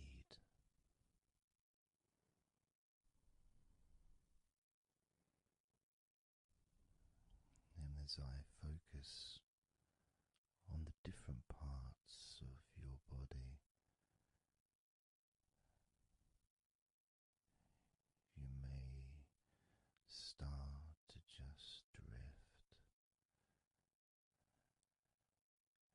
and then you come back again and you hear me talking, and I'm focusing on a different part of your body. And you may find yourself drifting, but you don't realize you're drifting until you stop drifting and you're alert again to my voice, focusing on a different part of your body starts to relax even deeper,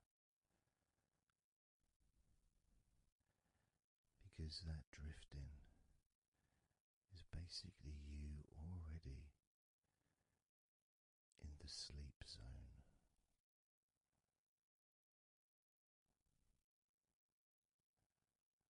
And the more you drift, the longer you drift, and the longer you drift,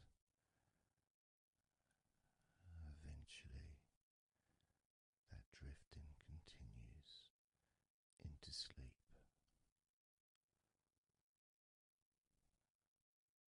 And that's the last you remember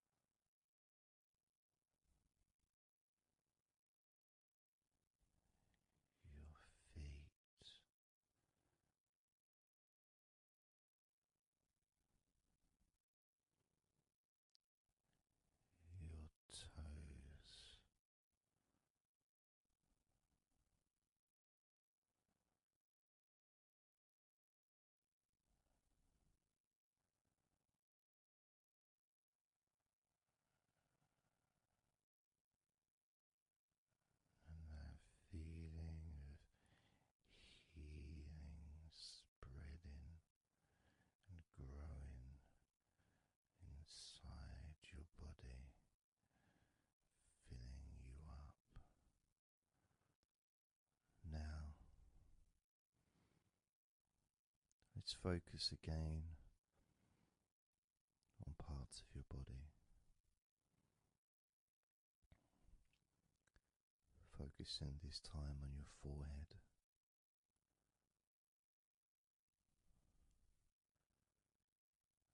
Now on your mouth, your lips, your tongue, the whole of your mouth.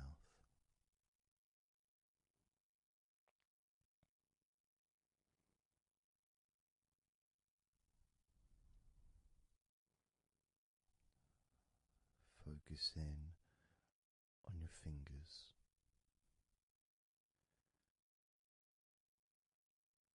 Maybe you could move your fingers a little bit so you can focus on each one individually.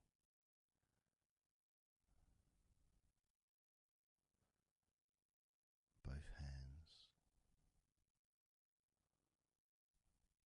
And even though as you focus on both of your hands now, they almost seem to just melt into one.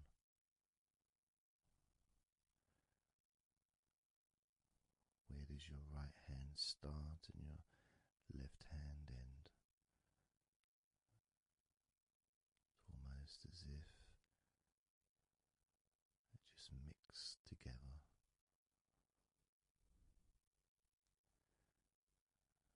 Now focusing on your knees.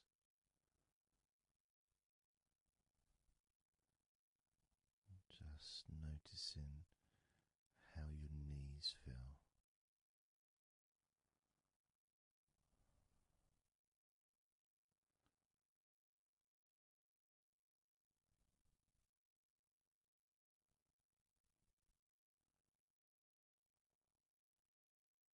Now focusing on your elbows. Focusing on both of your elbows.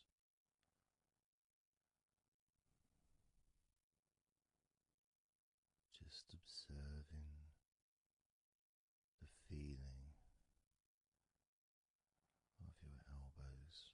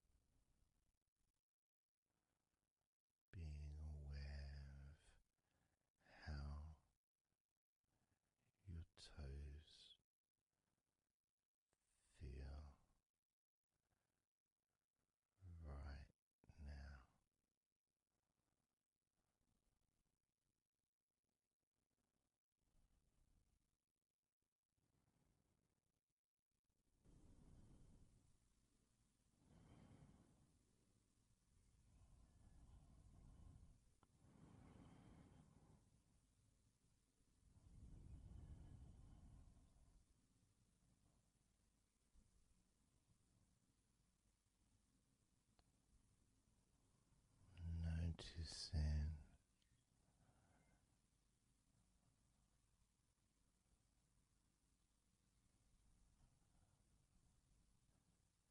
how your entire body feels.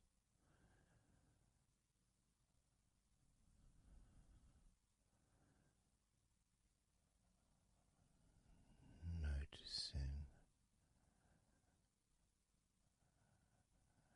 how your mind feels now.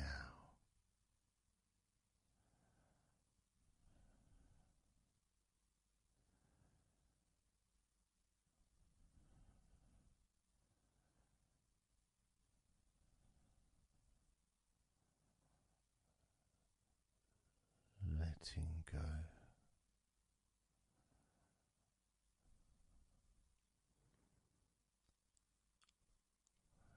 Letting go.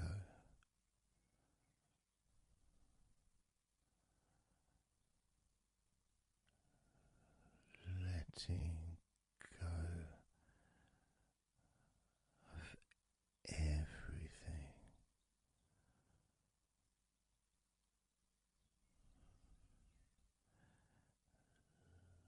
Letting go.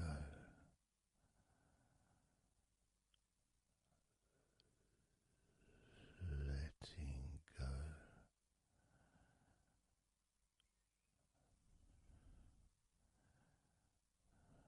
Letting go of everything.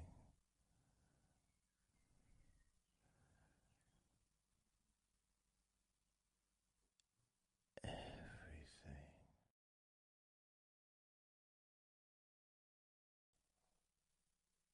I'm going to start now, and I'd like you just first of all just to see yourself lying down on that massage table, lying on your front, your head is supported, your arms are supported, and you feel comfortable, and breathing is really easy, and you feel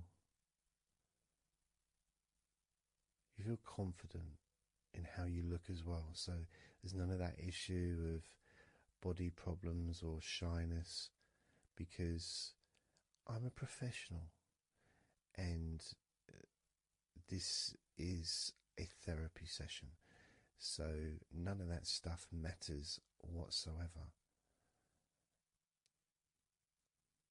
This is about you. This is about how you feel and how you can enjoy that sense of comfort and relaxation that comes from letting go and allowing my hands and my fingers to relax you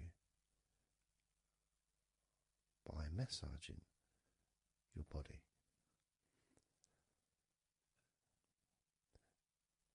So I want to start off just by placing my hands on the back of your head, just gently, just so you can feel what my hands feel like really on you. So you can maybe feel the warmth of my hands on the back of your head. And I'll move my hands to the side of your head, not pressing, but just holding them there very gently. Maybe over your ears and a little bit on your face, just so you can feel my hands, so you can become accustomed to them.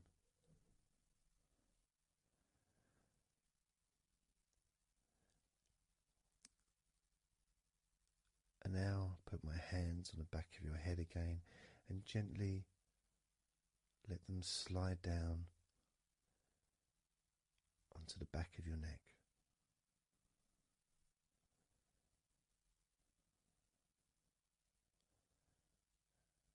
feel my hands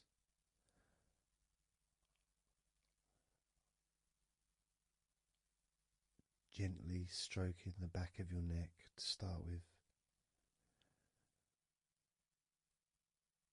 just so you can get used to the feeling of my hands on your skin.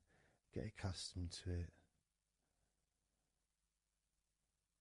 Realize that you're safe and it's all good, it's all fine.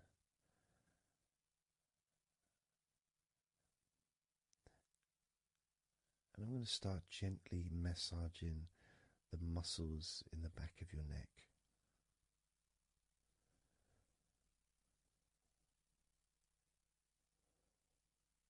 With both hands.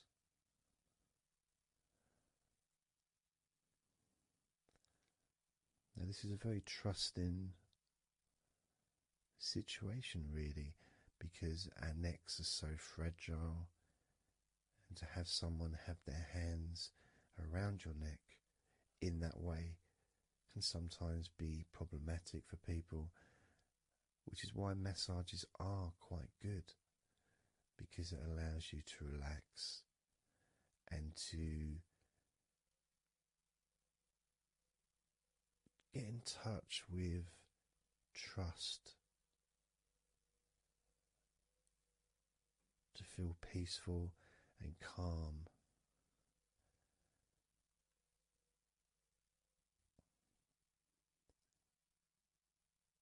There's a massage the sides of your neck gently, moving from the bottom of your neck, which would be sort of near where your shoulders start, I guess, all the way up to your jaw, your ears kind of area, that side of your neck. Of course, is a lot longer than the front of your neck.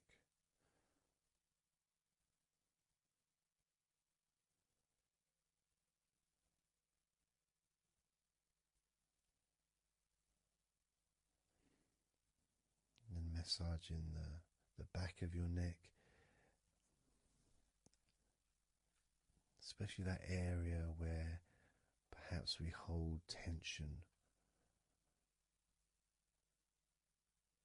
And as that area is massaged, you can actually feel a sense of release in the back of your neck.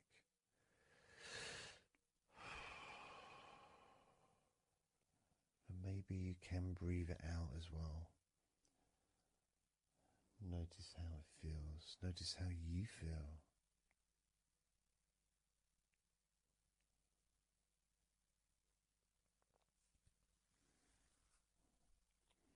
Then moving down to that area between your neck and your shoulders, that muscly area,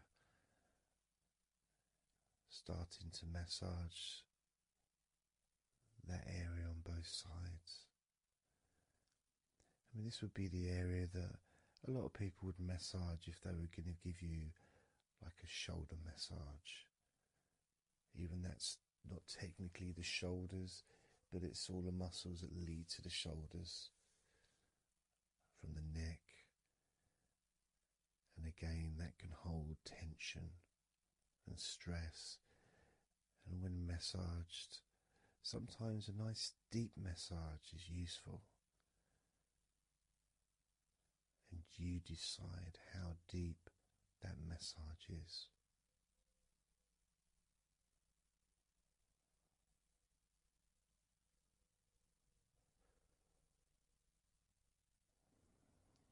And just allow my knuckles just to dig in, to get to those muscles and to really relax them. All the time being firm yet gentle with you.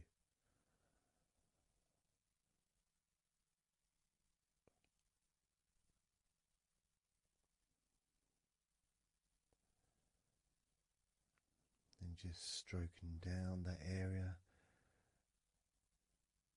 to your actual shoulders, moving to the muscles of your shoulders.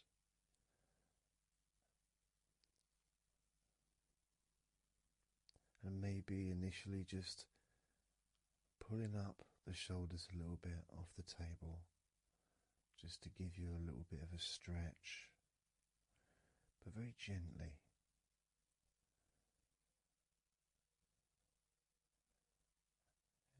And you've got the muscles at the front of your shoulders, the sides, and the back.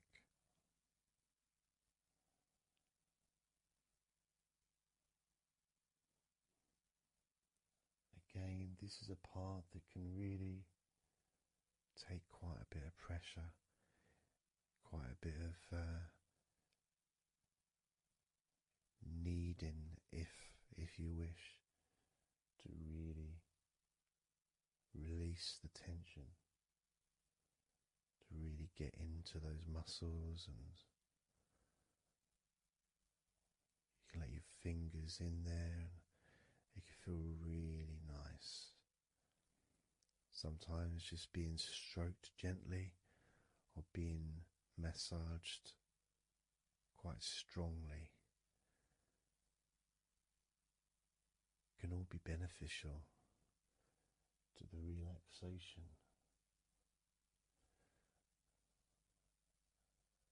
of the muscles in your shoulders.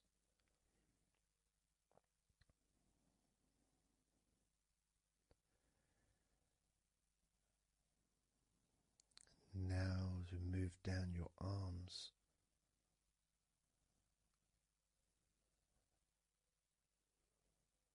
we'll do one arm at a time, starting with your right arm.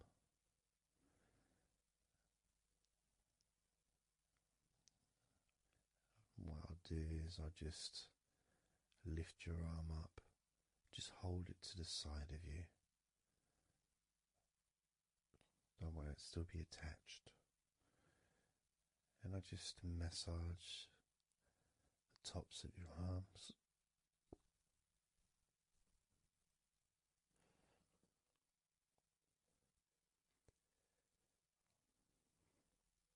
All the way down to your forearms, into your wrists.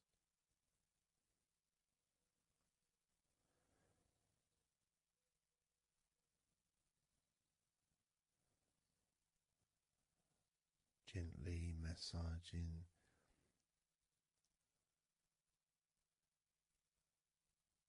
that part, the softer part, which is the under part of the arm,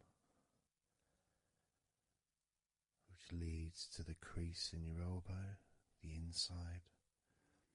It's much more sensitive skin.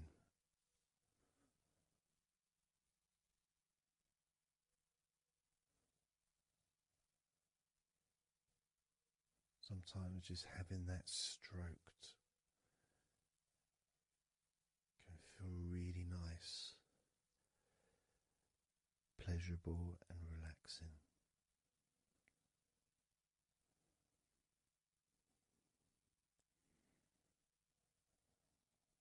Now moving down to your right hand.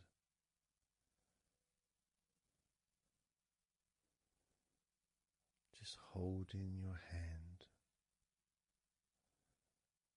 in both of my hands.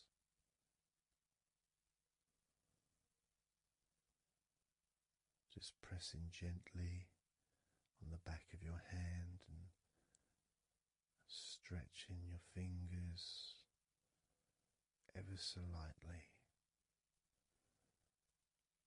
At the same time, pressing down and massaging each finger.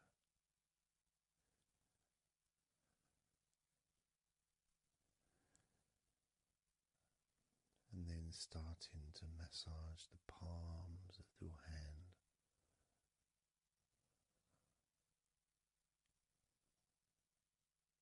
Just turning the hand gently, stretching it gently.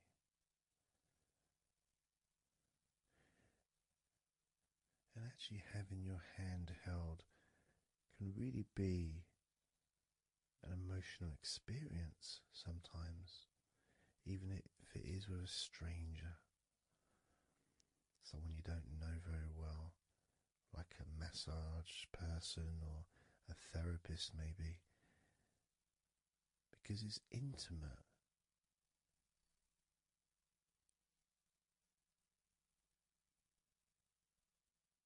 And it can feel nice and you can feel safe.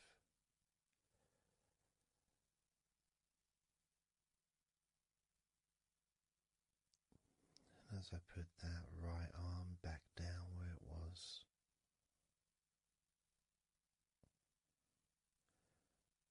we're going to do the same with your left arm. Exactly the same.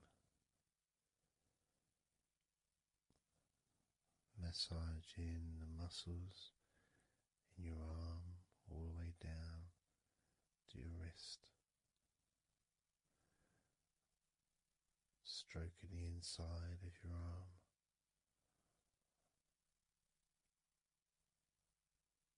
Just being gentle or as firm as you require.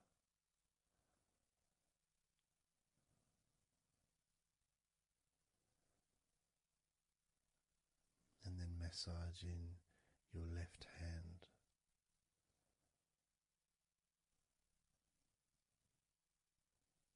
Stretching the fingers gently. Massaging the palm of your left hand.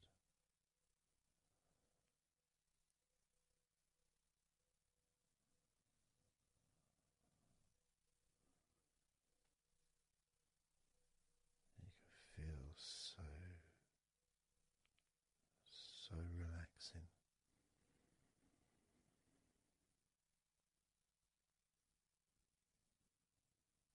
So comforting.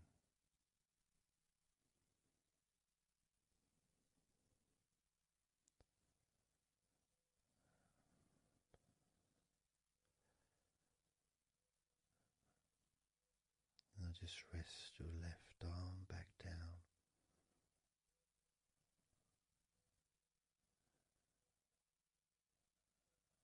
Start to massage your back, the biggest part of your body.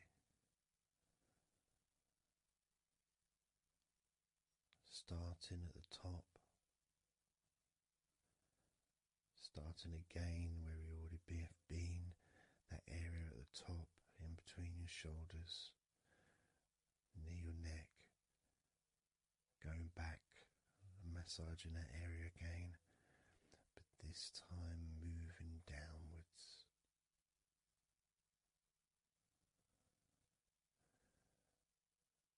Making a downward stroke to the middle of your back, working from the outside inwards. So massaging your back, but the outsides of your back. The parts where your arms would maybe rest against.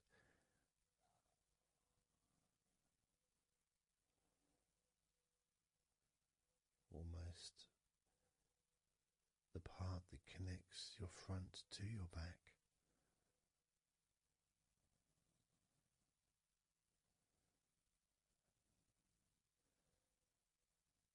And just massaging down firmly but gently, as firm as you want. Moving down and then moving across a little bit and moving all the way down again. Being very gentle, yet firm as you choose.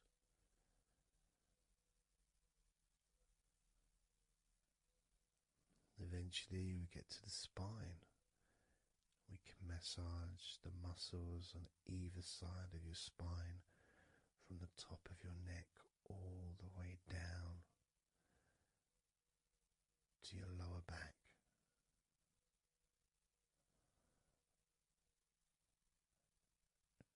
do that a few times. Sometimes people would use the knuckle or the, two fingers and just go either side of the spine and almost just push down and go all the way down to the bottom of the spine. Each time releasing tension and opening up the body, stretching your body so that you feel more relaxed, but at the same time rejuvenated.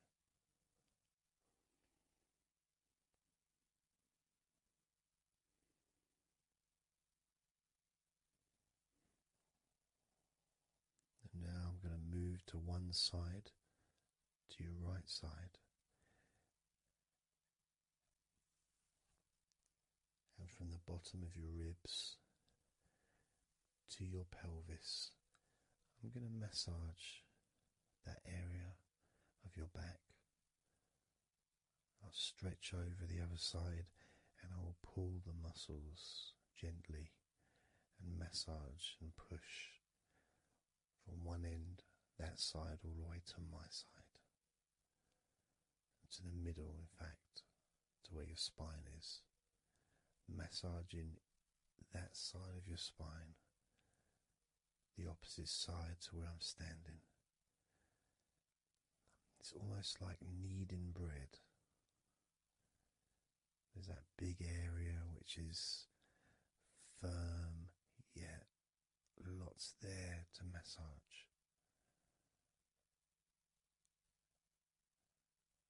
Potentially one of the most important places to actually have a massage, because you really feel it. You really feel the release and the pleasure of having your lower back massaged. It releases so much from your body that's not useful, starting a healing process which will continue long after this recording is over.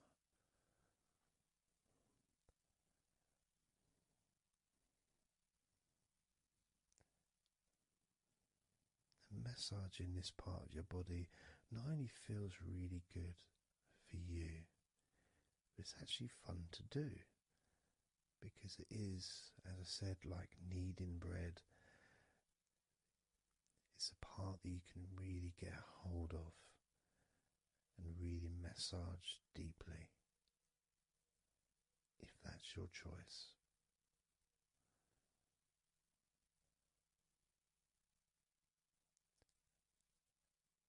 Then I'm going to move over to the other side of your body and do the same with the opposite part of your lower back, kneading and massaging from your sides all the way to the middle of your back where your spine is. Pressing and kneading,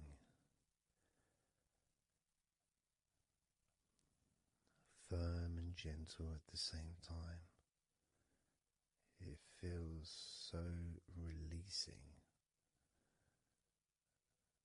There's a mixture of pleasure, comfort, release, calmness, relaxation, all mixed together.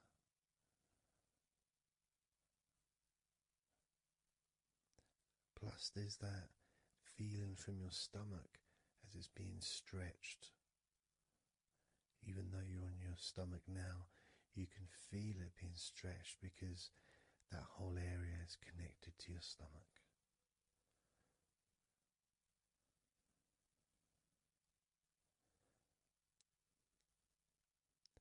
Now we're going to move further up to your top of your body, and I'm going to do the same. This time starting with your upper back, put my hands forward over and massaging that area up to your spine, from the side of your body up to your spine. So some of that massage area, the muscle tissue, or whatever, fatty tissue even, will be possibly from your chest. Because it's all connected, the chest and the back connect together. I'm going to be massaging and just pulling some of that skin from your side up and massaging that area of your upper back all the way to your spine. And then I'll move down a bit and I'll continue with the middle of your back, doing exactly the same thing. As gentle or as deep as you choose.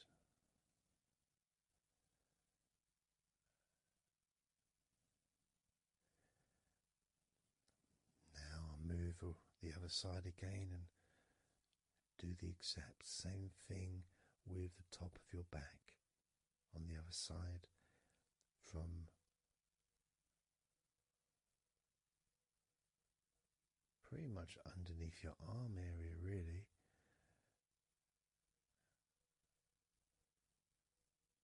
to your spine.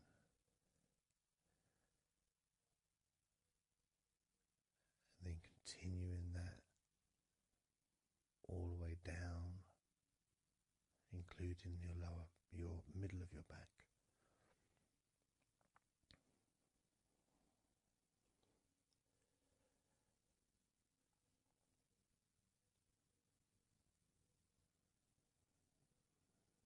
Now I'm going to go to your thighs, the backs of your thighs,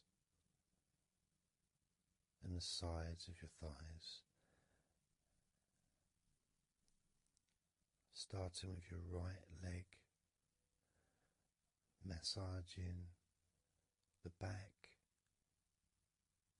and the sides of your thighs, gently and firmly. There's a lot of muscles there. It's an area that can be very tense at times and maybe needs a little bit more pressure than the rest of the body. But that's up to you. You can gently stroke the back of your legs where, opposite your knee joint or underneath your knee joint. It's a very sensitive, gentle area.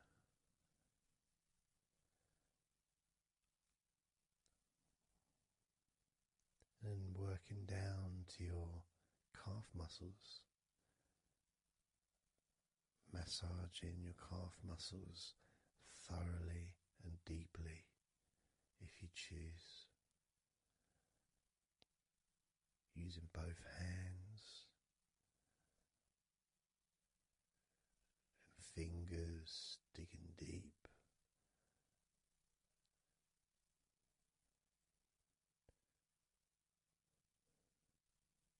To your ankles and the back of your ankles, just gently massaging that area.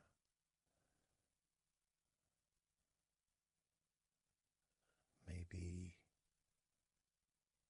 lifting the leg and stretching it a little bit.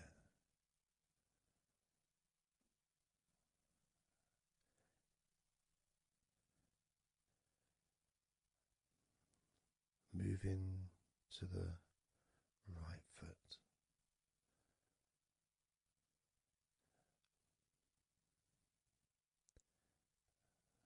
Massaging the bottom of your feet and the sides of your feet.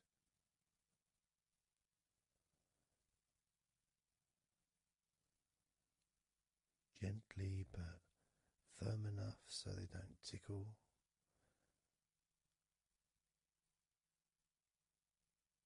And just allow the pleasure that you get from having your feet massaged to just overtake you. As I continue to massage your feet, the bottoms of your feet, the sides, your arches, your heel. You can put a lot of pressure into your heel and it feels amazing. Yet the arches need to be a bit more gentle. Stretching your toes gently and massaging the bottoms of your toes with my fingers, each one individually.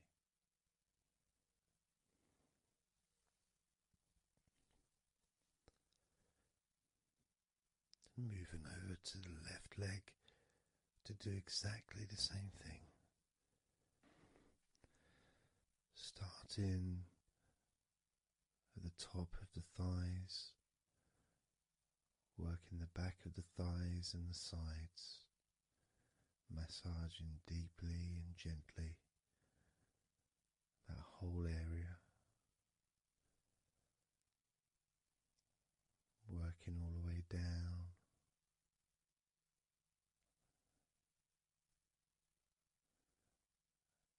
And this is an area that maybe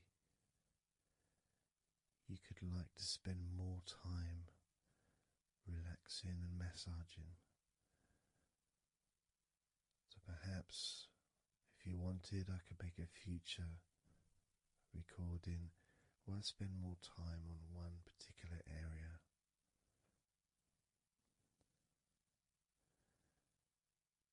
As you move down to your calf muscles,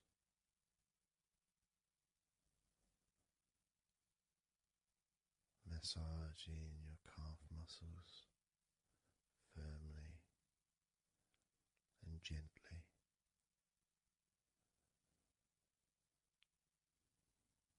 Moving down your ankle and to your feet, massaging the backs of your feet, the bottoms of your feet, stretching your toes and massaging each toe individually. And that feeling of pleasure and release that you experience when you're having your feet massaged feels really good.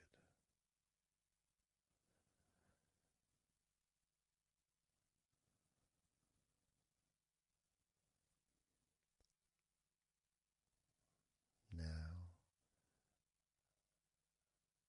as you turn over in your mind, laying on your back,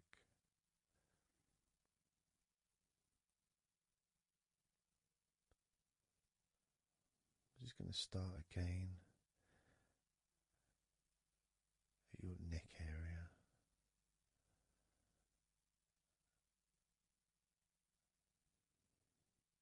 In your shoulders, just to get back in touch with that area.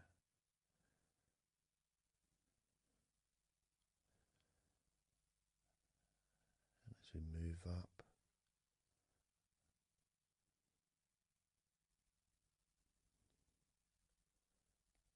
I can clean my hands, make them all fresh, because now I'm going to massage your face gently. Starting off with your forehead,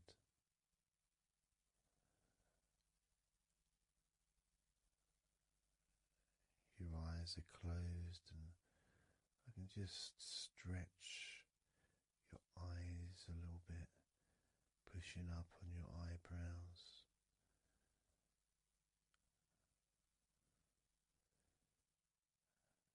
just massaging around your scalp,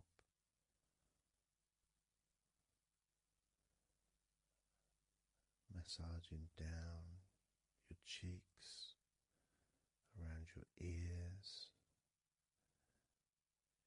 into your jaw gently, the sides of your neck, your chin,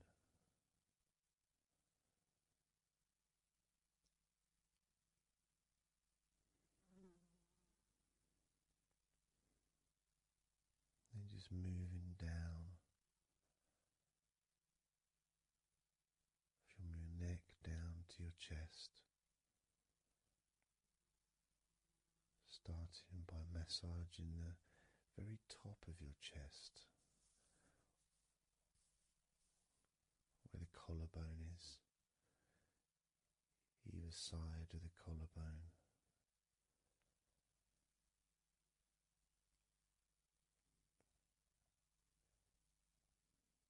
And then just massaging the whole of the chest.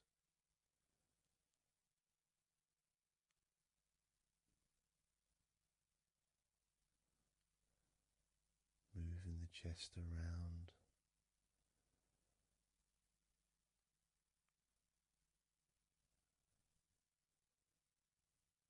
Because it's quite a large area, you can move from one side to the next,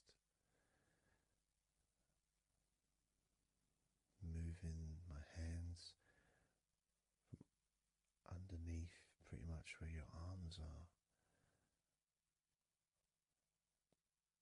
stretching up, stretching some of the muscles of your back in the process.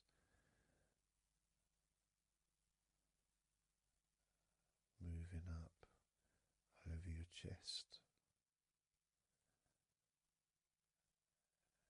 and then moving down again.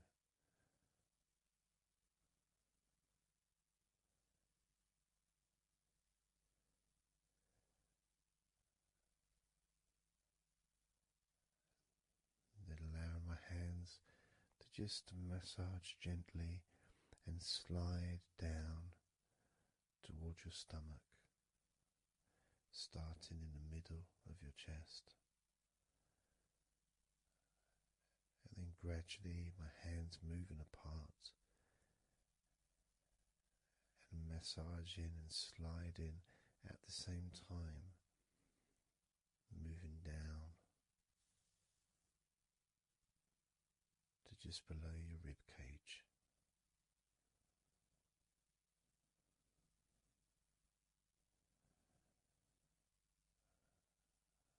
Moving down, then massaging up again, giving your chest all the attention that it needs to feel completely relaxed.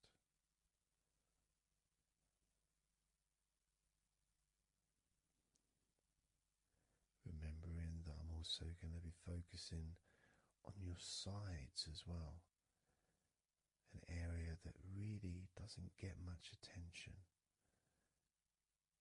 but feels really good when it's massaged. Just stroking my hands down the sides of your body, from just below your arms all the way down to your hips.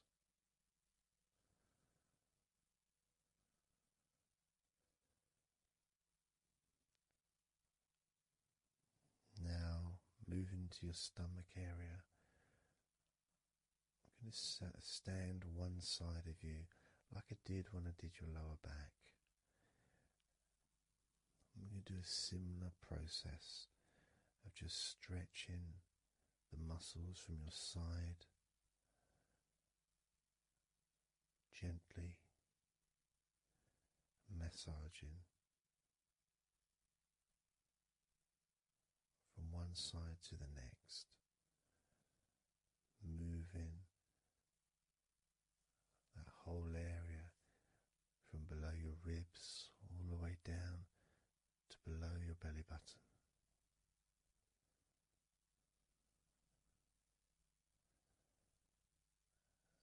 I'm going to move round to the other side of you and repeat that.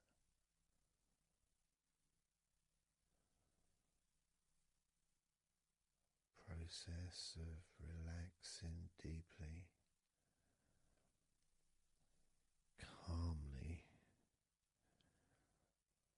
You feel loose, you feel free. And there's something about having your stomach massaged that's different from any other part, because we do have a tendency of holding a different kind of stress in our stomachs that we may not be aware of.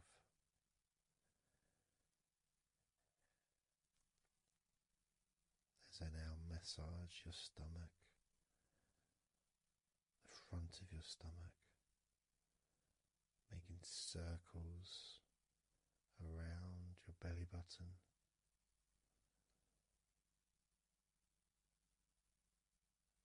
and then going the other way around.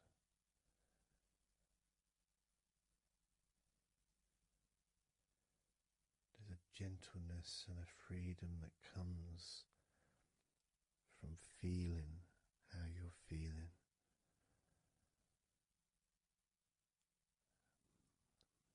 As I now move down the tops of your thighs, the muscles, massaging them, and I can do this 2 legs at the same time, pressing down,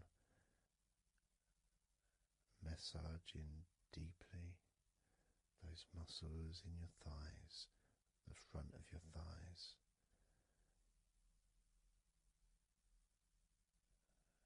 And moving down to your knees, gently massaging your knees.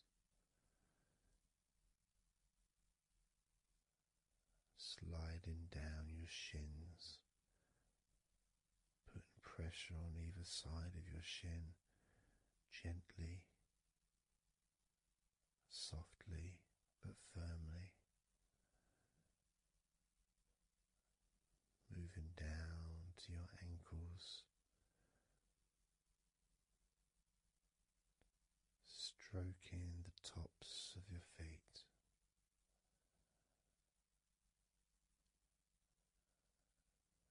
And then with each foot in each hand, just gently massaging the whole of the foot.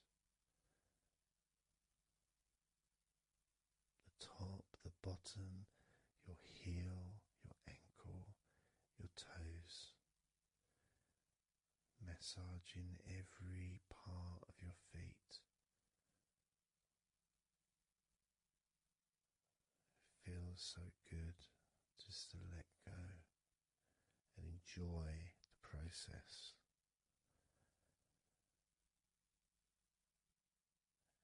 Enjoy feeling so deeply relaxed.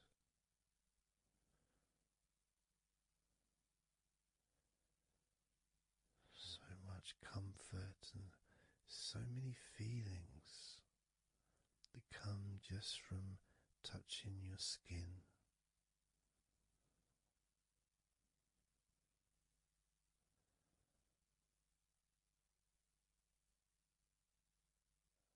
And you can just lie there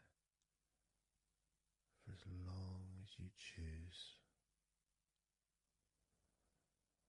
enjoying the feeling of deep comfort from being massaged by me.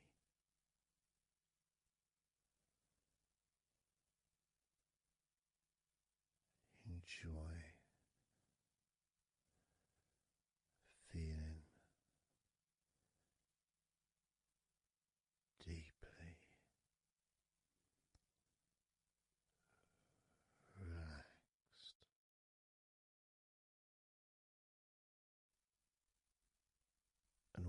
do is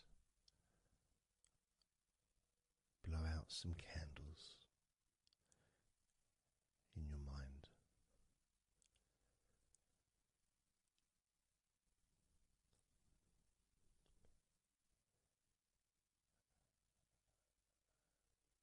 There are going to be 100 candles.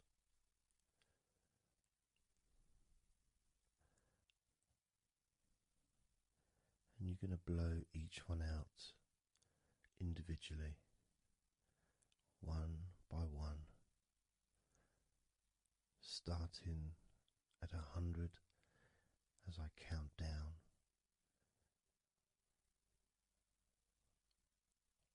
all the way down to 1. And each time I say a number,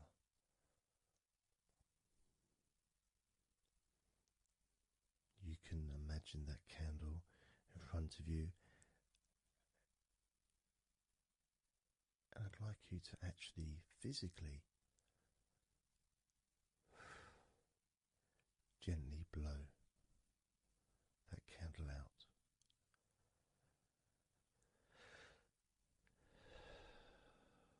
Just so it's not a big blow, it's just a gentle, and that candle will extinguish. And then I'll say the next number as we move down, and you can just blow that one out as well.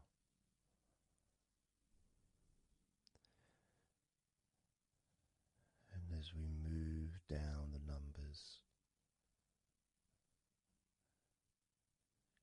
you'll find yourself feeling more and more relaxed. And if you need to sleep, you'll also find yourself becoming incredibly tired and sleepy. In fact, you may struggle to blow out all 100 of these candles.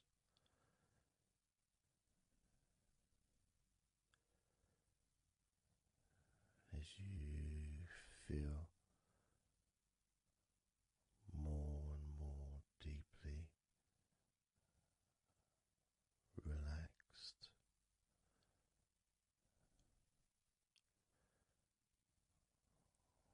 more and more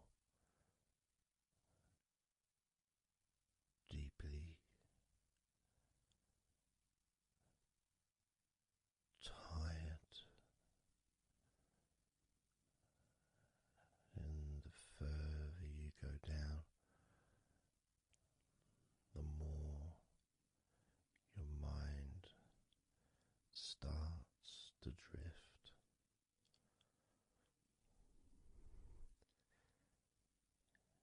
And you may find that you stop listening to me after a while.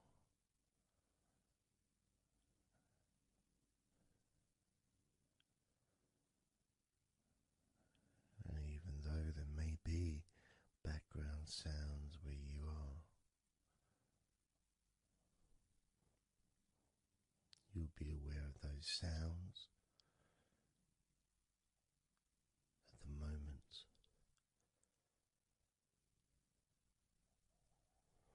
You may start to just not even notice them at all, because they're unimportant.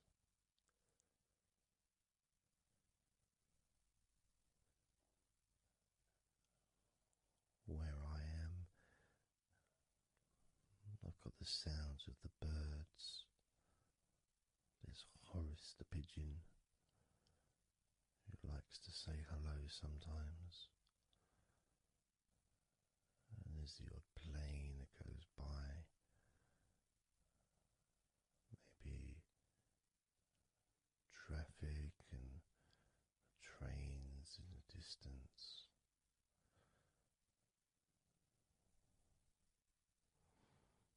But none of that seems important whatsoever.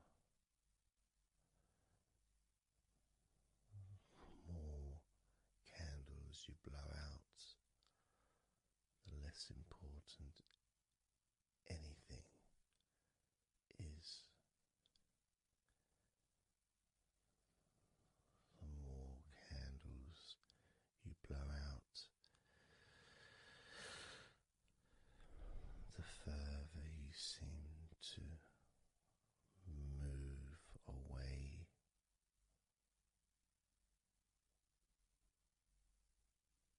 from sounds and from general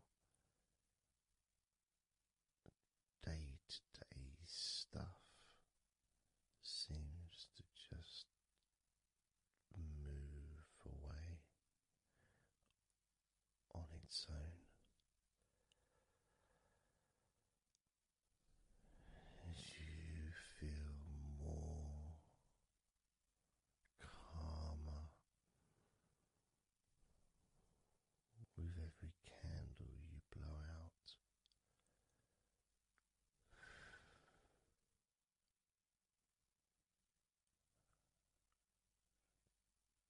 Guiding you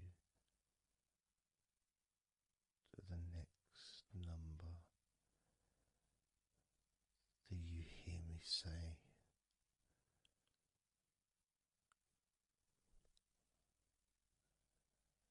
and then you blow that candle out too.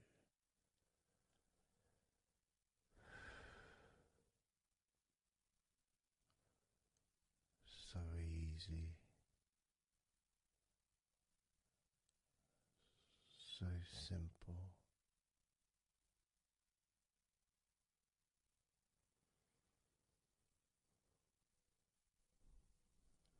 I'm going to start by introducing the first candle, which is 100. The first candle, which is 100. When you blow that candle out,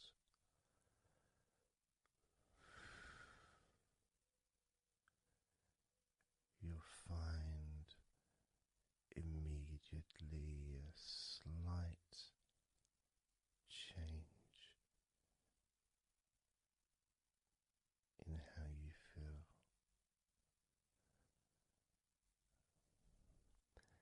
As well as a real sense of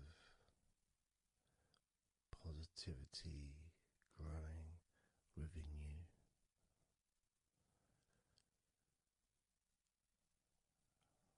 Relaxation and sleepiness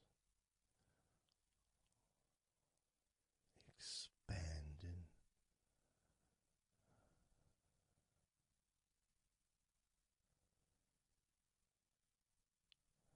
Starting with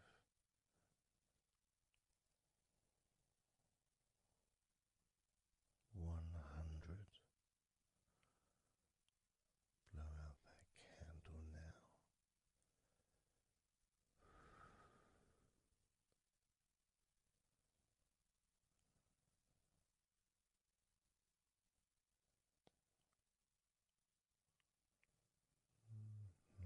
99.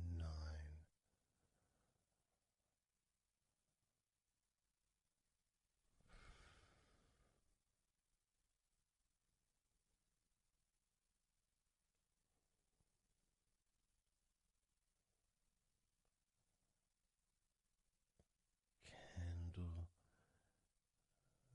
98.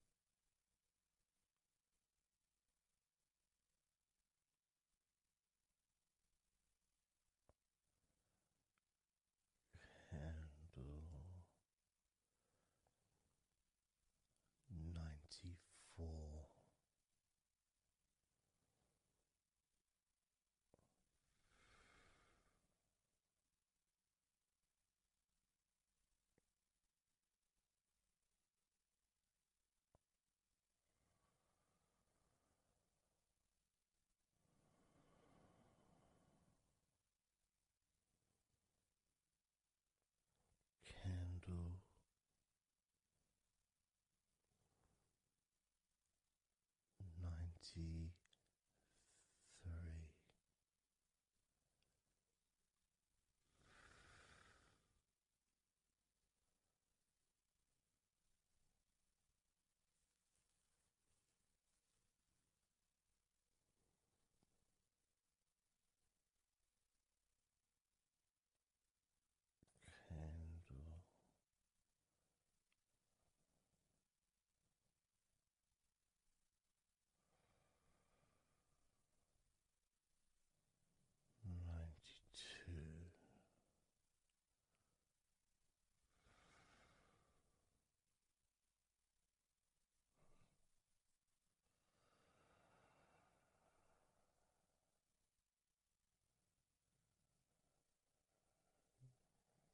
Candle 92.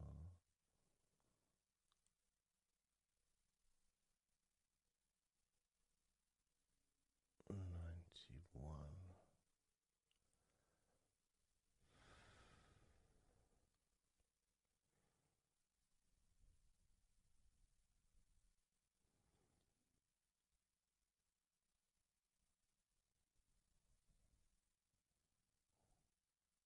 Candle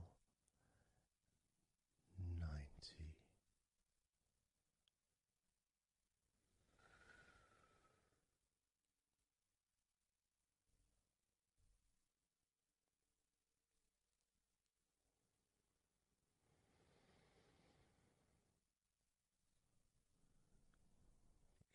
Candle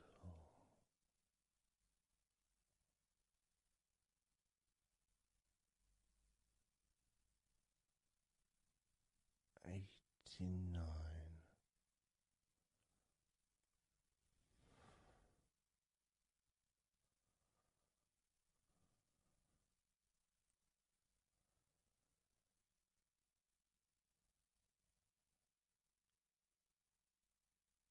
Candle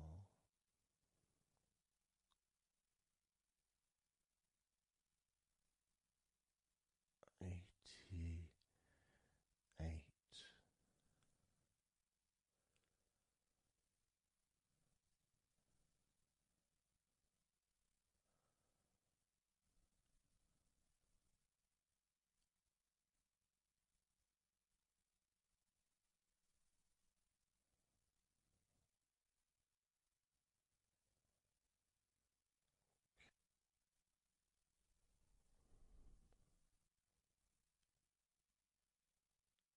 Candle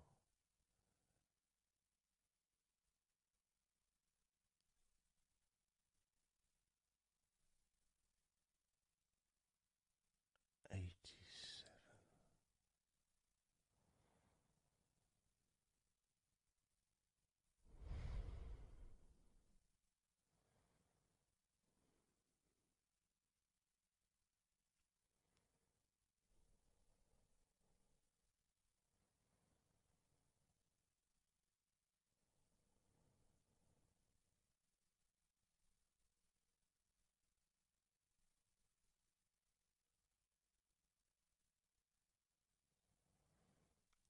Candle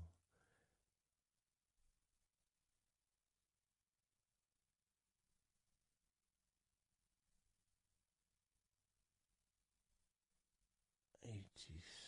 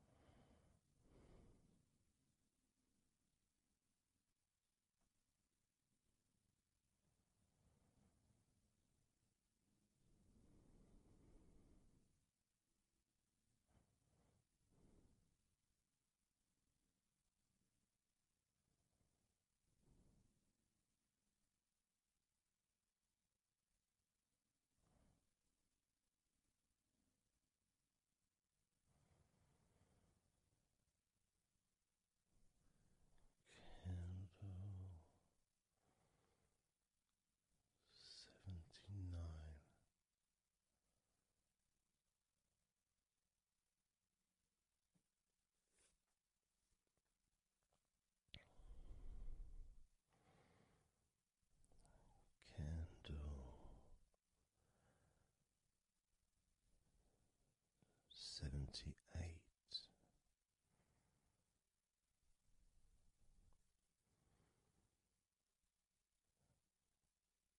Candle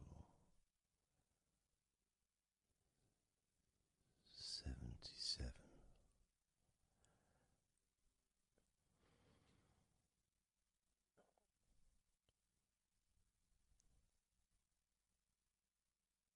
Candle 76.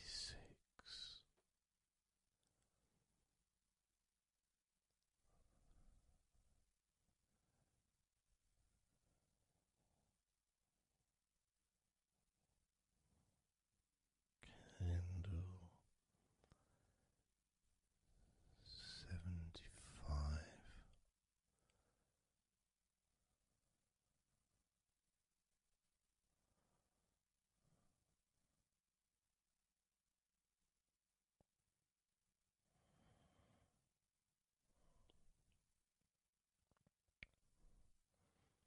Candle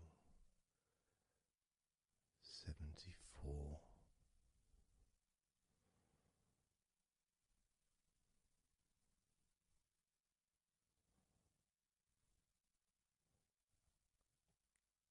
Candle 73.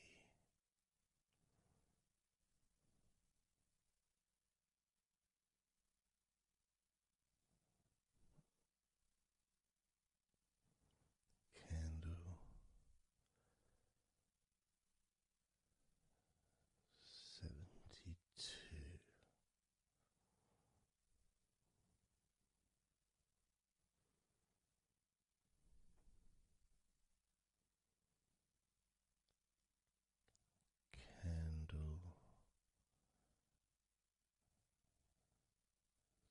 72. Candle 71.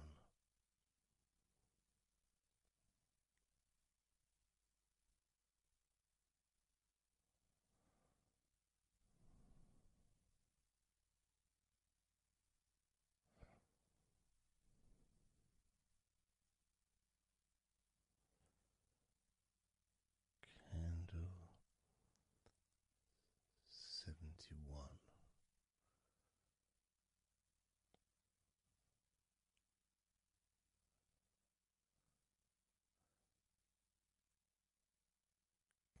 Candle 70.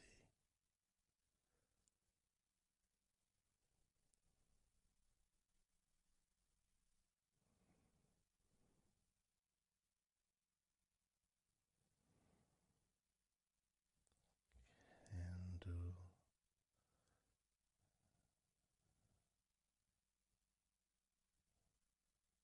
69.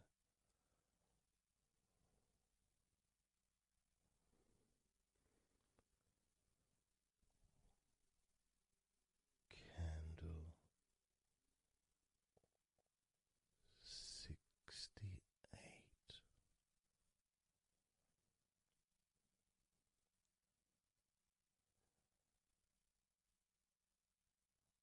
Candle 67.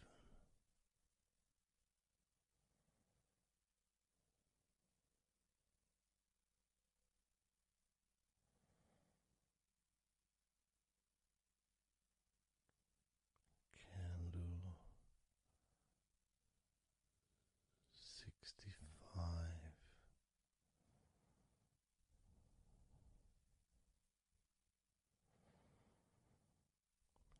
Candle 64.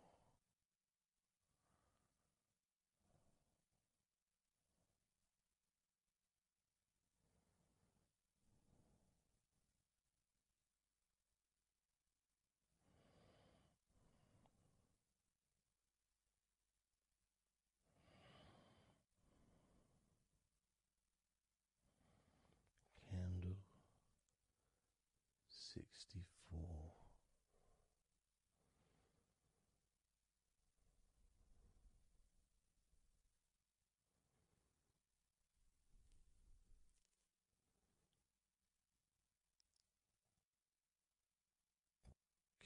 Candle 63. Candle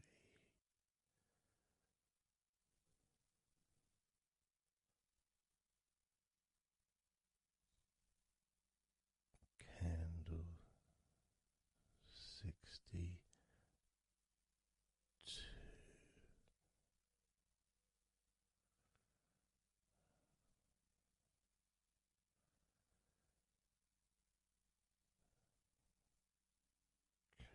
Candle 61.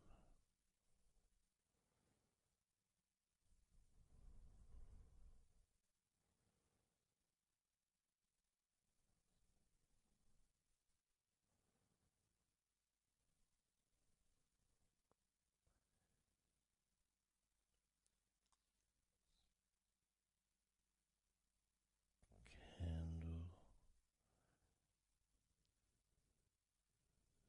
60.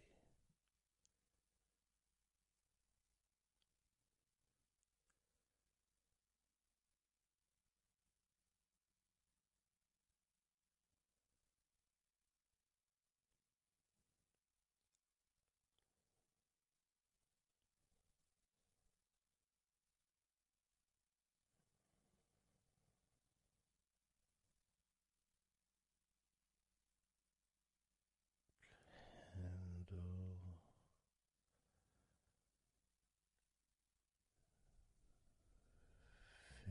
59.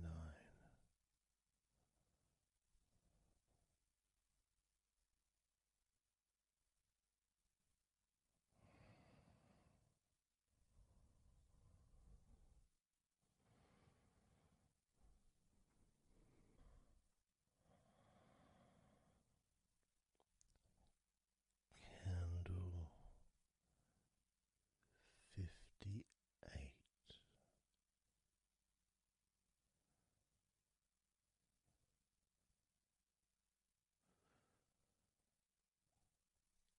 Candle 57.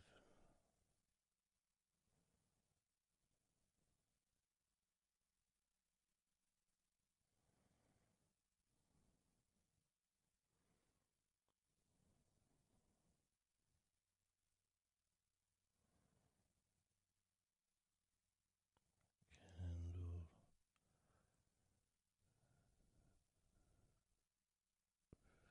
56.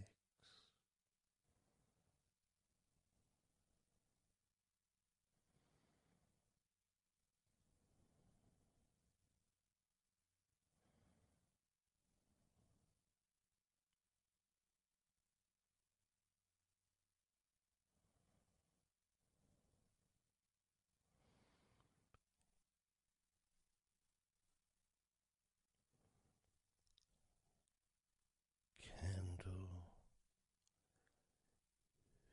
55.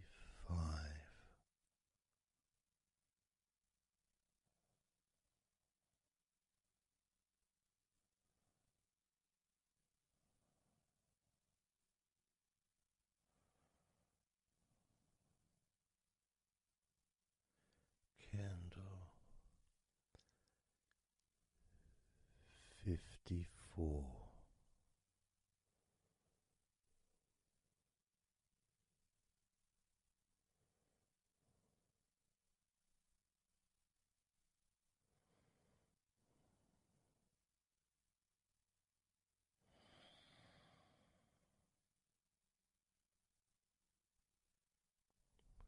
Candle 53.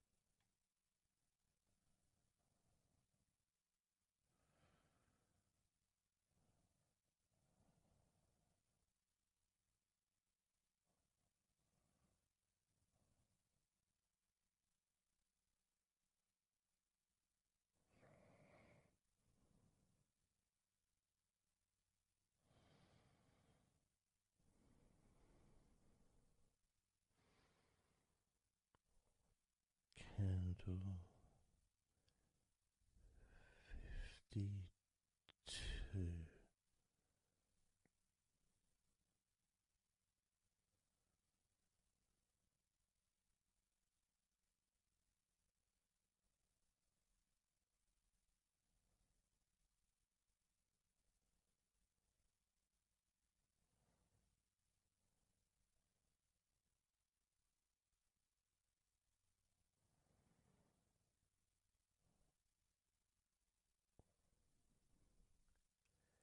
Candle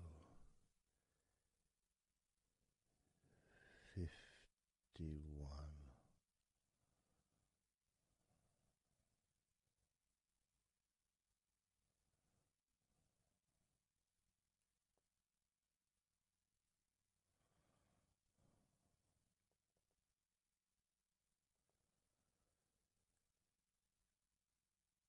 Candle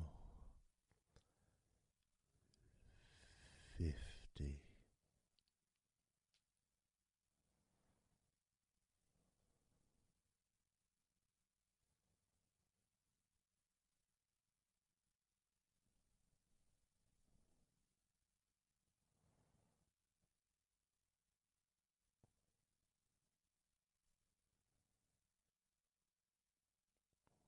Candle 49.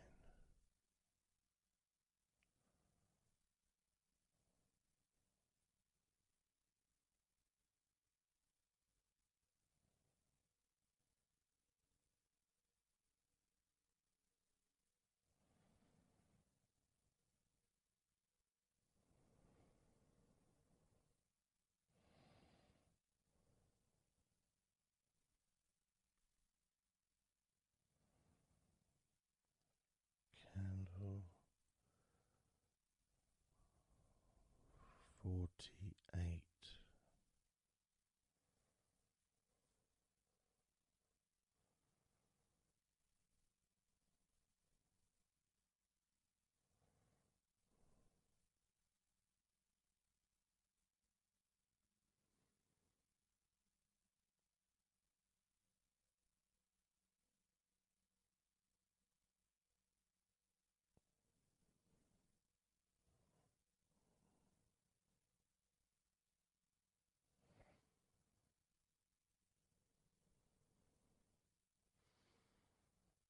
Candle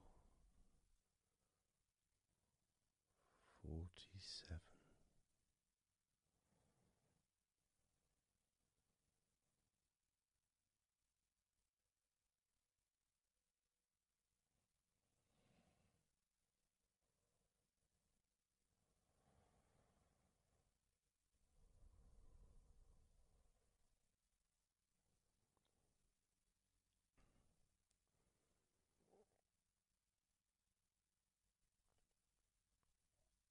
Candle 46.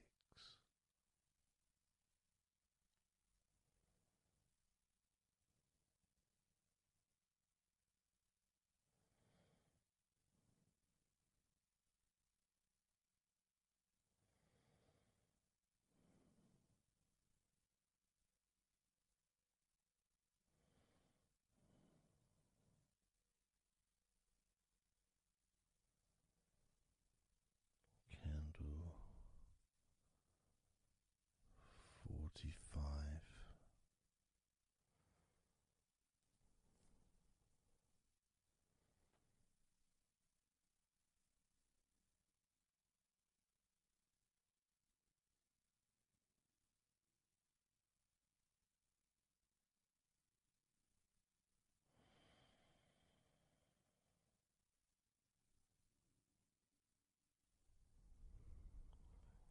Candle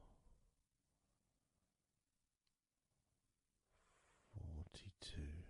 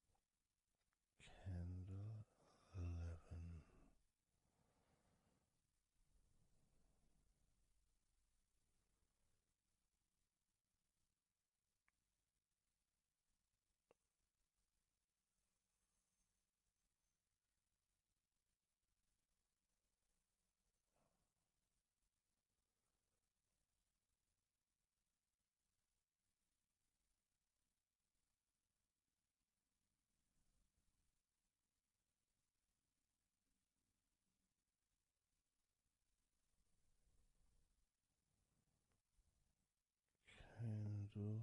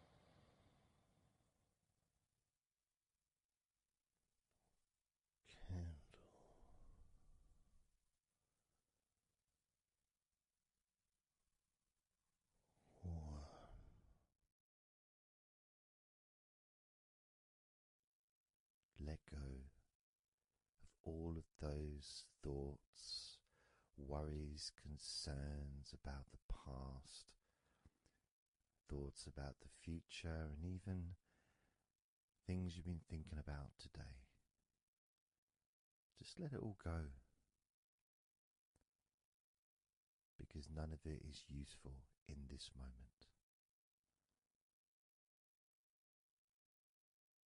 This is your opportunity to just focus on feeling relaxed, allowing yourself to get in touch with that natural sense of peace that we all have within us. It's available for everyone. It just sometimes takes a little bit of effort to set up the right time and place in order for you to just let go. Because when you do decide to let go and relax, that's what your body starts to do. Because you've chosen to just allow your body to unwind, and your mind starts to slow down. And it's a nice feeling. It's a nice feeling at the beginning just to know that you have chosen to decide to relax deeply. And because you've made that decision, your body will just follow suit. Because sometimes all the muscles in your body need is just permission from you to relax. Because so often we're busy, we're going from here to there, we're walking around and we're doing stuff, and the body doesn't have any time or space to really relax deeply. So it kind of waits for you to lead the way, waits for your permission. And when you do give your permission, when you give the say-so, when you say, okay, it's time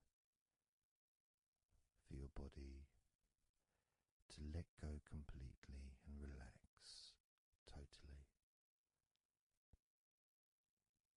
your body just follows. It's almost like a breath of relief. Ah, good, I can now relax. That feeling at the end of a day, of a very physical day that you may experience in the past, where you get home and you just sit down on a chair, maybe you kick your shoes off and feels so nice. Knowing that you don't have to get up again for a little while at least. And if you choose, you can just sit there for maybe an hour or two. And it feels blissful. And just by sitting down like that, your body knows that it's time to relax. Your body has been given permission from you, because it's a mindset. In your mind, you're prepared to let go of everything and just completely allow all of the stress of your body to evaporate. tensions can just gradually vanish.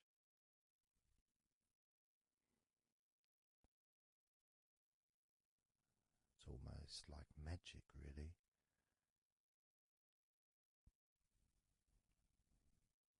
Because that sense of relaxation in your body is a very natural state.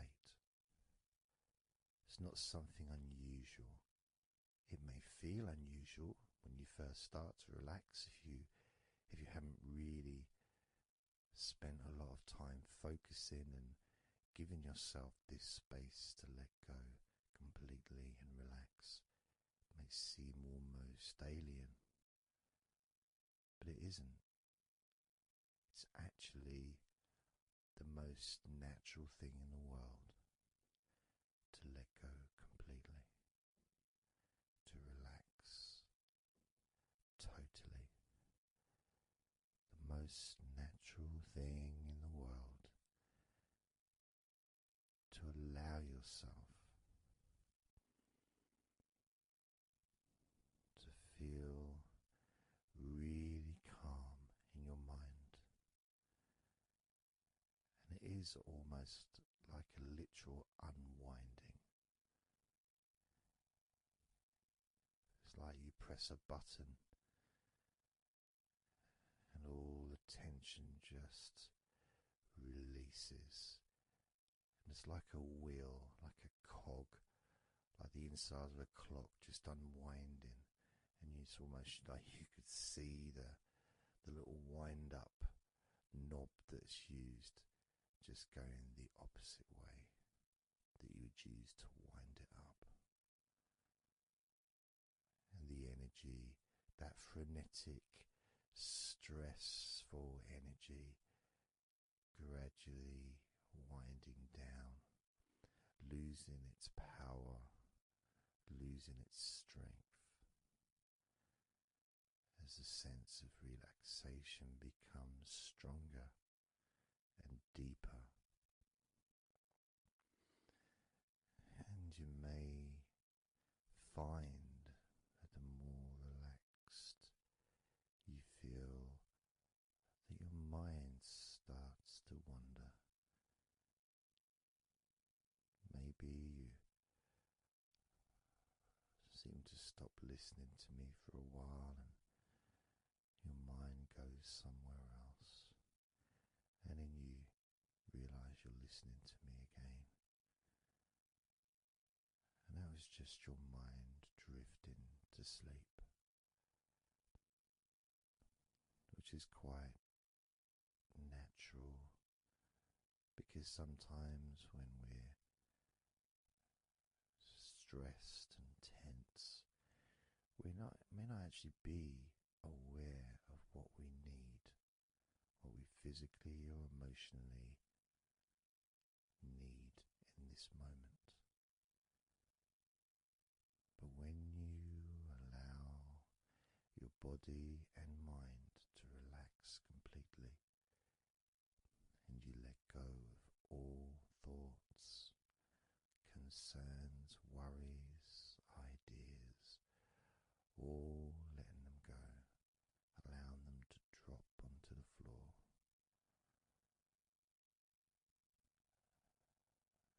You start to get in touch with the feelings of such relaxation. It feels so nice to be in touch with the calmness of the different body parts as they become looser and looser. Even your breathing seems easier and more natural, effortless, as that cool air enters through your mouth or nose into your lungs, breathing in comfort and relaxation, just breathing out any excess remaining tension or stress from every part of your body and mind. As you start to focus on your mind, maybe you notice that things have come to a standstill, or maybe just much, much slower than before, because your mind is not really needed when listening to my voice, which allows your mind to relax just as deeply as your body. And that synchronicity between the relaxation of your body and relaxation of your mind lets you know that feeling completely calm, loose and relaxed really is a great healing experience for you, and has so many positive benefits for your body, your mind, and your life, to be able to let go of everything and to relax completely in all parts of your body and mind. Even your bones are relaxed. All your muscles are relaxed.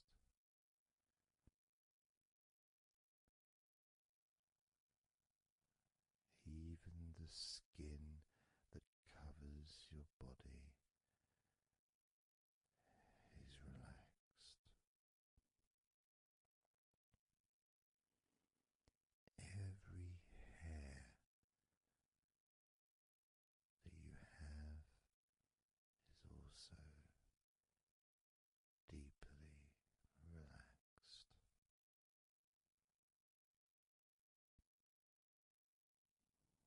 And your brain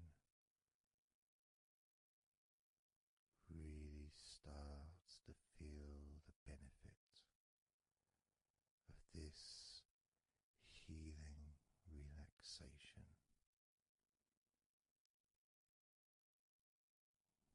And as you focus on the inside of your scalp where your brain is, you can start to realize and notice the benefits of your brain relaxing deeply. And as your brain continues to relax, it sends those messages to the rest of your body and your mind to really relax even more deeply, relaxing even more completely, letting go of any remaining thoughts or concerns. Allow them just to drop onto the floor, because they're no longer necessary in this moment. This moment of deep relaxation and calmness, filling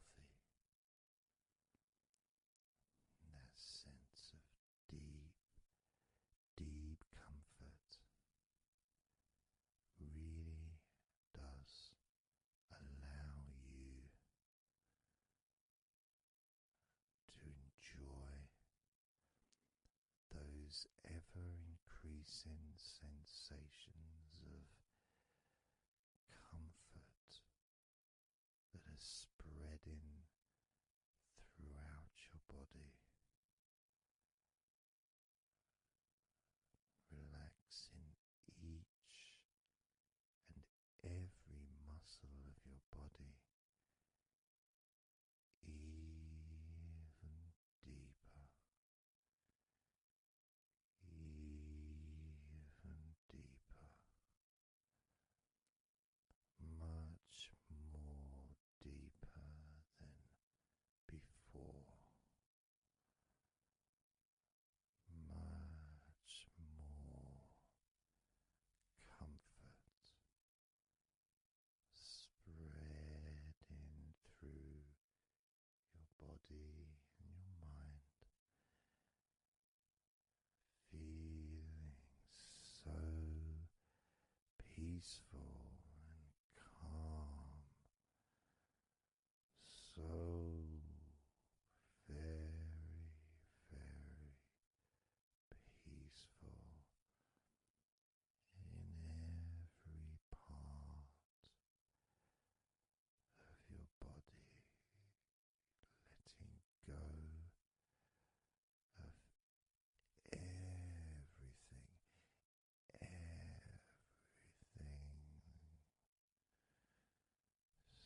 so peaceful and calm, so relaxed.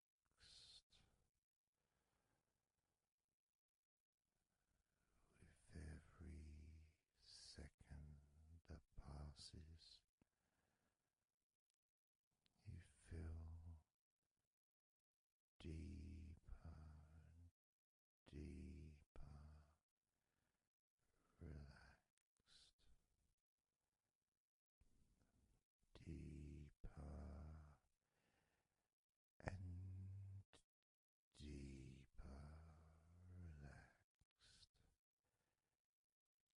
calm, so calm, peaceful, so very peaceful,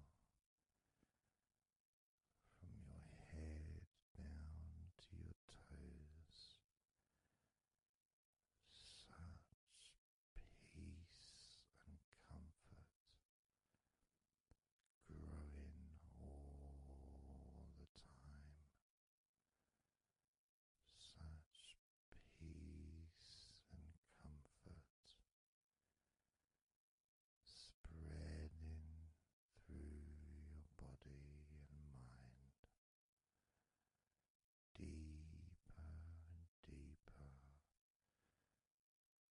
such comfort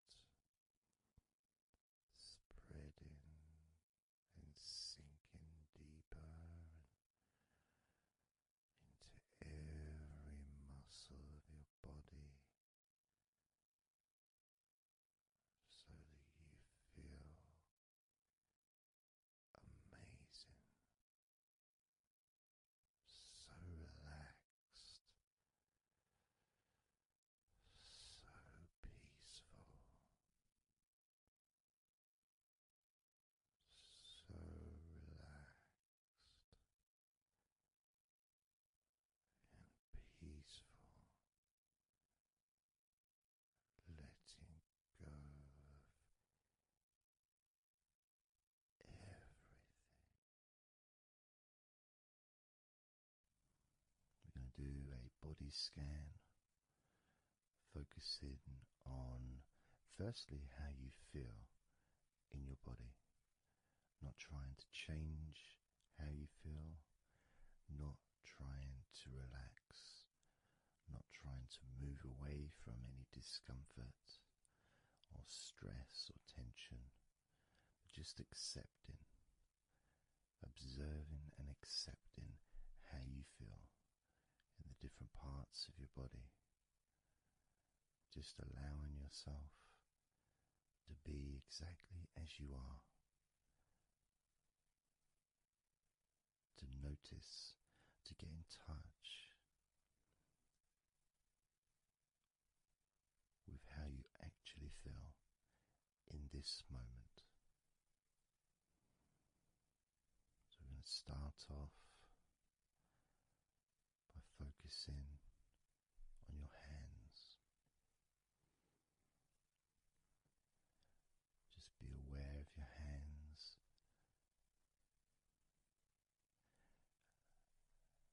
I'd like you to move your hands around. Just maybe move your fingers a little bit. Open and closing your hands very gently. Just so that you can get in touch with how your hands and your fingers feel. With very, very slow movements.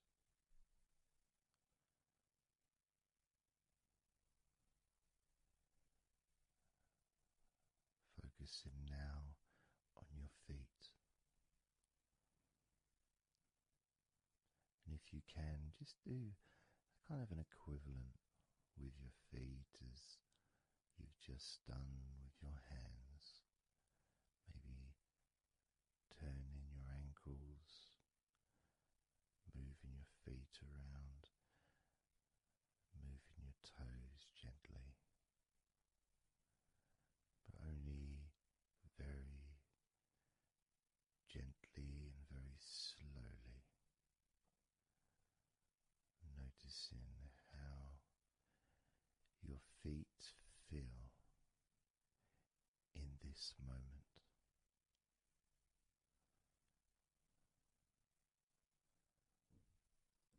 Focusing now on your eyes. I'd like you to just focus on your eyelids. Maybe you can open and close your eyes a couple of times to really get in touch with how you feel when you do close your eyes. The muscle changes in your eyes when you do close them. Maybe raising your eyebrows, which stretches the tops of your eyes. Perhaps squinting your eyes, scrunching up your eyes, just so you can really get in touch with all aspects of how your eyes feel right now.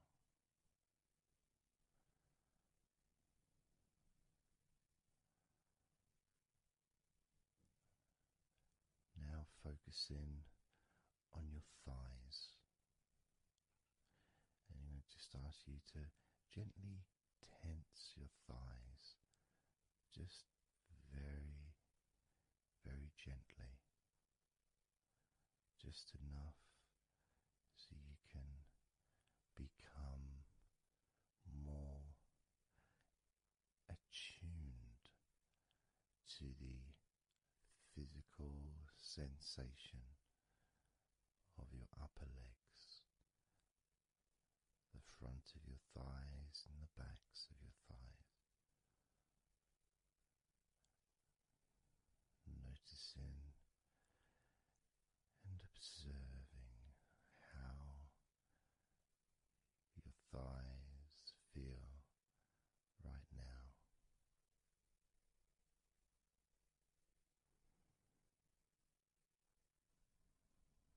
Moving your focus to the back of your neck. Just noticing the back of your neck, the muscles. Of course, they lead to the side of your neck. They also lead to the top of your back, which lead to your shoulders. So as you focus on the back of your neck, maybe you can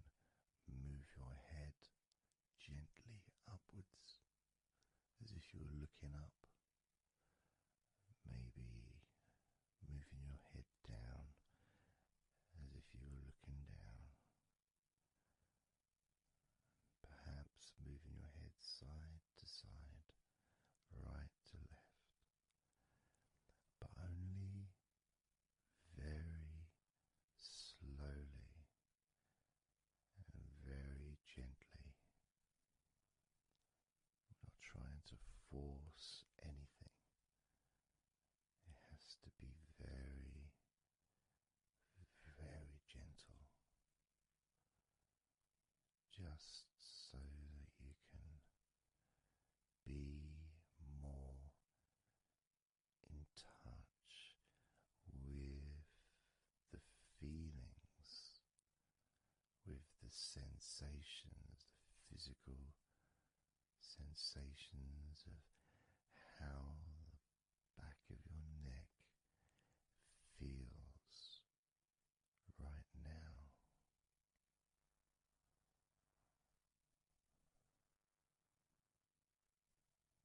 As we now focus on the tops of your arms, the parts where your biceps and your triceps are, between your elbow and your shoulders. As you focus on those parts, the tops of your arms, you may like to just tense them, but very, very gently and slowly, so you're not straining or putting any pressure whatsoever on your arms. It's just so that you can gain more of a sense of how your upper arms are feeling in this moment. And just noticing as you gently, very gently and slowly tighten the muscles and then let go. Notice how the tops of your arms feel right now.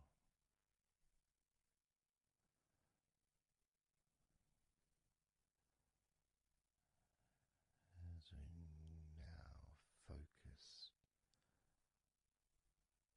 on your stomach, the area, the lower abdomen area below your belly button, moving all the way down to your hips, just above your groin.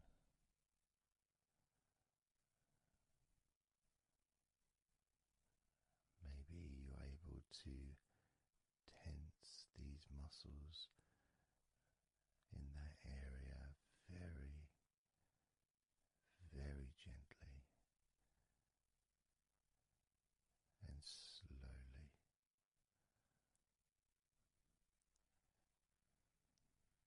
If that is a difficult thing to do, then maybe you can just move your body, pushing your stomach up, maybe moving a little bit to the side, using your hips, just so that you can get more in tune with how your lower abdomen area is feeling in this moment.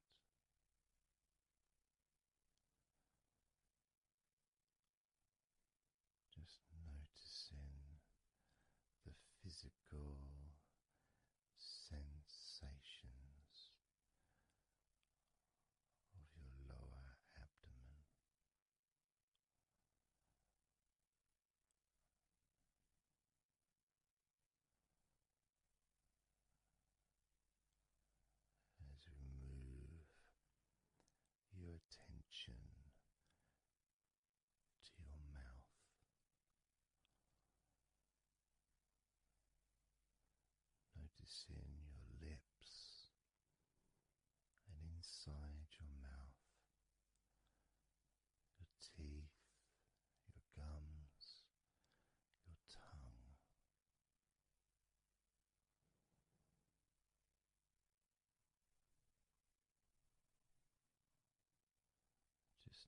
noticing how your tongue and your mouth feels,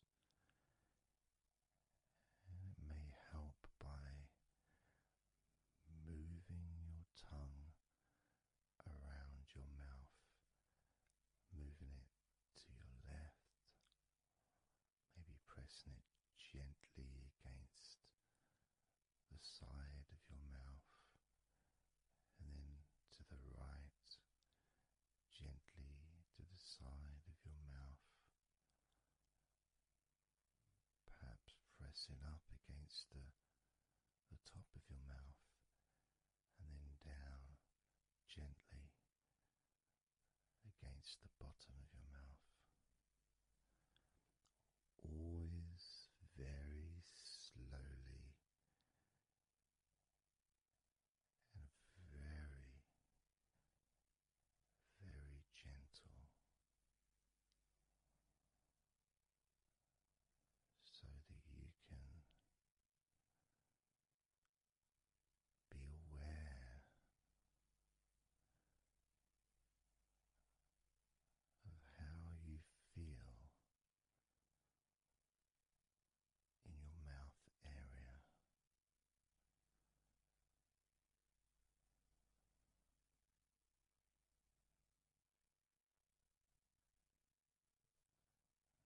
Now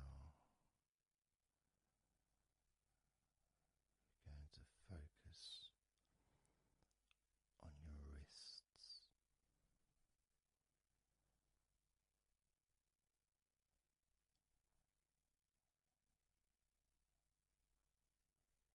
And I'm going to ask you to maybe just rotate your wrists by moving your hands in a circular motion very gently and slowly,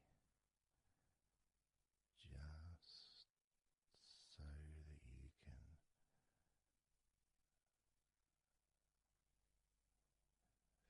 feel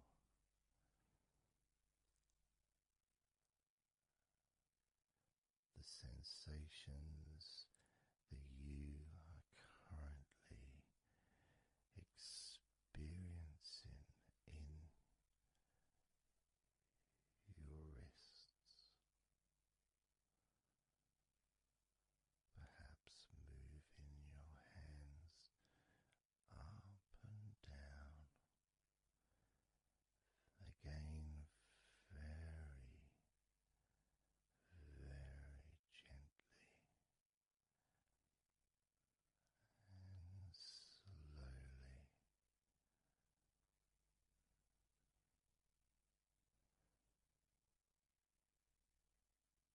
Very gentle and slow.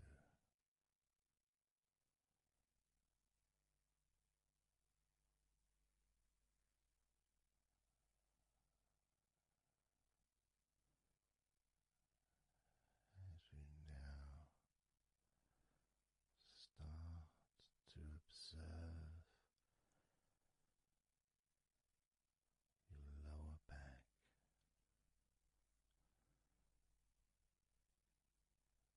that back part is just above your hips,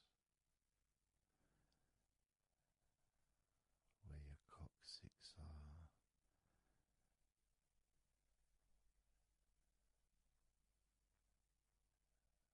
That whole area, which also really does include the sides of your body, because those muscles are very much connected.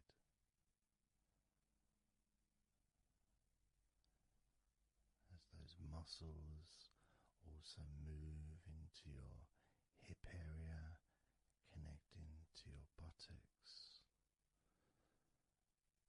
the sides of your hips.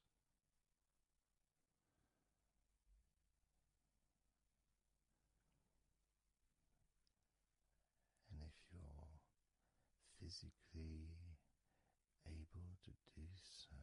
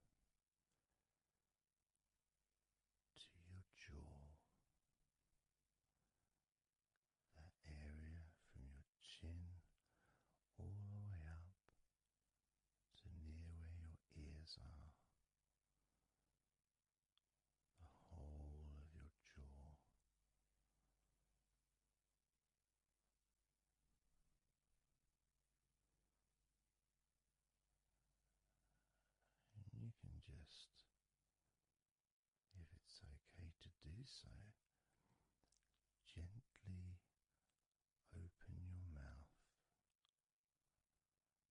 not wide, no stretching, just very gently and slowly opening your mouth and closing your mouth very gently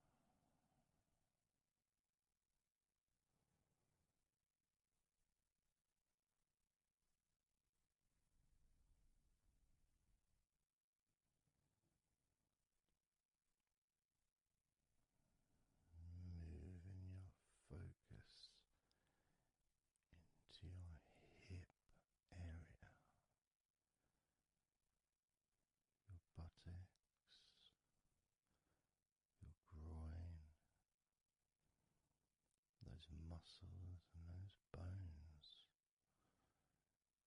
in your midsection.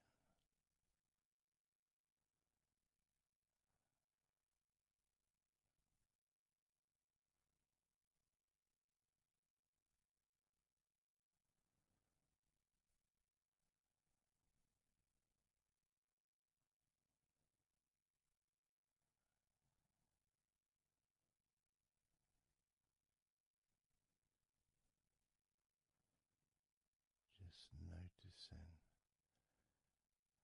how your hips feel right now.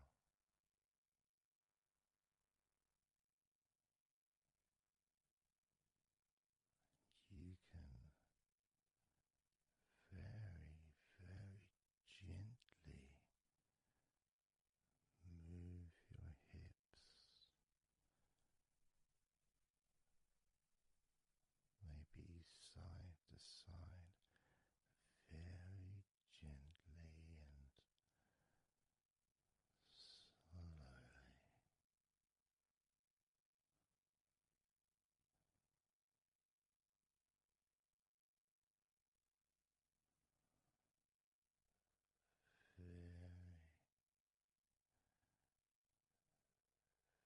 Very, very gently,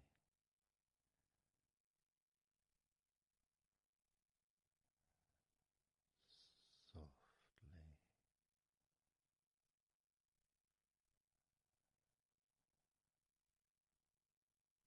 and slowly.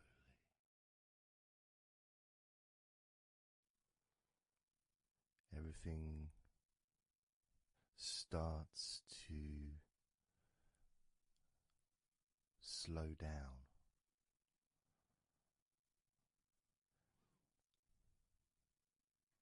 including the thoughts in your mind, and your mind itself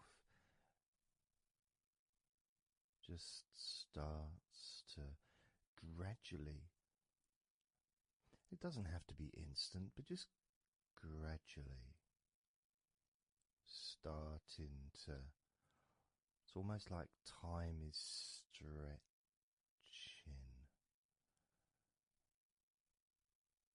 It's a slower pace to maybe what you're used to in your day-to-day life. It's a slower movement of energy.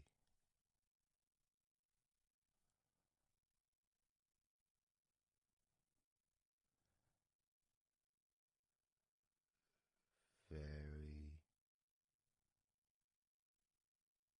small movements which make up the larger movements, which is always the case. You know, when you move your hand, it might seem like it's one movement, but it's lots of minute different muscles moving in accordance with each other, and what happens in this space that we're sharing is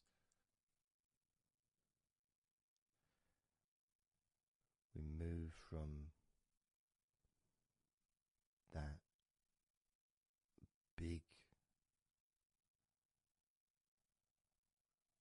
movement into those smaller movements.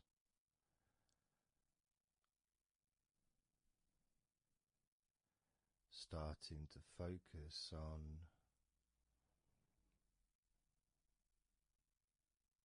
how your body feels, but not just as a whole, not just, oh, I'm feeling this way, I'm feeling stressed or tense, or I'm feeling relaxed and calm, I'm feeling this way, I'm feeling that way. Starting to notice that your body begins to present to you small feelings around your body.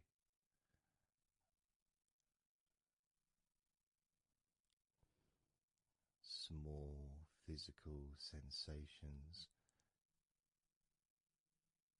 in your legs, whether pleasurable or not.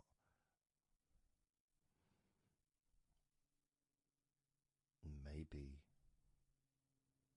resisting the temptation to label them or to judge them, those feelings, just thinking about them as just being neutral, just feelings.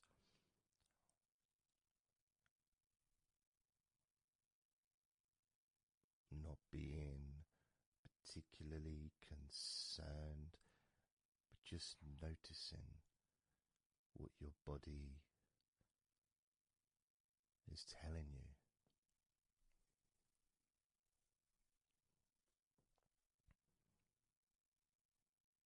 The feelings in your arms. Instead of feeling the whole of the arm, maybe notice those individual feelings of all those different muscles and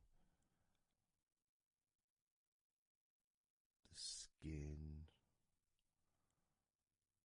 the hairs of your arms, all the internal parts of your arms, the veins.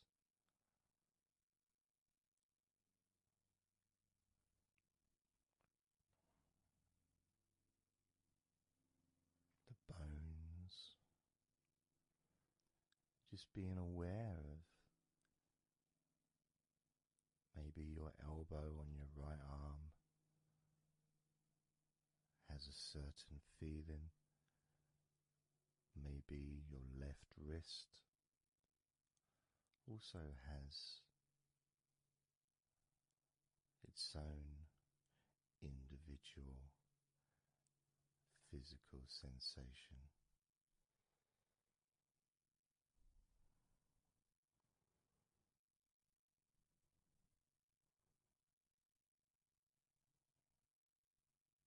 What about your forearm on your right arm?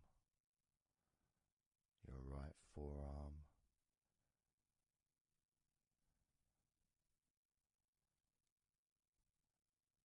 There may not be any particular feeling that you could even give a name to. May not feel like anything other than just a feeling. You know, it's there.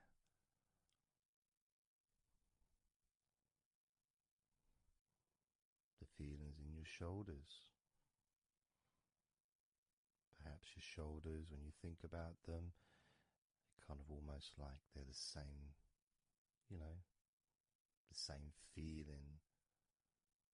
Almost like both of your shoulders are just one thing.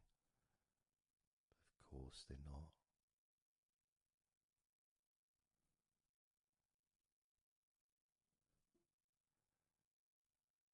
And when you focus on your left shoulder and then on your right shoulder, maybe you find that you move the muscles a little bit.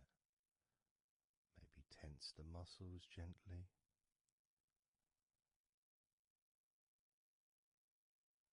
Noticing the difference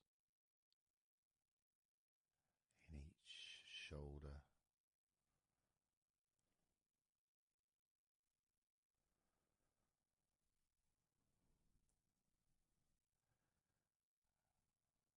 Your lower back.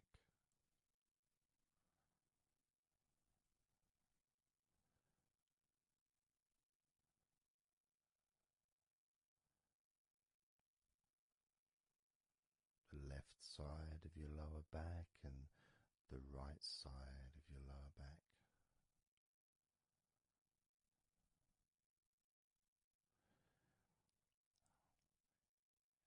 course, that connection to your buttocks and to your hips.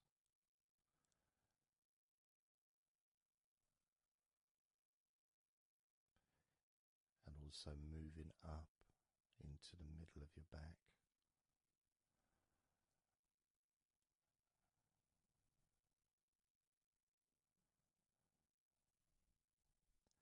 And sometimes, like right now actually, when I focus on that part, when I focused on my buttocks, and then I focused on the middle of my back, it almost felt like the muscles in my lower back were being stretched very gently, but just stretched a little bit, even though I wasn't doing anything to try to stretch your lower back. It just seemed to happen. The feeling of very gently stretching your lower back.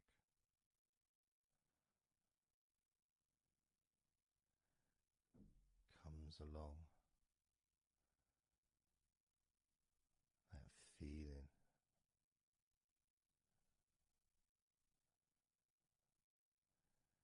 In your chest.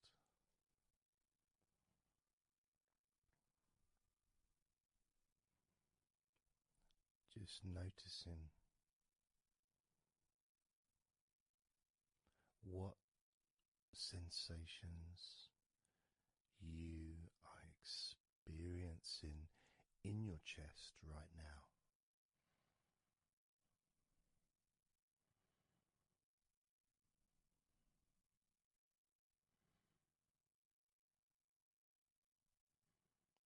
And there's so much of the chest.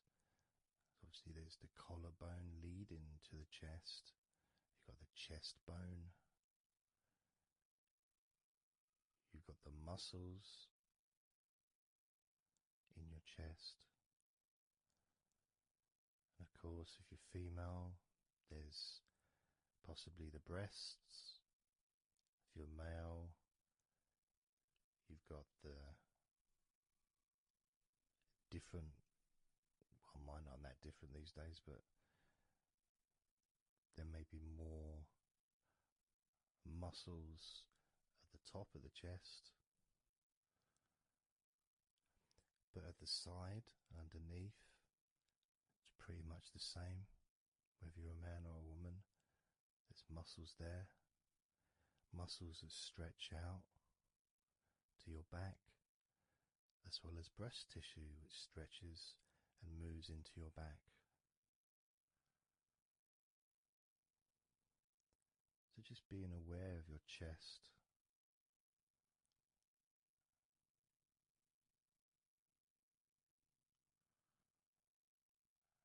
Being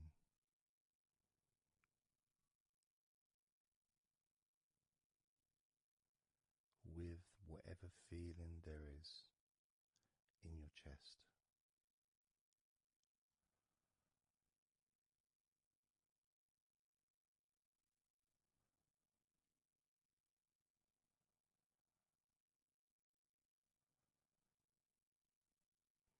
And when I notice that I focus on my chest,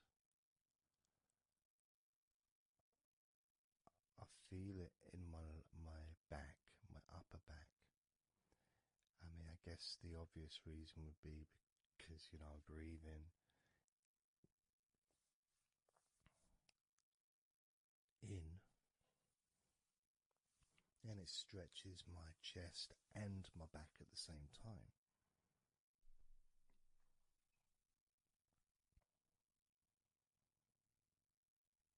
Yeah, it feels okay.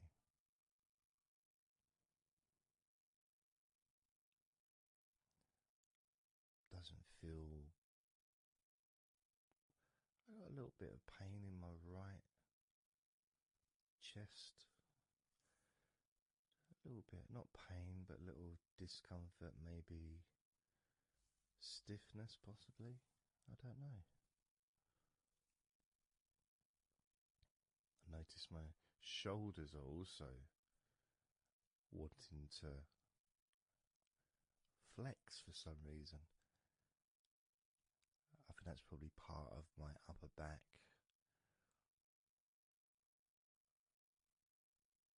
That connection between my shoulders and my upper back.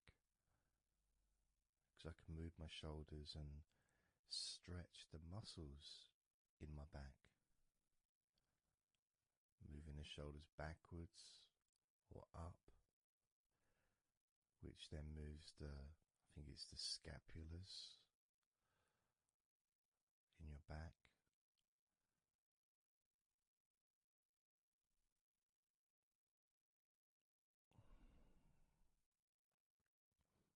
It feels quite nice actually.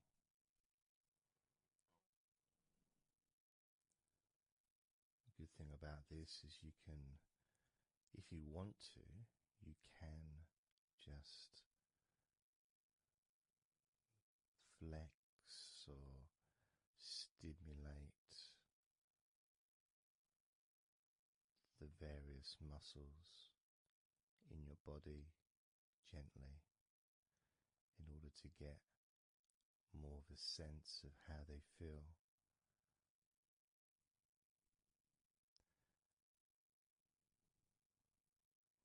And when you're relaxing, when you do tense a muscle and you let it go and you let it relax, it relaxes way more than it would normally. But you have to feel that you're able to do that. There's no point doing it if there's an issue with a part of your body. You need to be gentle with yourself at all times when relaxing deeply. It's important to be kind to yourself.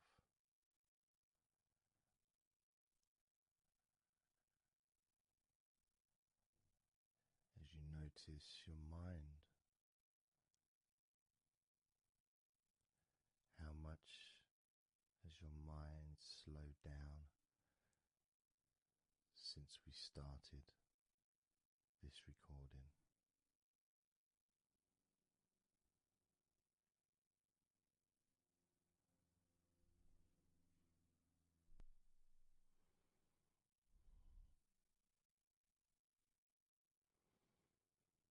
How calm and peaceful is your mind right now?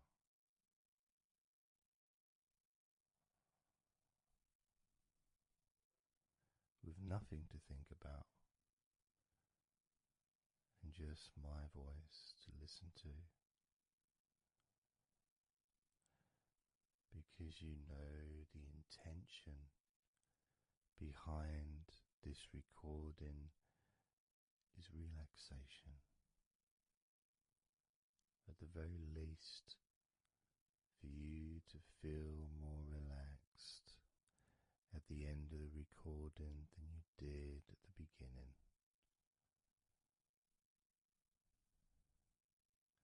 At the very least,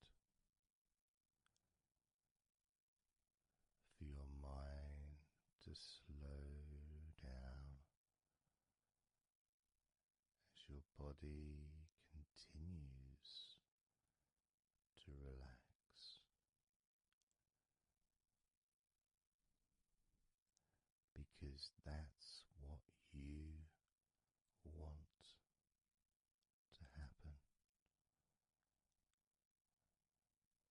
That's what you expect to happen.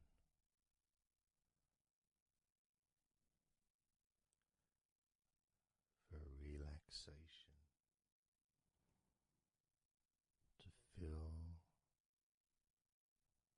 body.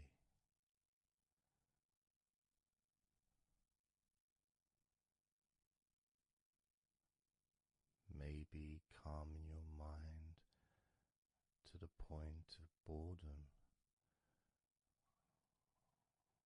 when you start maybe to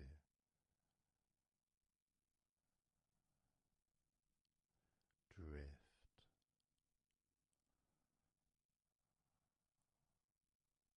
away.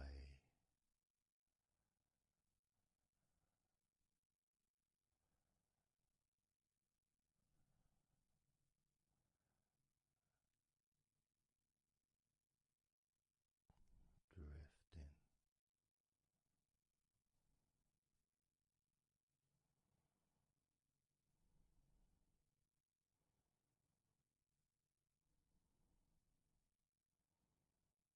It's almost as if you're moving further away from your body and your mind, just leaving that there.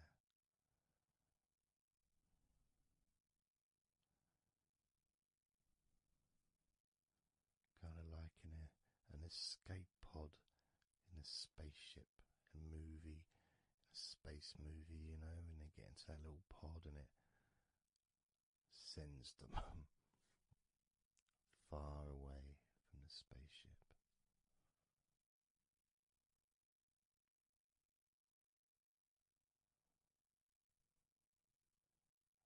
Safe to dream.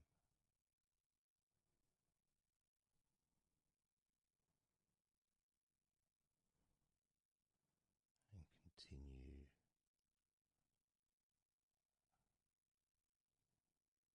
to relax.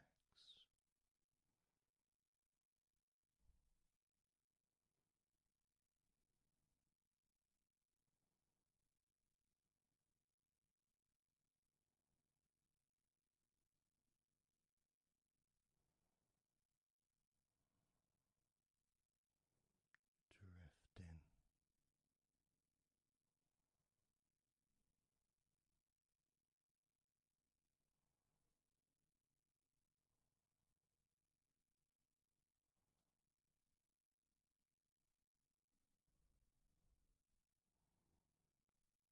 So slow.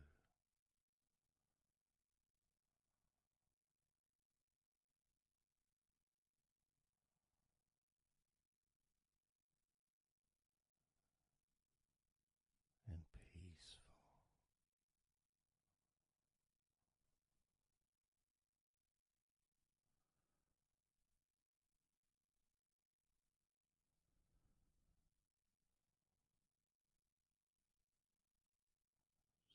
So relaxed.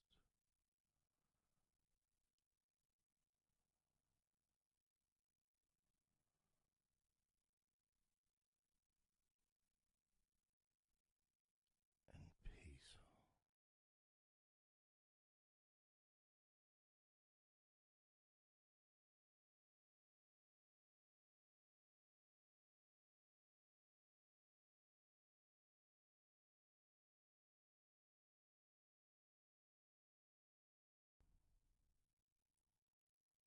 And focusing on the feeling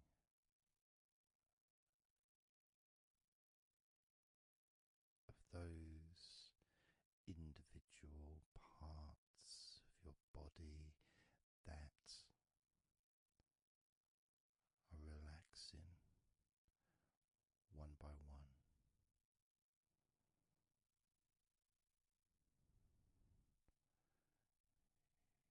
You may find that every now and then you realize that you weren't listening to my voice because your mind started to imagine something different. Maybe you started to just move into some kind of a dreamy state. And then you become aware of my voice again.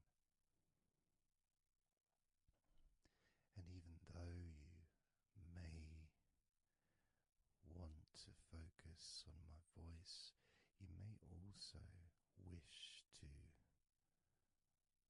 allow your mind to just drift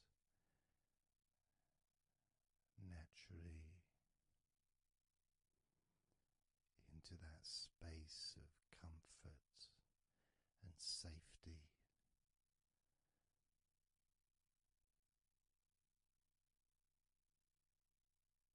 As you feel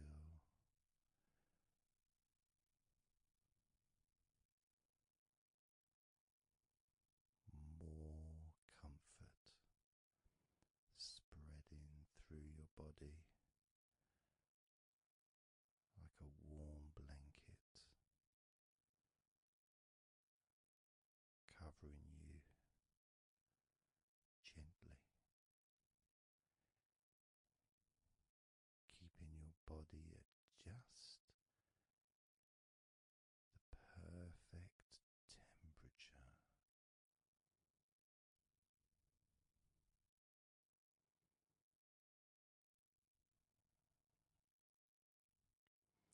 And even if you can hear background sounds,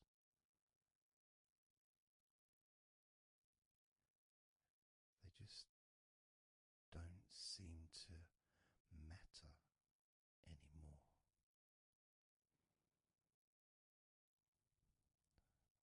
As that sense of peace spreads through your mind,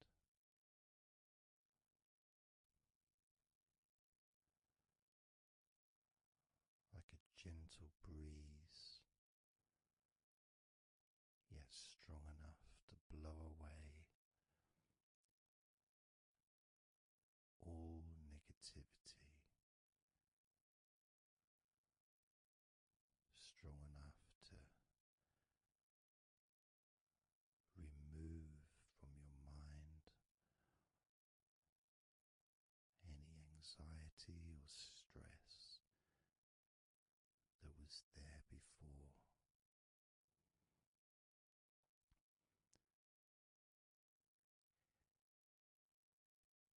And blow away any other thoughts or feelings that just don't fit with the sense of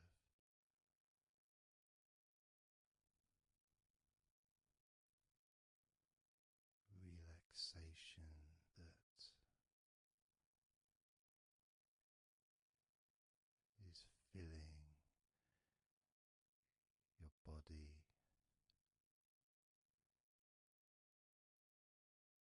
and your mind.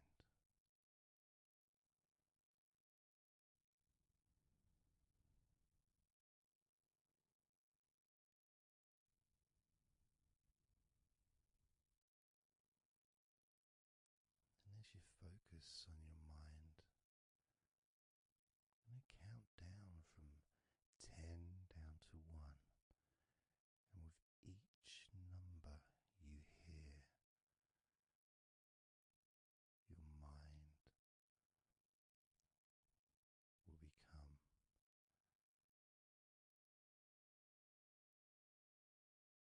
slightly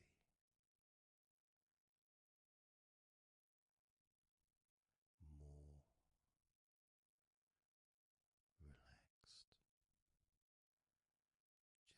Just slightly. So from 10 down to 9, just a slight movement. From 9 down to 8, just another small change in how you feel.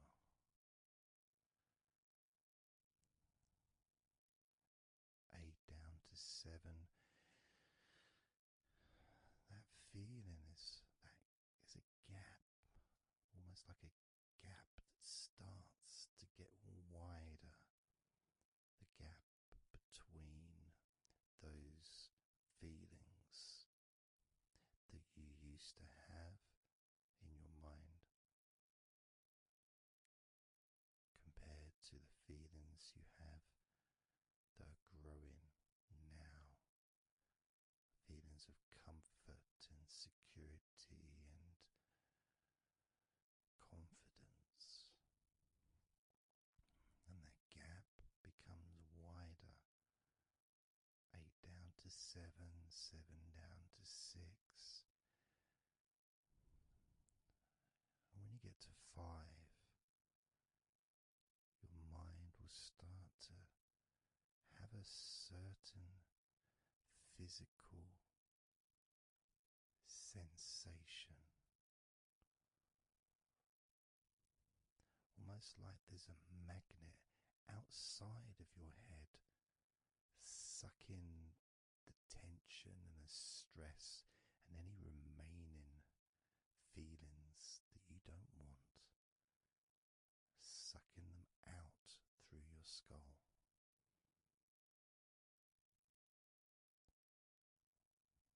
And then down to 4,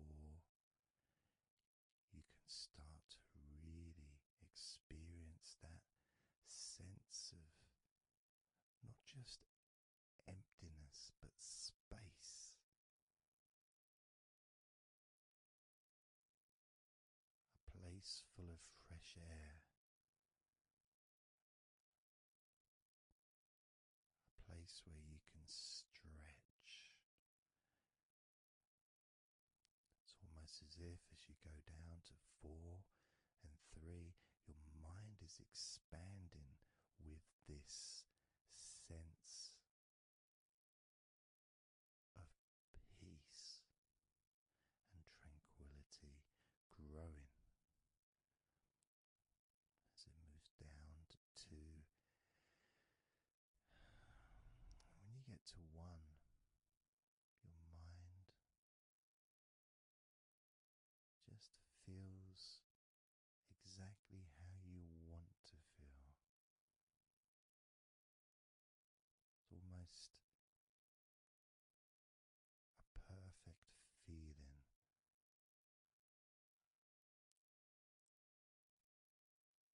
Maybe a sensation that you'd like to keep. A place that's safe where nothing can affect you at all.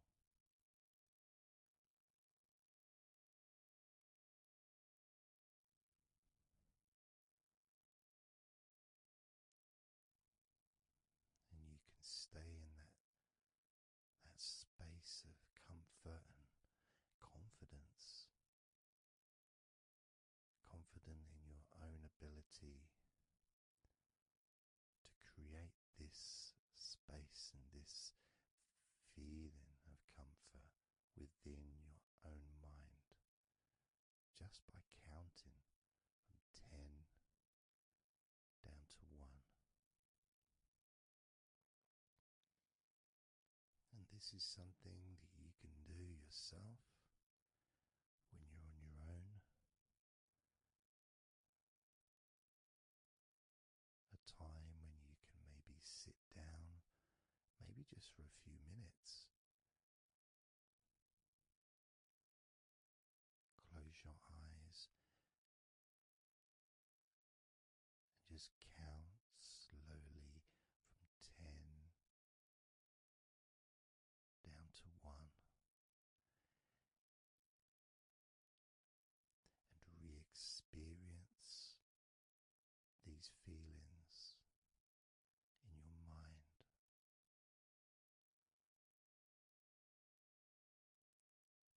And when you feel that way in your mind, your body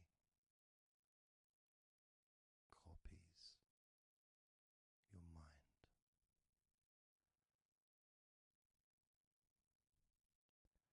And that feeling is spread through your spine and your nervous system into every part of your body. It travels through your bloodstream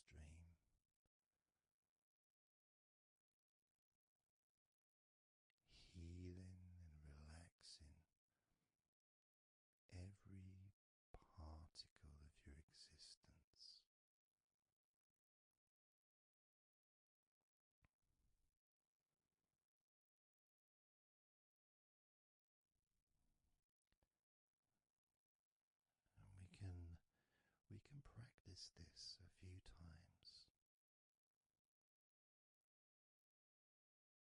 before the end of the recording, and then you can practice on your own. And each time you count from 10 down to 1, the feelings of comfort, calmness, and deep, deep relaxation become stronger and deeper.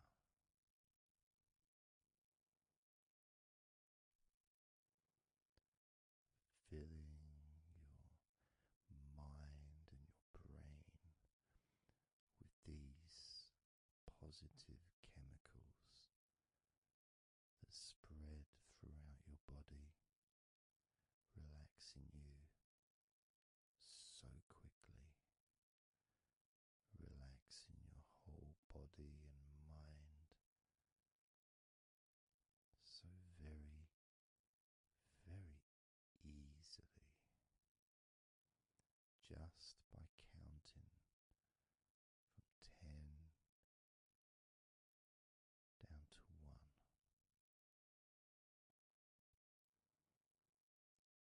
So we're going to do it now.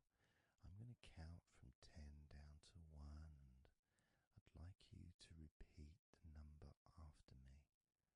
So when I say 10, you can just repeat to yourself 10.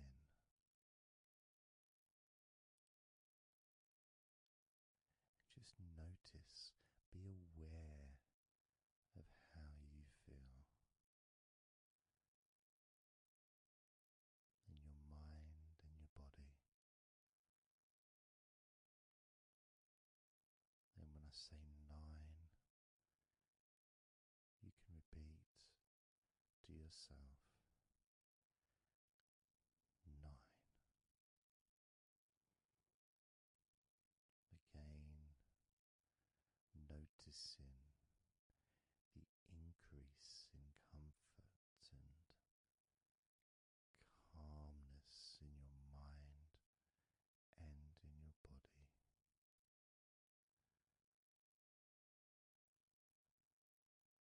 The same when I say 8, when I say 7, 6, when I say 5, 4, when I say 3,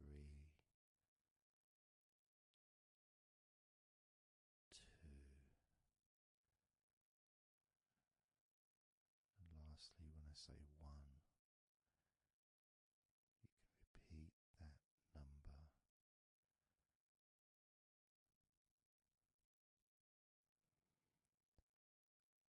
Now, of course, when you do this on your own, without listening to me, you can say the numbers at whatever speed that you feel is necessary for you, so you can adapt. So if you feel you want to say the numbers 10 down to 1 faster than I do, then go ahead and do that. Or if you feel when you do it yourself that you'd like to have more space between the numbers, maybe take a lot longer to get from 10 all the way down to 1. That's your choice also to do.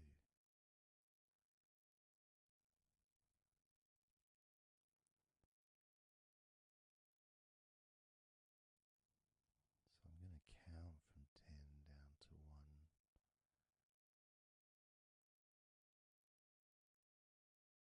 And when I get to 1, that will be the end of this recording. Unless, of course, you're listening with music, then the music will continue.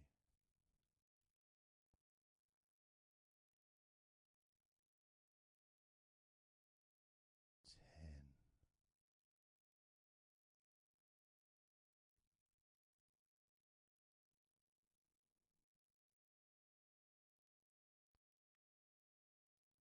9.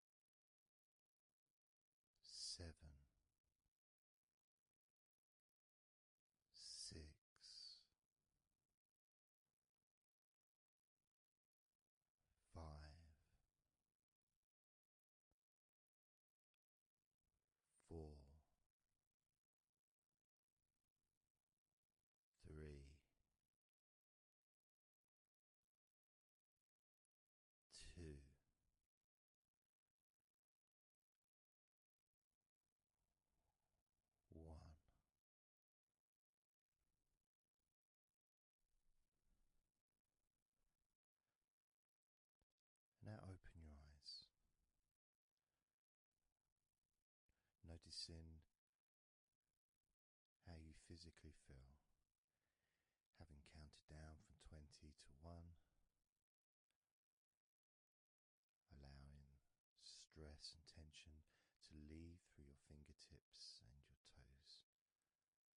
And as you focus on your fingertips, maybe they feel a little bit tingly, which is, I suppose, quite understanding considering the tension has been exiting your body through your fingertips.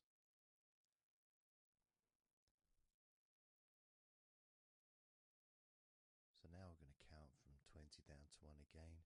This time you're going to feel relief of tension and stress, any anxiety that you may have, leaving through your stomach.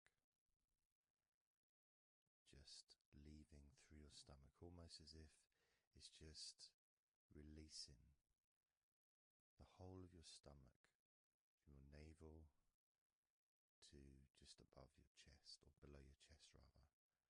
So surrounding your belly button area, that whole area, you can feel the tension of your body, whatever's left, just releasing from that area. And you may notice that your stomach will become very relaxed as I count down from 20 down to 1. Now, 20, 19, 18,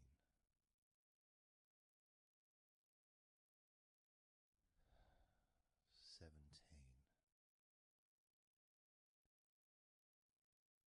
16, 15, 14, 13, 12, 11,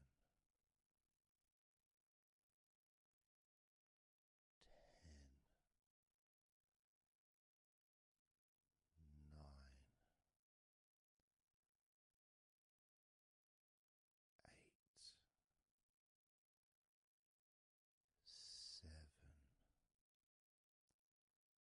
7, 6, 5, 4, 3, 2,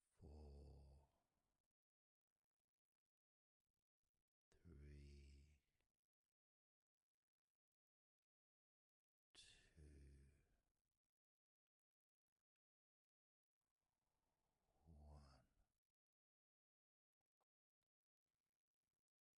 And you can open your eyes again if you choose, or you can just keep them closed because it feels relaxing. Just notice how your stomach feels. And notice as you focus, just do a little scan of your body. Just notice how your body feels. Focusing on your upper body, your back, chest, stomach, legs, arms, hands, feet. Just noticing. And you may start to feel more of a sense of tiredness, which may be the reason you're listening to this recording, because you would like to let go completely of everything and drift off into a nice, natural, calm, relaxing sleep.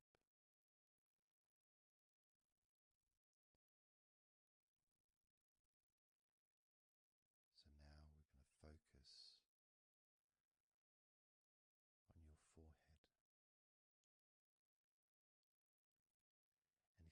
do is you can incorporate your eyes in this focus as well. So your forehead and your eyes, just that whole area basically, almost as if you were wearing a mask, you know, like a, I don't know, Batman mask or something, or I'm trying to Zorro or something, you know, the kind of mask that covers your eyes but also covers quite a lot of the forehead. And focusing on that area, because that's the area that we're now going to release tension and stress from your mind, from your brain and from your mind, and any tension that you may have remaining in your face, in your neck, in your jaw, in your eyes, your forehead, or your scalp. So basically any tension within your head area, including your mind and your brain. And that's going to be released through your forehead and your eyes.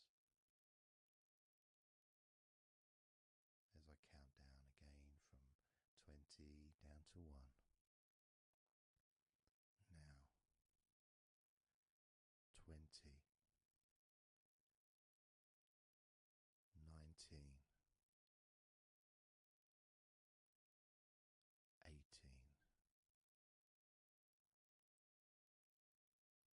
17, 16, 15, 14, 13, 12, 11, 10,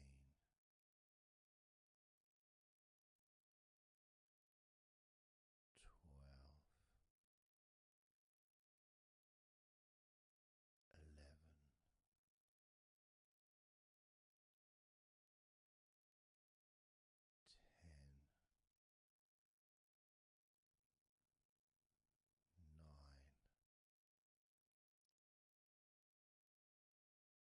8, 7, 6, 5,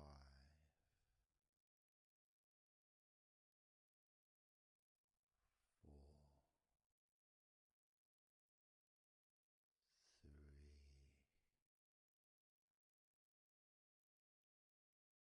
2, 1.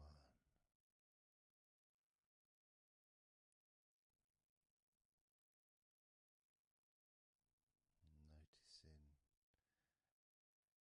as you scan your face, your jaw, your eyes, your cheekbones, your ears, your forehead, your scalp, and your neck, the back of your neck and the front of your neck, the sides of your neck and your throat.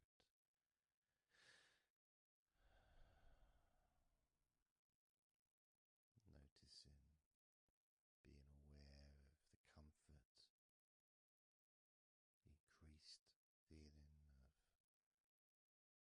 relaxation, not just in your head and neck and mind, also the rest of your body.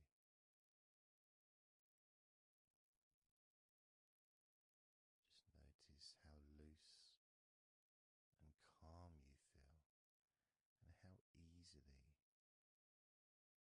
it is to just let go completely. Let go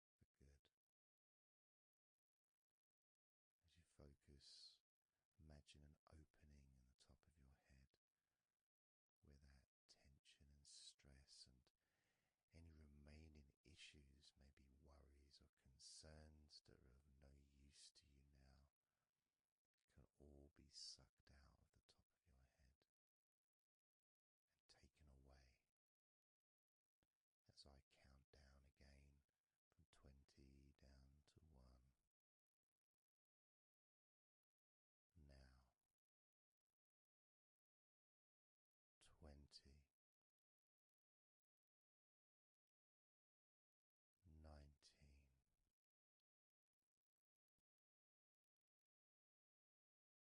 8,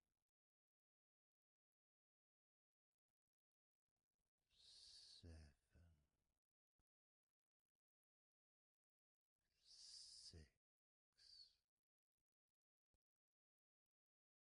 5, 4,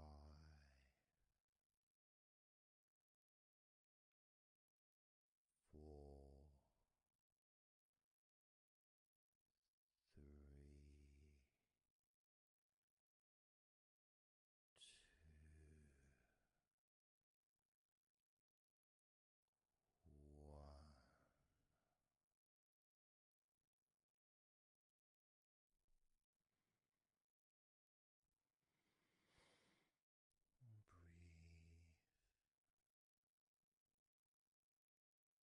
Breathe, noticing how you feel,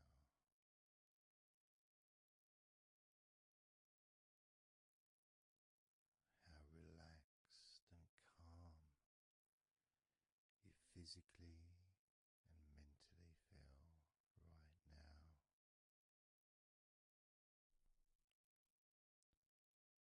How peaceful your mind feels. It feels so nice to just let go,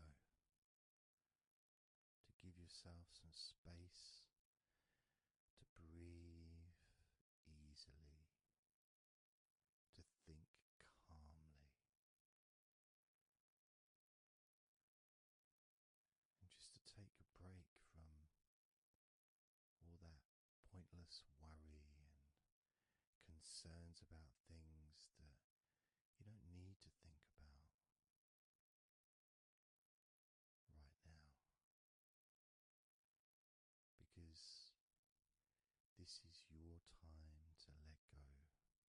This is your space to enjoy feeling deeply relaxed, peaceful in your mind, relaxed in your body. It can feel so good, so nice to just not have to do anything, to be able to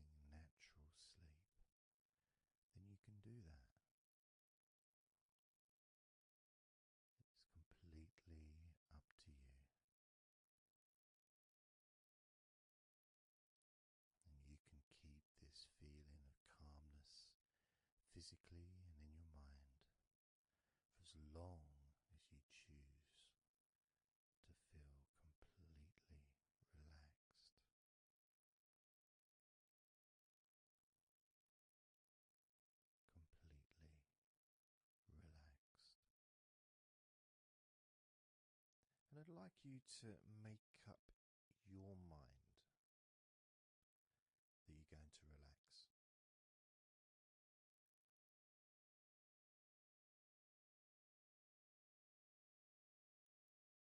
And I want to explore that with you, what it feels like when you actually decide that you're going to relax. Not forcing yourself, but giving yourself that. I guess it is a command, really, isn't it? When you're telling yourself, relax. In a gentle but firm way that only you can really tell yourself in that way. You can't really have someone else saying to you, now relax, and it needs to be gentle, but someone else can't really have the same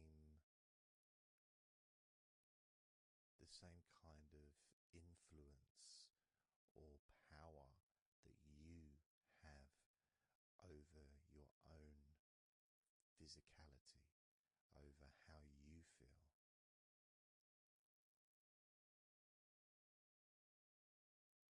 Because when you say it to yourself, it means more. It's personal, and your brain and your unconscious mind and your body listens to what you say. So, for example, we'll test it out.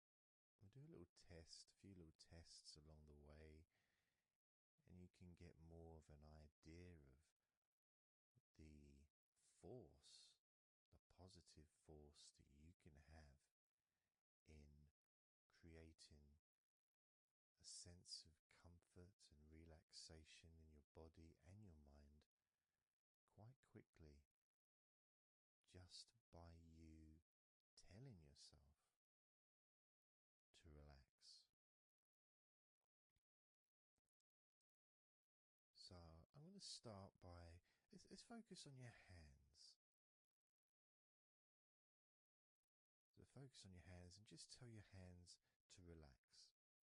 So just say relax as you focus on your hands. You could say, my hands are relaxed, or I want my hands to relax. But I think if you actually do it directly, by focusing and imagining that your hands can hear what you're saying, like they've got little ears, which is a bit weird. So talking to your hands and just say, relax.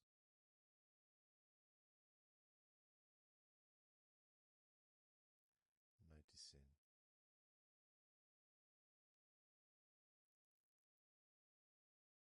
how your hands start to relax.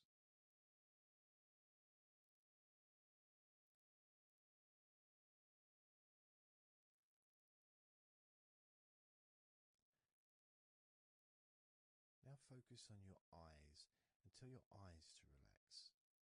So you're just saying the same word, relax.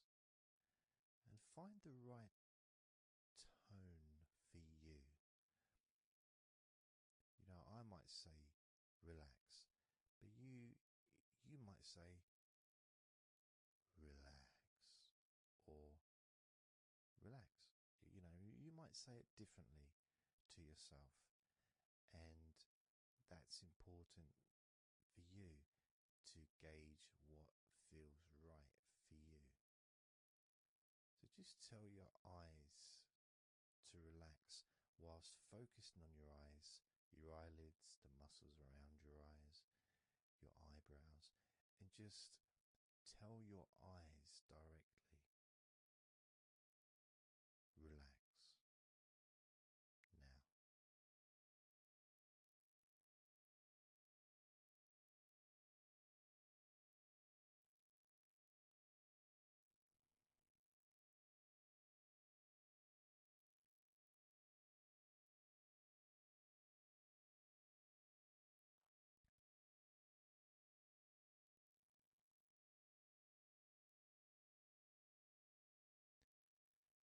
just did that myself, and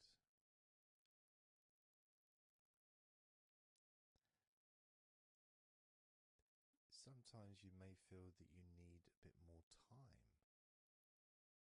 for the different parts to relax, because I start talking again and maybe that part hasn't relaxed fully.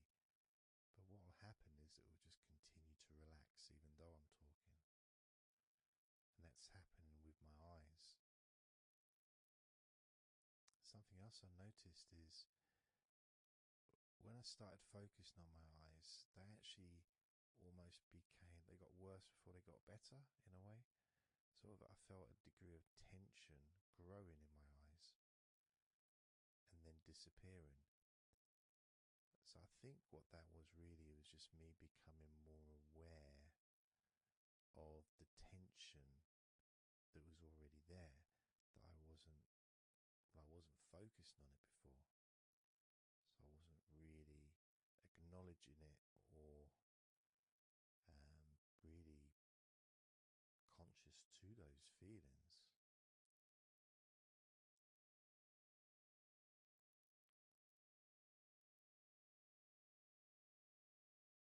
Yeah, my eyes are still continuing to relax, as well as my hands actually.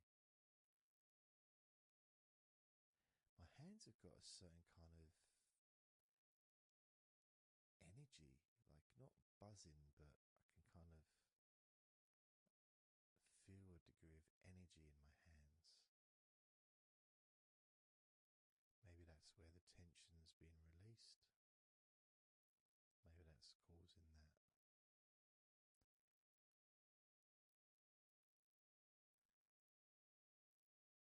The next part, I think we should focus on the back of the neck. That's a part which quite often, well, for me, holds tension. I don't know about for yourself, but I think it's quite a standard place where tension is sometimes held. So, and I'm doing exactly what you're doing as you do it as well. So I'm telling my body parts to relax as well. So if you tell your neck, the back of your neck, focus on the back of your neck and just say, relax, in your own words, in your own tone, in your own voice. You can say out loud or you can just say it to yourself internally. But you're focusing and you're saying it literally to the back of your neck, as if the back of your neck can actually hear what you're saying. So do that now. Just say relax to the back of your neck, and I'll do the same.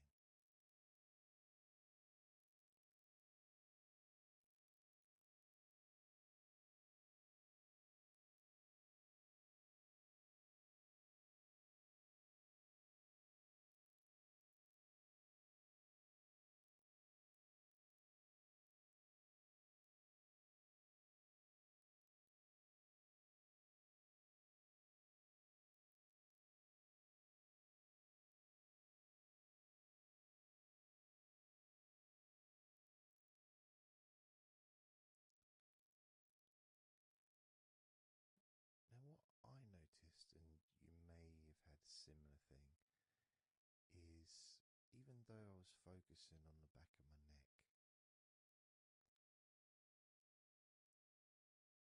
other parts started to, I don't know, show themselves to me, or maybe because they want to be relaxed as well, but I started noticing the feelings in my shoulders, the tension in my shoulders and in my upper back.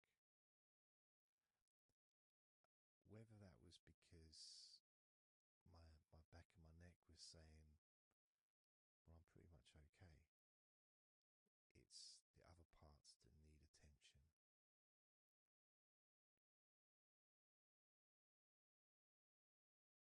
But my back of my neck is still relaxing. But I just became more aware of other parts that needed attention. Now this might happen, and it doesn't mean that it's going wrong. It just means you're being notified of more places that also want to feel relaxed. So I'm going to focus on my upper back. So you can do the same, even if you don't have any feelings of tension that are obvious in your upper back. If you just focus on your back and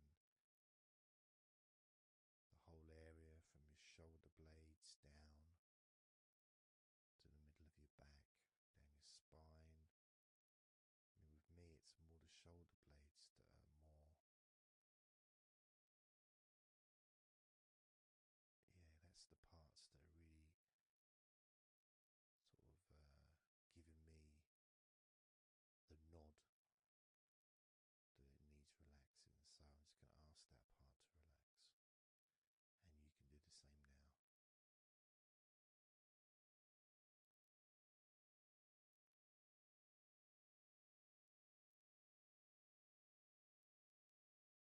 Relax your upper back.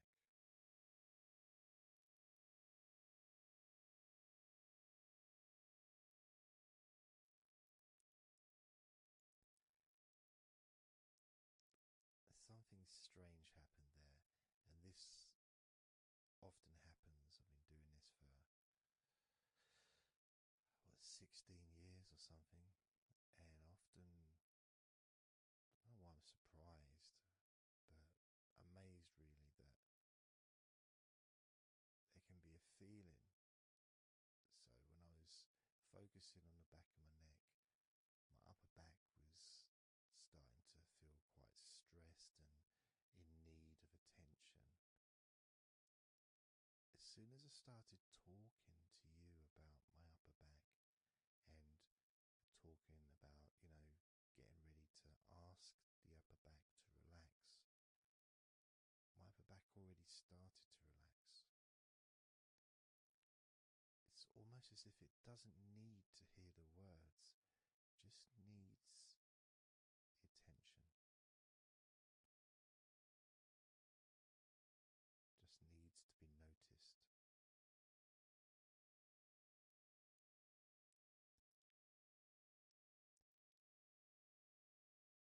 That is something that often happens in this type of situation, is when you start to relax a couple of parts of your body, as we've done with our hands, our eyes and our eyelids, and now back of the neck, top of the back, upper back. The rest of the body seems to just take notice and decide in its own way to start relaxing. Other parts of your body start to just become looser. I suppose it's kind of like a bit of an avalanche, The little ball starts rolling, and before you know it, the whole of your body is completely relaxed and calm.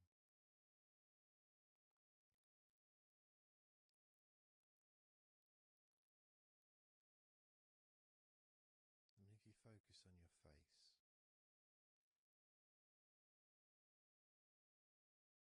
you focus on your eyes, your eyelids, your eyebrows, and the muscles around your eyes. Maybe you start to notice that your forehead is more relaxed than it was. Maybe your face is more relaxed. I would say my entire face is a lot more relaxed than it was.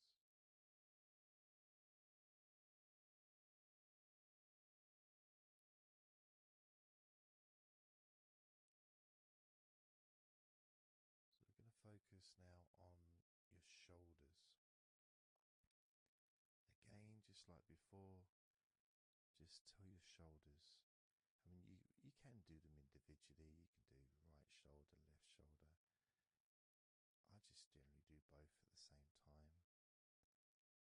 just tell your shoulders as you focus on them in your mind. Focus on how they feel. Maybe you can see them in your mind's eye. Just tell your shoulders to relax.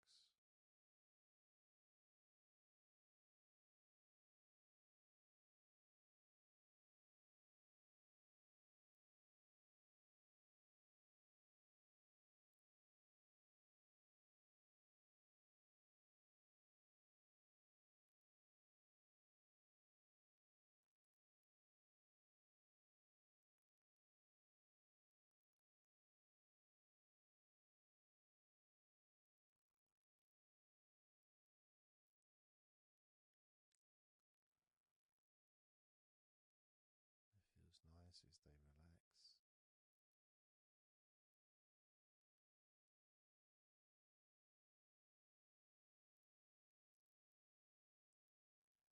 But I do notice, probably especially with my back,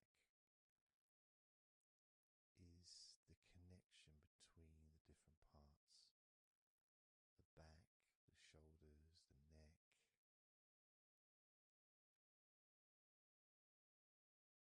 Being all connected and being such a large part of your body. It's almost hard to separate them from each other.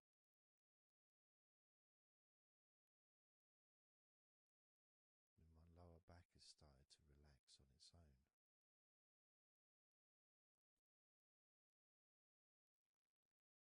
Maybe I'm going too slow. And that could be an issue because we all go at different speeds.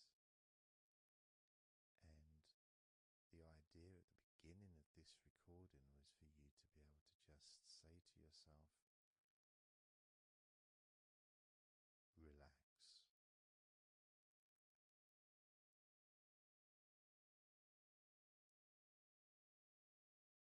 Without focusing on any particular part of your body. Because when you know that telling your hands to relax and your hands relax,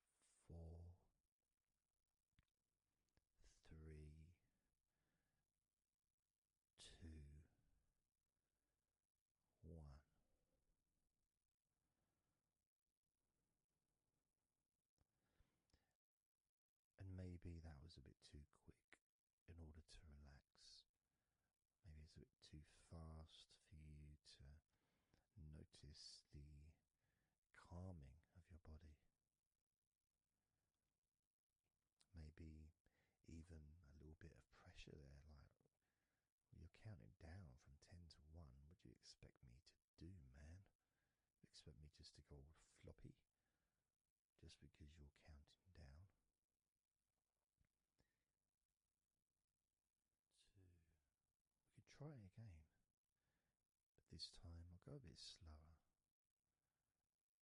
This time, as you focus on the whole of your body before we focus on your legs, just notice how your body does start to feel more relaxed with every number that I count down. 10.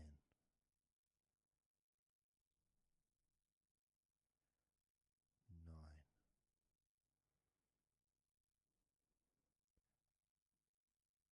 8.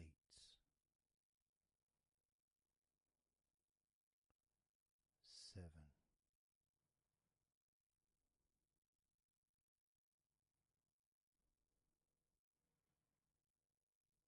6.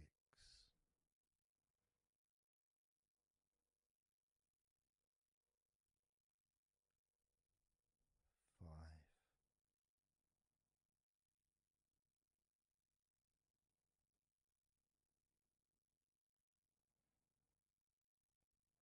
4. 3. 2.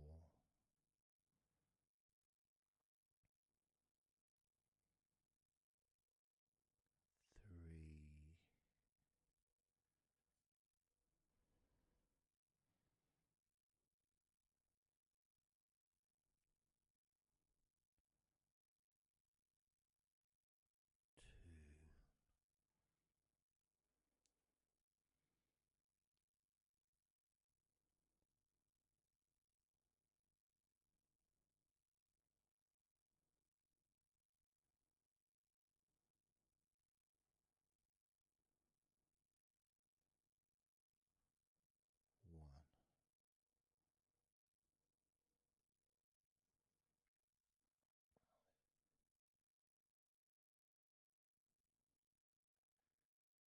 And just notice how you feel generally, how your body feels.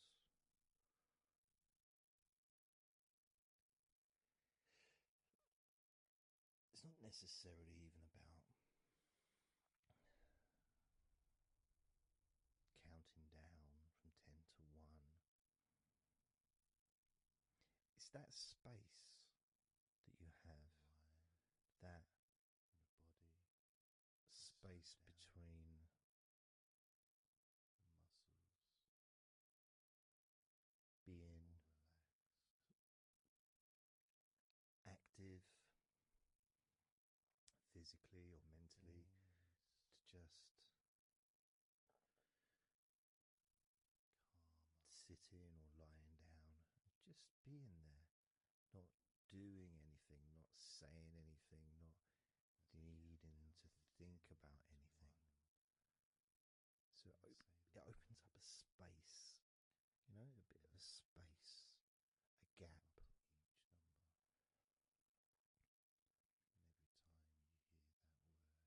And the more I count down from 10 to 1, the bigger that gap becomes.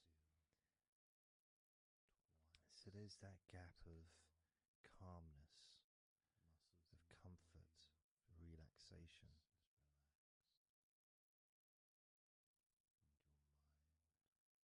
It's a nice feeling.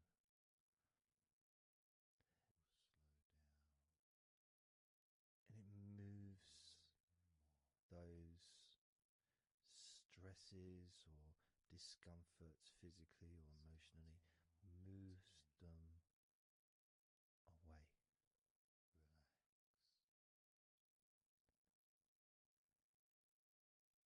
Allows you to just slow down. So I'm going to count again from 10 down to 1 and notice that gap widening. The gap. And as it widens, it's almost like the stress and attention falls into the gap.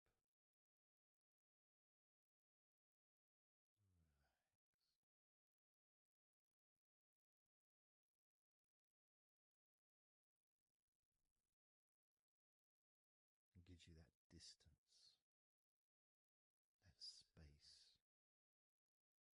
Now relax.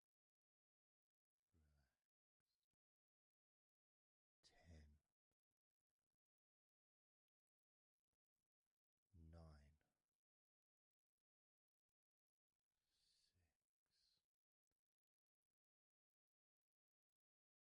6,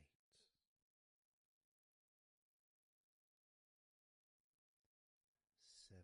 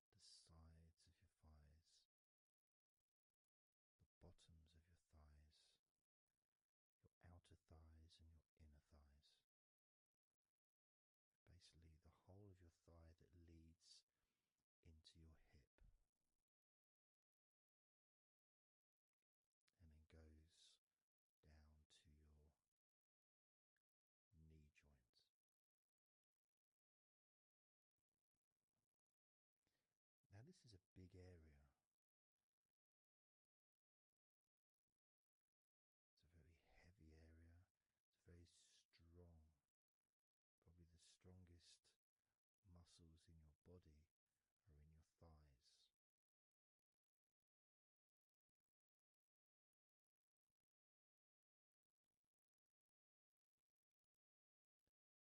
But I don't think we perhaps give enough attention to our thighs.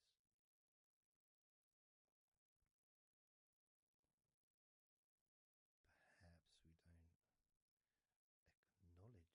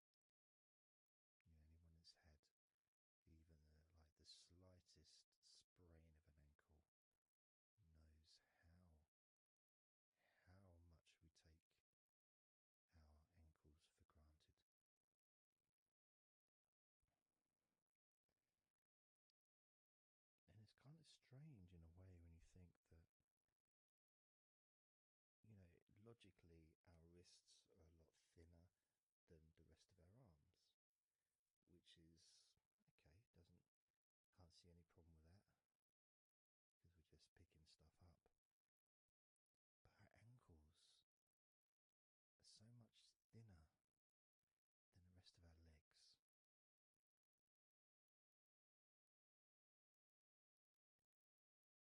And from a physics perspective, or logical even, it doesn't really make sense that all this weight would ultimately be resting